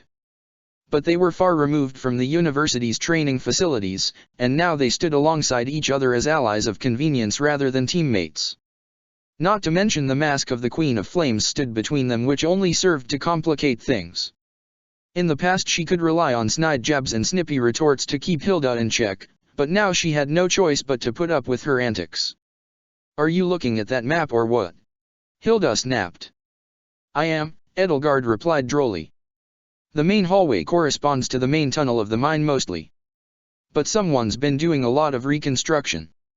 And would that someone happen to be our dearly departed governor?" "I doubt it," Edelgard said. "This reeks of the magistrate." So far the two women had been wandering the main hallway, looking for any sign of Ash Gaspard. None of the rooms had any windows whatsoever, which was perhaps a bad sign. And then there were the random trails of blood and what seemed to be deep grooves left in the tiled walls, though they were certainly not fresh. Edelgard refused to open the doors in fear of what she might find. While they did not trigger the memories of her confinement at the hands of her torturers, probably because her torture facility had been state-of-the-art, it still dragged on her mind that others might have gone through the same thing. And she would never wish that on anyone save for Akiran, of course. "It certainly reeks," Hilda agreed, pinching her nose in an exaggerated display of disgust. "Where the hell is this guy? Maybe you should have thought about that before you sent him off to scout the area." "I didn't send him," she whined. "He just wanted to go out and walk around, and who am I to say no to a cute boy?" "Hilda," Edelgard sighed. "You really are as irresponsible as ever." "What's that supposed to mean, huh?" Their footsteps echoed through the empty hallway, which was coming up on a wall that forced them to take a left turn. "Say, Hilda," she asked nonchalantly. "What's up?" Hilda replied. "Why did you join the Golden Deer?" Edelgard asked. "That's an odd question to ask a girl," grumbled Hilda. "Usually I get, 'How was your day?' or 'Here's my number.' But no, Queenie asks why I joined a mercenary group." "Be serious," Edelgard admonished. "Weren't you part of House Goneril?" "I was," Hilda said, and she swore she could see a flash of darkness flit across her companion's eyes. "But I'm not Hilda Valentine Goneril anymore. Just Hilda." "Did the Almiran War have anything to do with that?" "I'm not answering that," Hilda muttered. "The Gonerils were the current stewards of the newly subjugated, or more accurately, resubjugated, colony of Almira. To say that they were inextricably linked to the war itself was putting it lightly. After all, Holst Goneril was at the forefront of the Empire's victory. She supposed that with their golden child, House Goneril had no need for a supposedly lazy woman who had the ambitions of a potato. But there was fire in Hilda's eyes somewhere underneath there. No matter how much she tried to play it off as whimsy, something had happened to the Golden Deer's lieutenant to make her this way. And it certainly had to do with Claude. Claude, then. Sure. What about him? Surely there's more to it than following his pretty face around. Edelgard teased. Ugh, Hilda groaned. Why does everyone think we're sleeping together? You don't really make an effort to dispel that notion. Fair, Hilda admitted. Still, I would follow him to the ends of the earth, no, the universe if he asked. And it's not just because he's hot. I find it hard to believe that Hilda Valentine G. She stopped herself before she could finish Hilda's full name. Would you really follow Claude that far? Oh, metaphorically I mean. I think going to the edge of the universe is a bit far, don't you think? But to the ends of Newfoundland, yeah, I'd say why not? Do you trust him? Edelgard prodded. Hilda stopped and put her hand to her chin. Kind of. And yet you're still loyal to him. Hilda sighed. For all of Claude's bullshit that I put up with, I can't help but feel that he's right more often than not. And someone's gotta keep an eye on him, right? There has to be someone you'd do that for, right Queenie? Edelgard scowled underneath her visor. I am beholden to myself and myself only. But she knew that was a lie. There were plenty of people she would fight for out of loyalty alone. It was not the blind sort of loyalty that the old codes of chivalry espoused, but rather more of an unspoken desire to always have each other's backs. As much as she tried to play the cold and calculating commander, in reality Edelgard did care. Some would say she cared too much. Hilda continued humming a song absent-mindedly as they continued exploring the abandoned facility. They still had no idea what this facility was. The lack of any signs, screens, or obvious signs of life told them that it had long since been abandoned. And it didn't help that even if she did find out, there was no way to relay that information back home. Like the tunnels in Abyss, the mines under Mount Gaspard had little to no signal, and even if she did it certainly would have been knocked out from the electromagnetic pulse that had scrambled her systems earlier. Which begged the question, what exactly was the hammer? It was, up until now, nothing but an urban legend. Space lasers run by lizard people, meant specifically to be fired upon Empire worlds. The sheer notion was ridiculous, and reeked of a conspiracy theory planted by the magistrate themselves. Edelgard wouldn't have believed it, aside from one night where she recalled Lambert rambling about it in his study. She didn't take it seriously at the time, of course. It was so absurd that perhaps there was a modicum of truth to it, and now Edelgard had seen the results firsthand. The ionizing radiation present right before the hammer's impact was the same signature as most of the Empire's plasma weapons, just on a much larger scale. And the resulting EMP meant that there had to have been a massive discharge of energy, on par with atomics and without the nasty after effects of radiation. Just thinking about it made her angry. How many people would have to die before the world could come out from beneath the God Emperor's boot? And with the hammer, she felt like an ant beneath said boot. She and her Black Eagles could scramble all they wanted beneath the surface, avoiding anywhere that could possibly be targeted. But sooner or later, if she wanted to win, she would have to deal with it. Hey! Hilda shouted. Is that him? Edelgard squinted. That mop of gray hair far off down the hallway, that was probably Ash, running down the hallway toward them. But he was in an all-out sprint, running as fast as his legs could carry him toward the two women. And his face could only be described as etched with abject terror. Ash, she yelled. Run, came his voice, echoing from the darkness. There was a muffled roar from his direction. Shit, Hilda swore. He needs our help. She raised her axe and ran toward him. I meant, run the other way. Ash yelled back. Why would we do that? Hilda said quizzically. Edelgard followed her lead and unfurled her hallocks. She couldn't see what exactly was chasing Ash down the hallway, but it probably was a beast of some kind. She couldn't really blame the kid for running. He, after all, was barely of age to fight. Even the most trained soldiers would freak out in such a situation, and she had already given him credit for running instead of simply waiting to be eaten. He glanced behind him to see if he had shaken off his pursuers, and by the time he whipped his head around, Hilda had already caught up and grabbed his wrist. "Are you okay?" she asked.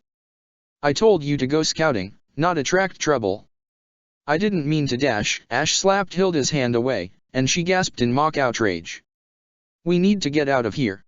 He made eye contact with Edelgard, and his eyes narrowed. Then his eyes flickered back to the darkness behind him and his face went from anger to terror in an instant. "We can take whoever's chasing you," Hilda said reassuringly. "Don't worry. Hilda's here, and she's dash." The first beast lumbered out of the shadows.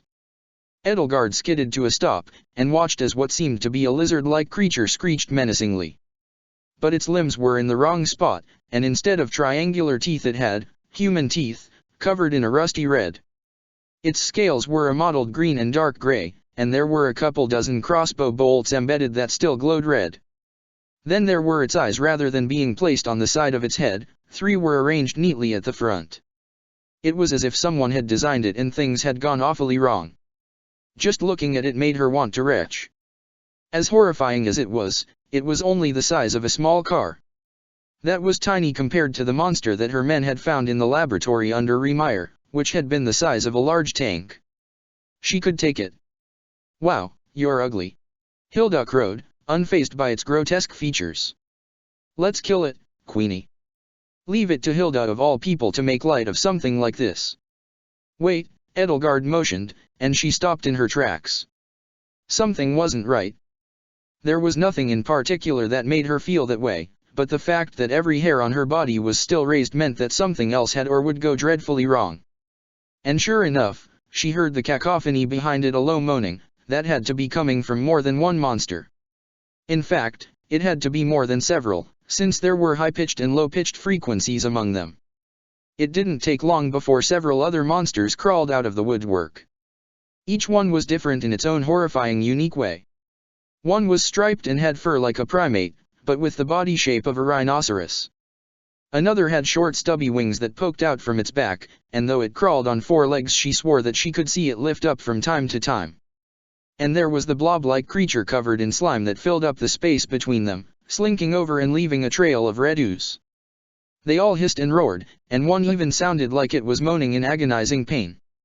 But rather than fight one another or even acknowledge each other's presence, they all blankly charged towards Edelgard at a surprisingly fast speed.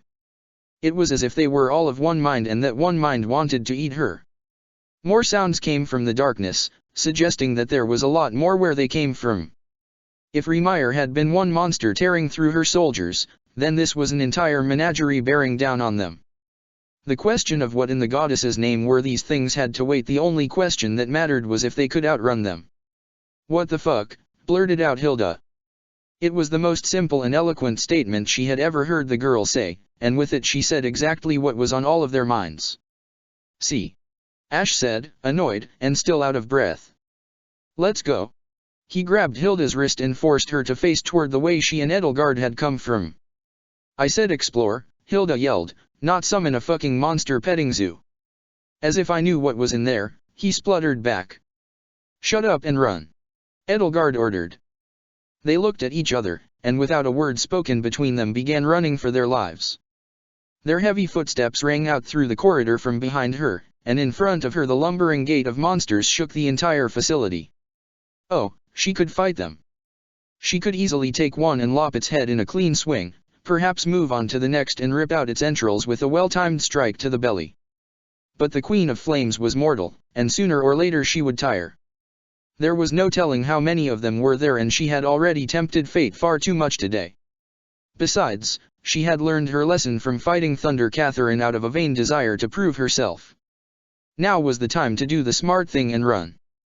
"I'll be right behind you," she yelled.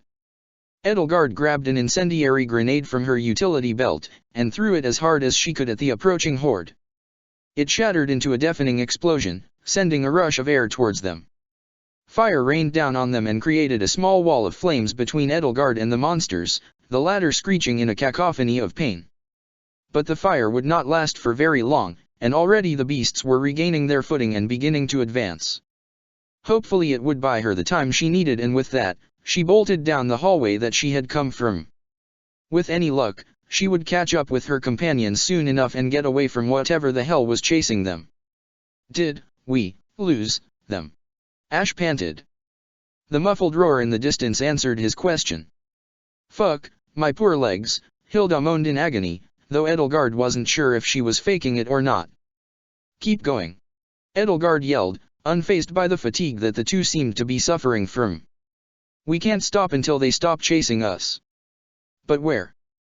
They can smell us, right? Ash guessed. He and Hilda were barely able to jog properly. Sweat dripped down their faces and onto the floor beneath them. Plip. Plip, plip. That's a stairway. Hilda shouted. She gestured wildly to her left, pointing to a hallway that was directly perpendicular to the way that they had come from. In the distance, a neon green sign with a stairs symbol on it flickered intermittently in an otherwise pitch-black corridor. It offered a glimpse of salvation in an otherwise hopeless nightmare. Renewed by the sight of a goal in hand, along with the roars getting increasingly louder, Hilda sped up, leaving poor Ash in the dust behind her. Wait up, he shouted, reaching out a hand. Edelgard decided that she didn't have time to wait for him to hobble over, so she quickly grabbed his outstretched hand and yanked him along. He yelped in pain, before adjusting to being dragged by a strange woman in full armor. Still, it was probably better than Edelgard carrying him again, considering he was conscious this time around. We don't have time, Edelgard said, catching up to Hilda relatively quickly as she assessed the door. It was a massive steel door that looked relatively thick, which would be comforting if there were not a horde of experiments gone awry chasing after them. She could only hope that the door would hold against their might. Do we blow it off its hinges? Asked Hilda. Wouldn't that leave a big enough hole for the monsters? Ash pointed off, who had brushed off the dust on his armor from being dragged and was now standing by the right side of the door. He tried jiggling the lock to no effect. It was an archaic design, meant for use with a key. If it was a keypad she could try hacking into it, but there seemed to be no electronic component to it at all. I could cut a hole, but it would take some time, Edelgard suggested. She turned around to see the first of the monsters turning from the main corridor and towards them. It growled, a guttural sound that put Edelgard on edge. I'll just have to pick it, Ash declared. He produced a small multi-tool from a compartment in his armor and began inserting a tension tool into the keyhole. Who carries a lock-picking set around? Muttered Hilda. I was once a thief, Ash explained. I wasn't born rich like you. Oh, whatever. What are we gonna do about that? Hilda pointed to the monster charging down the hallway. Each of its footsteps thudded against the concrete floor, followed by several more from behind it. Buy me some time, Ash said simply. Edelgard did not like the idea of trusting her fate to someone she barely knew, but for some reason she could not help but put her faith in the young man. Deep down she trusted him, and though she did not know exactly why, she had a sneaking suspicion it had something to do with her past life. Understood, Edelgard declared. She gripped her holox tightly in her right hand, holding it by her side even if her hands were shaking slightly. Hilda stood by her side, gripping her battle axe in both hands. There was a stubbornness on her face as if she refused to die in a forgotten laboratory with nobody to recover her body. The first beast charged forward at Edelgard, leaping upwards to bite at her armored throat. This one was faster than the others. It looked like a wolf, except instead of fur it had interlocking scales that served as armor, along with oddly human-like eyes that flitted back and forth. She caught it mid-jump with her holox, hitting it in the side as she raised her blade upwards. But instead of cleaving it in two like she expected, the blade glanced off the scales and sent her strike off course. What? She shouted in surprise. The wolf, if she could even call it that, landed on 4 feet and charged again. It caught Edelgard squarely in the chest, but she managed to elbow it in its snout with her left arm. It whined, which oddly enough sounded less like a wolf and more like a human. Part of Edelgard's etiquette lessons was the fact that under no circumstances should she swear. It was distinctly unladylike, and as her mother had explained, it was an unnecessary habit picked up from pop culture. Despite being relatively ingrained in mercenary life at this point, and despite being buddies with the blade breaker who cussed like a scorned sailor, she found that she rarely ever swore unless she really was in trouble. But after fighting the wolf-human thing before her, it really made her want to swear just like Captain Geralt and ask the goddess what the fuck this was supposed to be. She settled for a growl instead and tried to bring her axe down. Again it bounced off. What kind of fell creature could withstand blows from a hollow blade, the supposed pinnacle of technology? Hilda, she shouted out, keeping the creature at arm's length with her weapon. My weapon's not cutting through. You think I haven't fucking noticed? Hilda shouted back, who was dealing with something that looked like an owl and a bear mixed together clawing at her face. She was delivering blows that crunched through bone, but still left little to no surface damage to its ashen gray fur. She swung her axe in wide arcs, dangerously close to Edelgard as a result of the narrow hallway. More creatures were coming, so with all her strength she slammed her hollow-axe so hard into the monster's chest that it left a shallow groove in its scales and went flying into the monsters behind it. She heard the ribs crack, which she winced at. Not that she could empathize with its pain considering she was a human and not a weird amalgamation, but it was a hard enough impact that she could not help but grimace at what she had done. These were certainly engineered. But even though their skin was harder than diamond, their bones and flesh were not indestructible. Like all creatures, they could be killed with blunt force trauma to vital areas of their body. It did pain her a little to put them down, but she supposed it helped if she thought of them less as rabid animals and more as abominations to the goddess's memory. Try smashing them instead, she shouted. It was almost like they were back in the training grounds, with Edelgard giving constructive advice and Hilda ignoring it to follow what came most naturally to her. It was too bad that they weren't though, and instead were fighting the strangest opponents any alumni of Newfoundland University had ever faced. I'm really trying, you know. Hilda knocked the owlbear towards Edelgard, who promptly followed up with a slam of her hollow-axe deep into its skull. This was a fatal blow no matter how much it was armored, and so it fell to the ground in a lifeless heap with a sizable dent in its face as the only visual damage. Behind them, Ash was muttering incomprehensibly as she heard the sound of metal scraping on metal. She hoped that he was not picking the lock by ear, because the screeching of the monsters was enough to disrupt anybody's concentration. Another beast charged at Edelgard, which she blocked by activating her hollow shield and letting it bounce off. This seemed to be more of an effective strategy than simply whacking at them until she hit something important. The lizard-like creature snarled, before simply charging again. Hollow shield integrity compromised, her suit monitor intoned. She shut off her hollow shield and let the beast charge right into her raised hollow-axe. The impact was enough to knock her back slightly, and somehow the monster remained relatively unharmed. Edelgard had a dim memory surface of something similar occurring in an old ruin, and being rushed by several demonic beasts all at once. But it certainly wouldn't help her in the moment, and so she simply pressed on and spun her axe in a pirouette. Behind her, Edelgard heard a click as the door opened. Get in! Ash yelled. Hilda ran in first, as Ash got to the other side and pushed the door open just slightly enough for the woman to slip through. The beast on her tail rushed for the entrance, before she knocked it away and towards Edelgard. This was the distraction she needed. Instead of continuing to attack, she bolted for the door as fast as she could. She nearly tripped running through the entrance at the speed she was going. Behind her, at least a dozen feral amalgamations ran for the sliver of shadow before the door sealed. The entire hallway was chaos. Limbs were stepping on other limbs, and they were all roaring as they charged. All Edelgard could do was slip in through the small entrance Ash had made. Once she was on the right side of the door, with all her might she shoulder-checked the door hard enough to slam it shut. A paw of some sorts managed to slip through the opening and claw Edelgard in the stomach. She cried out in pain as it raked through her armored plating, cutting shallow wounds into her torso. But she was already in motion, and so as the metal door slammed shut the paw went with it. What was once a forearm now lay on the ground, severed with a sickening crunch. Black blood spurted out from the wound, crushed bone and flesh still squirming in some sort of rigor mortis. The claws that had nearly gored Edelgard were still slick with her blood, attached to a paw that would not have looked out of place on a leopard save for the shimmering interlocking scales that covered the arm from the paw down. Red tinged her vision from the pain of the injury. It wasn't life-threatening, as her visor reassured her so. But it was enough to make her double over and clutch her stomach in pain, and when she took her hand away it came back red. Queenie! Hilda shouted, rushing to her side. How bad is it? I can manage, she groaned, and Hilda took her left arm and slung it over her shoulder. Which way? Ash asked. The stairwell was simple. The left led upwards, and the right led downwards. Neither of which were appealing to her. Both were nearly pitch black, and the rusty handrails looked like they would give her every disease in the known world if she touched them without gloves.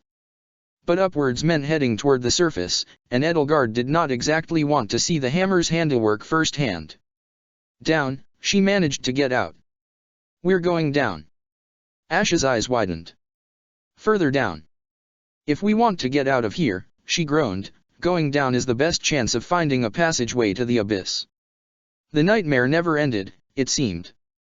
First was the disastrous battle of Mount Gaspard. Then was her duel with Thunder Catherine, which turned out to be less of a duel and more of a bait for Governor Lonato. Then the hammer was supposedly activated, leaving the status of her Black Eagles unknown and probably blowing the surface to Kingdom Come. And now there was the absolute nightmare of an abandoned laboratory 1,000 feet under the mountain, teeming with hungry experiments gone wrong. The goddess sure had a way of testing her, and she wondered how many consecutive challenges would need to be thrown at her for Edelgard von Hresvelg to die. The steel door thudded with an impact, leaving a bulge large enough to make Edelgard concerned. Then there was another. Sooner or later the door would give way, and she did not want to be behind it when it did. Okay, started Hilda, I think that's the signal to move. Lead the way, Freckles. Don't call me that, huffed Ash. But he did listen to her words, and they began the descent into the darkness. The only thing illuminating the way was a flashlight that he held in his left hand, though it was bright enough that it was more of a light torch than a directional beam. That at least kept Edelgard from being too creeped out. She leaned on Hilda for support, her left arm still draped around Hilda's neck. Edelgard could probably take a few steps without being supported, but the wounds in her abdomen still burned. The actual wound hadn't been that bad. There were only a few grooves where the claws had cut between the plates and into her bodysuit, but whatever healing process was occurring down there really did hurt. What are those things? Ash complained. I put 36 bolts in one, and it just kept on going. She snuck a look at his right arm, where a small wrist-mounted crossbow was attached to his gauntlet. A small winch powered the heavy drawer required of any mechanical bow, but from a glance she could see that the bolt did not have a clip inserted. He was probably out of bolts, a death sentence for any archer. Whatever they sure are weird, Hilda said. Some of them look and sound like people. Wait a minute. Could they be people? Edelgard dimly recalled something about crest stones turning men into demonic beasts, but she couldn't exactly bring that up in the conversation. If her past life had encountered these things, then perhaps there was an easier way to kill them buried within her memories. Still, there was no doubt that this was the magistrate's handiwork. She did not yet understand why they had been making creatures underneath Lonato's seat of power, but since they were out to eat her she would have to smash first and ask questions later. All this, under Lonato's mountain, Ash muttered. Was my father complicit in this? How many times did you see him go into the mines? Edelgard asked. Not once. Then you have your answer, Edelgard explained. Lonato's map is several decades out of date. In fact, it's probably because he never went down here that they were able to use a place like this for experiments. They most likely being the magistrate, of course. But why here? Hilda asked quizzically. Seems like an awful place to make a zoo. Lonato told me the mines of Mount Gaspard dried up a decade or so ago, Ash explained. They mined all of the rare earths out, and so it mostly went unused other than his command center. And if it's not being used? Then, Ash paused to choose his words carefully. I guess it's a perfect place to hide something you don't want people to see, he finished. That reminds me, Hilda added. If we got hit by some kind of super weapon, then shouldn't this whole thing be a pile of rubble by now?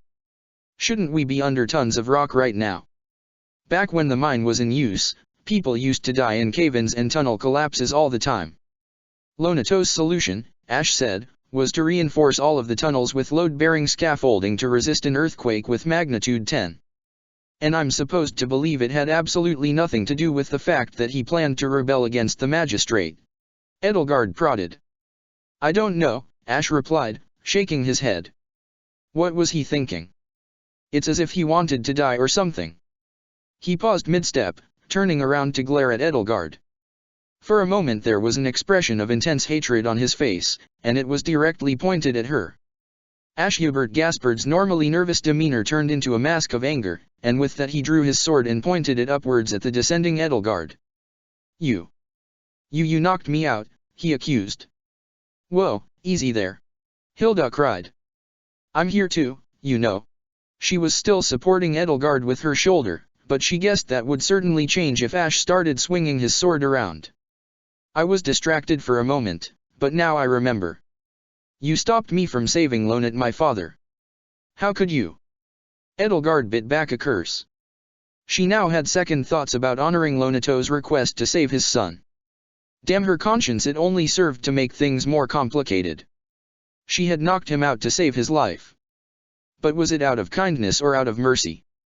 And he may hate you for it if it means running away, but you must promise everything in your power to save him. And so what if I did? Edelgard snapped back. You were going to die. You don't know that, he shouted. You have no right to make that decision for me. Ash, Edelgard said, her voice getting uncharacteristically soft. Lonato was the one who made that decision for you. Ash's eyes widened. What? Our agreement was that I would keep you alive at all costs, and the Queen of Flames always upholds her end of the bargain. And I did. That's impossible. How could he? His hands began to shake, and though he still gripped his sword it was wobbling and unsteady. I thought he only wanted revenge against Cassandra. But if he told you that, then, he did all that, for me.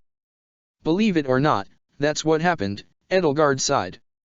I had hoped to win the battle and ignore that little part of the deal, but it seems that fate had other plans in mind. He gave me everything, and now Lonato's dead, he sniffled. Still facing them, his posture slumped slightly to a more defeated one. He did not sheath his sword, but now it was far lower to the stairs than before. He's dead, and with his death everything is lost. Is he, though? Hilda said. Edelgard raised an eyebrow and turned her head to the girl supporting her. If he's not dead, then what is he? I don't know, she replied. But I really don't think the God Emperor would just blow up Thunder Catherine like that, right? Maybe she got both of them out. She had a fair point. As callous as the most powerful man in the universe was, Catherine was his most zealous soldier. To sacrifice her in an attempt to rid his empire of what amounted to a minor rebellion was foolish. Perhaps she was whisked out of the blast radius in time, or she somehow worked her way into the mines. Edelgard would be very surprised if Thunder Catherine fell today, which meant that there was a slim possibility that Lonato was alive. But hope was a dangerous thing. She did not wish for Ash to get his hopes up believing in the survival of his adoptive father, only to be crushed and wallow in his own despair once Hilda's theory was proven wrong. We'll see, Edelgard said quietly. For what it's worth, Ash Gaspard, I'm sorry. Lonato was a good man. He wouldn't have wanted you to die alongside him. There was a silence in the stairwell that remained long enough for Edelgard to be nervous. You're right. Ash wiped the tears forming in the corner of his eyes away and sheathed his sword with a slow and deliberate motion. He turned around so that they couldn't see his puffy eyes and listened to his shaky breathing, but it was far too late for that already. After Kristoff died, he was never the same. To think he did all that. I shouldn't blame you for saving my life, either. No son should have to watch his father die before him, she admitted. I couldn't let it happen. There was an unspoken implication that hung at the end of the sentence. I couldn't let it happen again. Wow, you're actually kind of a softie, Queenie, Hilda teased, defusing the tension between the two of them as she poked her helmet playfully. That was almost kind. Now can we keep moving? You're practically carrying me, Edelgard retorted. Why are you asking that when you can just keep walking down? I'm asking because you have the map. A map that's probably a decade out of date. Oh. What if we get lost and never see the sunlight again? Hilda moaned. My poor skin. Oh, shut up, she muttered. Ash. Are you all right? I'm fine, was his hoarse reply, and soon he continued his path downwards. She knew better than to pry further. It wasn't long before they arrived at the bottom of the stairs. The winding staircase had taken far too long to go down, and she estimated that it probably had been long enough to be several hundred feet from where they had started. At least it had an end. Edelgard had far too many nightmares where she was wandering down a stairwell that simply never ended, haunted by the ghosts of her dead family. But this was different. She wasn't alone, albeit her present company left much to be desired. "Is it locked?" Hilda asked. Ash, who was leading at the front, shined a light on the lock. But surprisingly, as he turned the knob, it simply opened, the steel door pivoting inwards and nearly crushing him. He yelped and leapt out of the way. The door opened to a small lab room. There were stocked cabinets, lab tables, and equipment that Edelgard had never seen outside of an article on the net. Beakers and pipettes were scattered across the tables, along with a set of research notes laid out neatly on one of the desks. It honestly looked like one of the labs that her university had, where Edelgard spent many hours figuring out what exactly the magistrate had done to her all those years ago. That was, of course, until she noticed the human cadaver neatly cut up and laid out on a makeshift operating table of sorts. There were blood stains on the floor, not messy enough to be from violence but rather out of sheer carelessness. A human heart simply sat on the table, though it looked desiccated along with the fact anything connected to it had been surgically removed. She noticed that some of the test tubes were filled with an iridescent liquid that seemed to glow of its own volition, and her fists involuntarily tightened. Edelgard pushed herself off of Hilda and stood on her own 2 feet. The wound had mostly sealed up for the time being, though if she pushed herself it would certainly reopen. But for now she could walk, and she was going to walk towards those vials of heaven and throw them into the flames of Alel. "Wait," shouted Ash. "We don't know what's in there. What could be worse than a bunch of monsters trying to eat us?" Hilda pondered. "I'm not waiting," Edelgard spat, and so she marched into the lab itself as her companions followed her lead. It was a medium-sized laboratory, and looked a lot bigger than it actually was. And while most of the tables were being used, the singular cup of coffee suggested that there were probably only a few people working here compared to the amount of people the room could support. But the important thing was that there was someone here, since steam was coming from the piping hot beverage, and whoever it was, she would wring their neck until they talked. She was just about to grab the entire rack of test tubes and throw it to the ground when she spotted a small lounge to the side.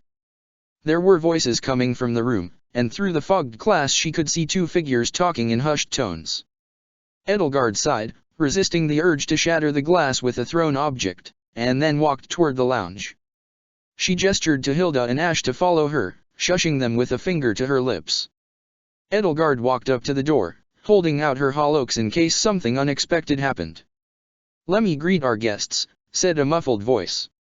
The door opened, and Edelgard stepped back to let it swing open. She still clutched her blade in her hand, but immediately lowered it when she saw the face of the man who greeted her. "Claude," Edelgard said quizzically. "Hey, Queen of Flames. Fancy seeing you here," he replied, cracking a grin. He was still as flippant as ever, though his cheek sported a fresh wound that was jagged and bloody around the edges. "Now could you put that axe away before you scare our host?" "Claude," shouted Hilda, dropping her axe and enveloping her leader in a hug. He looked surprised for a moment, and then accepted it without question. "Hilda. It's so good to see you," he said. She punched him in the shoulder, making him wince in pain. "Where have you been?" she shouted. "I know we were separated since going into the mines, but that doesn't mean you can just up and disappear like that." "I got lost," he said sheepishly. "I was with Hendrix and Charles." The way he emphasized the word was made Hilda's face fall. "Oh no," she whispered. "Are they?" He sighed. "They were good men. The hammer certainly took no prisoners, and I was lucky not to be crushed with them. All I could do was keep going down the stairs, until I ended up here." He gestured to the laboratory around them. "What is this place, anyway?" asked Ash, walking to Edelgard's side. "And why is it under my father's base?" "That's what I'm trying to find out from our host," Claude said. "Until someone so rudely interrupted my tea time," he said, glaring daggers at Edelgard. "Host. Please come in," said a voice from behind the door. It was vaguely feminine, but had a bit of a sing-songy lilt to it. "All of you. Are you sure?" Claude asked. "We could finish our tea first," he said. "Oh, fuck off. Just come in already," the voice replied. Claude led them into the room, which was furnished with a couple couches and a small table in the middle. There were 2 steaming cups of tea, one half finished and the other one nearly completely drained. Edelgard elected to take a seat on the far right, scooching over to give Hilda the leg room she so desperately wanted. And once she was settled, it was all she could do to not stare at her host in confusion. A woman, probably in her 20s, sat lazily with her hands behind her head and her feet on the table. She had messy red hair and eyes of the same color, flitting around as if she was taking stock of her visitors.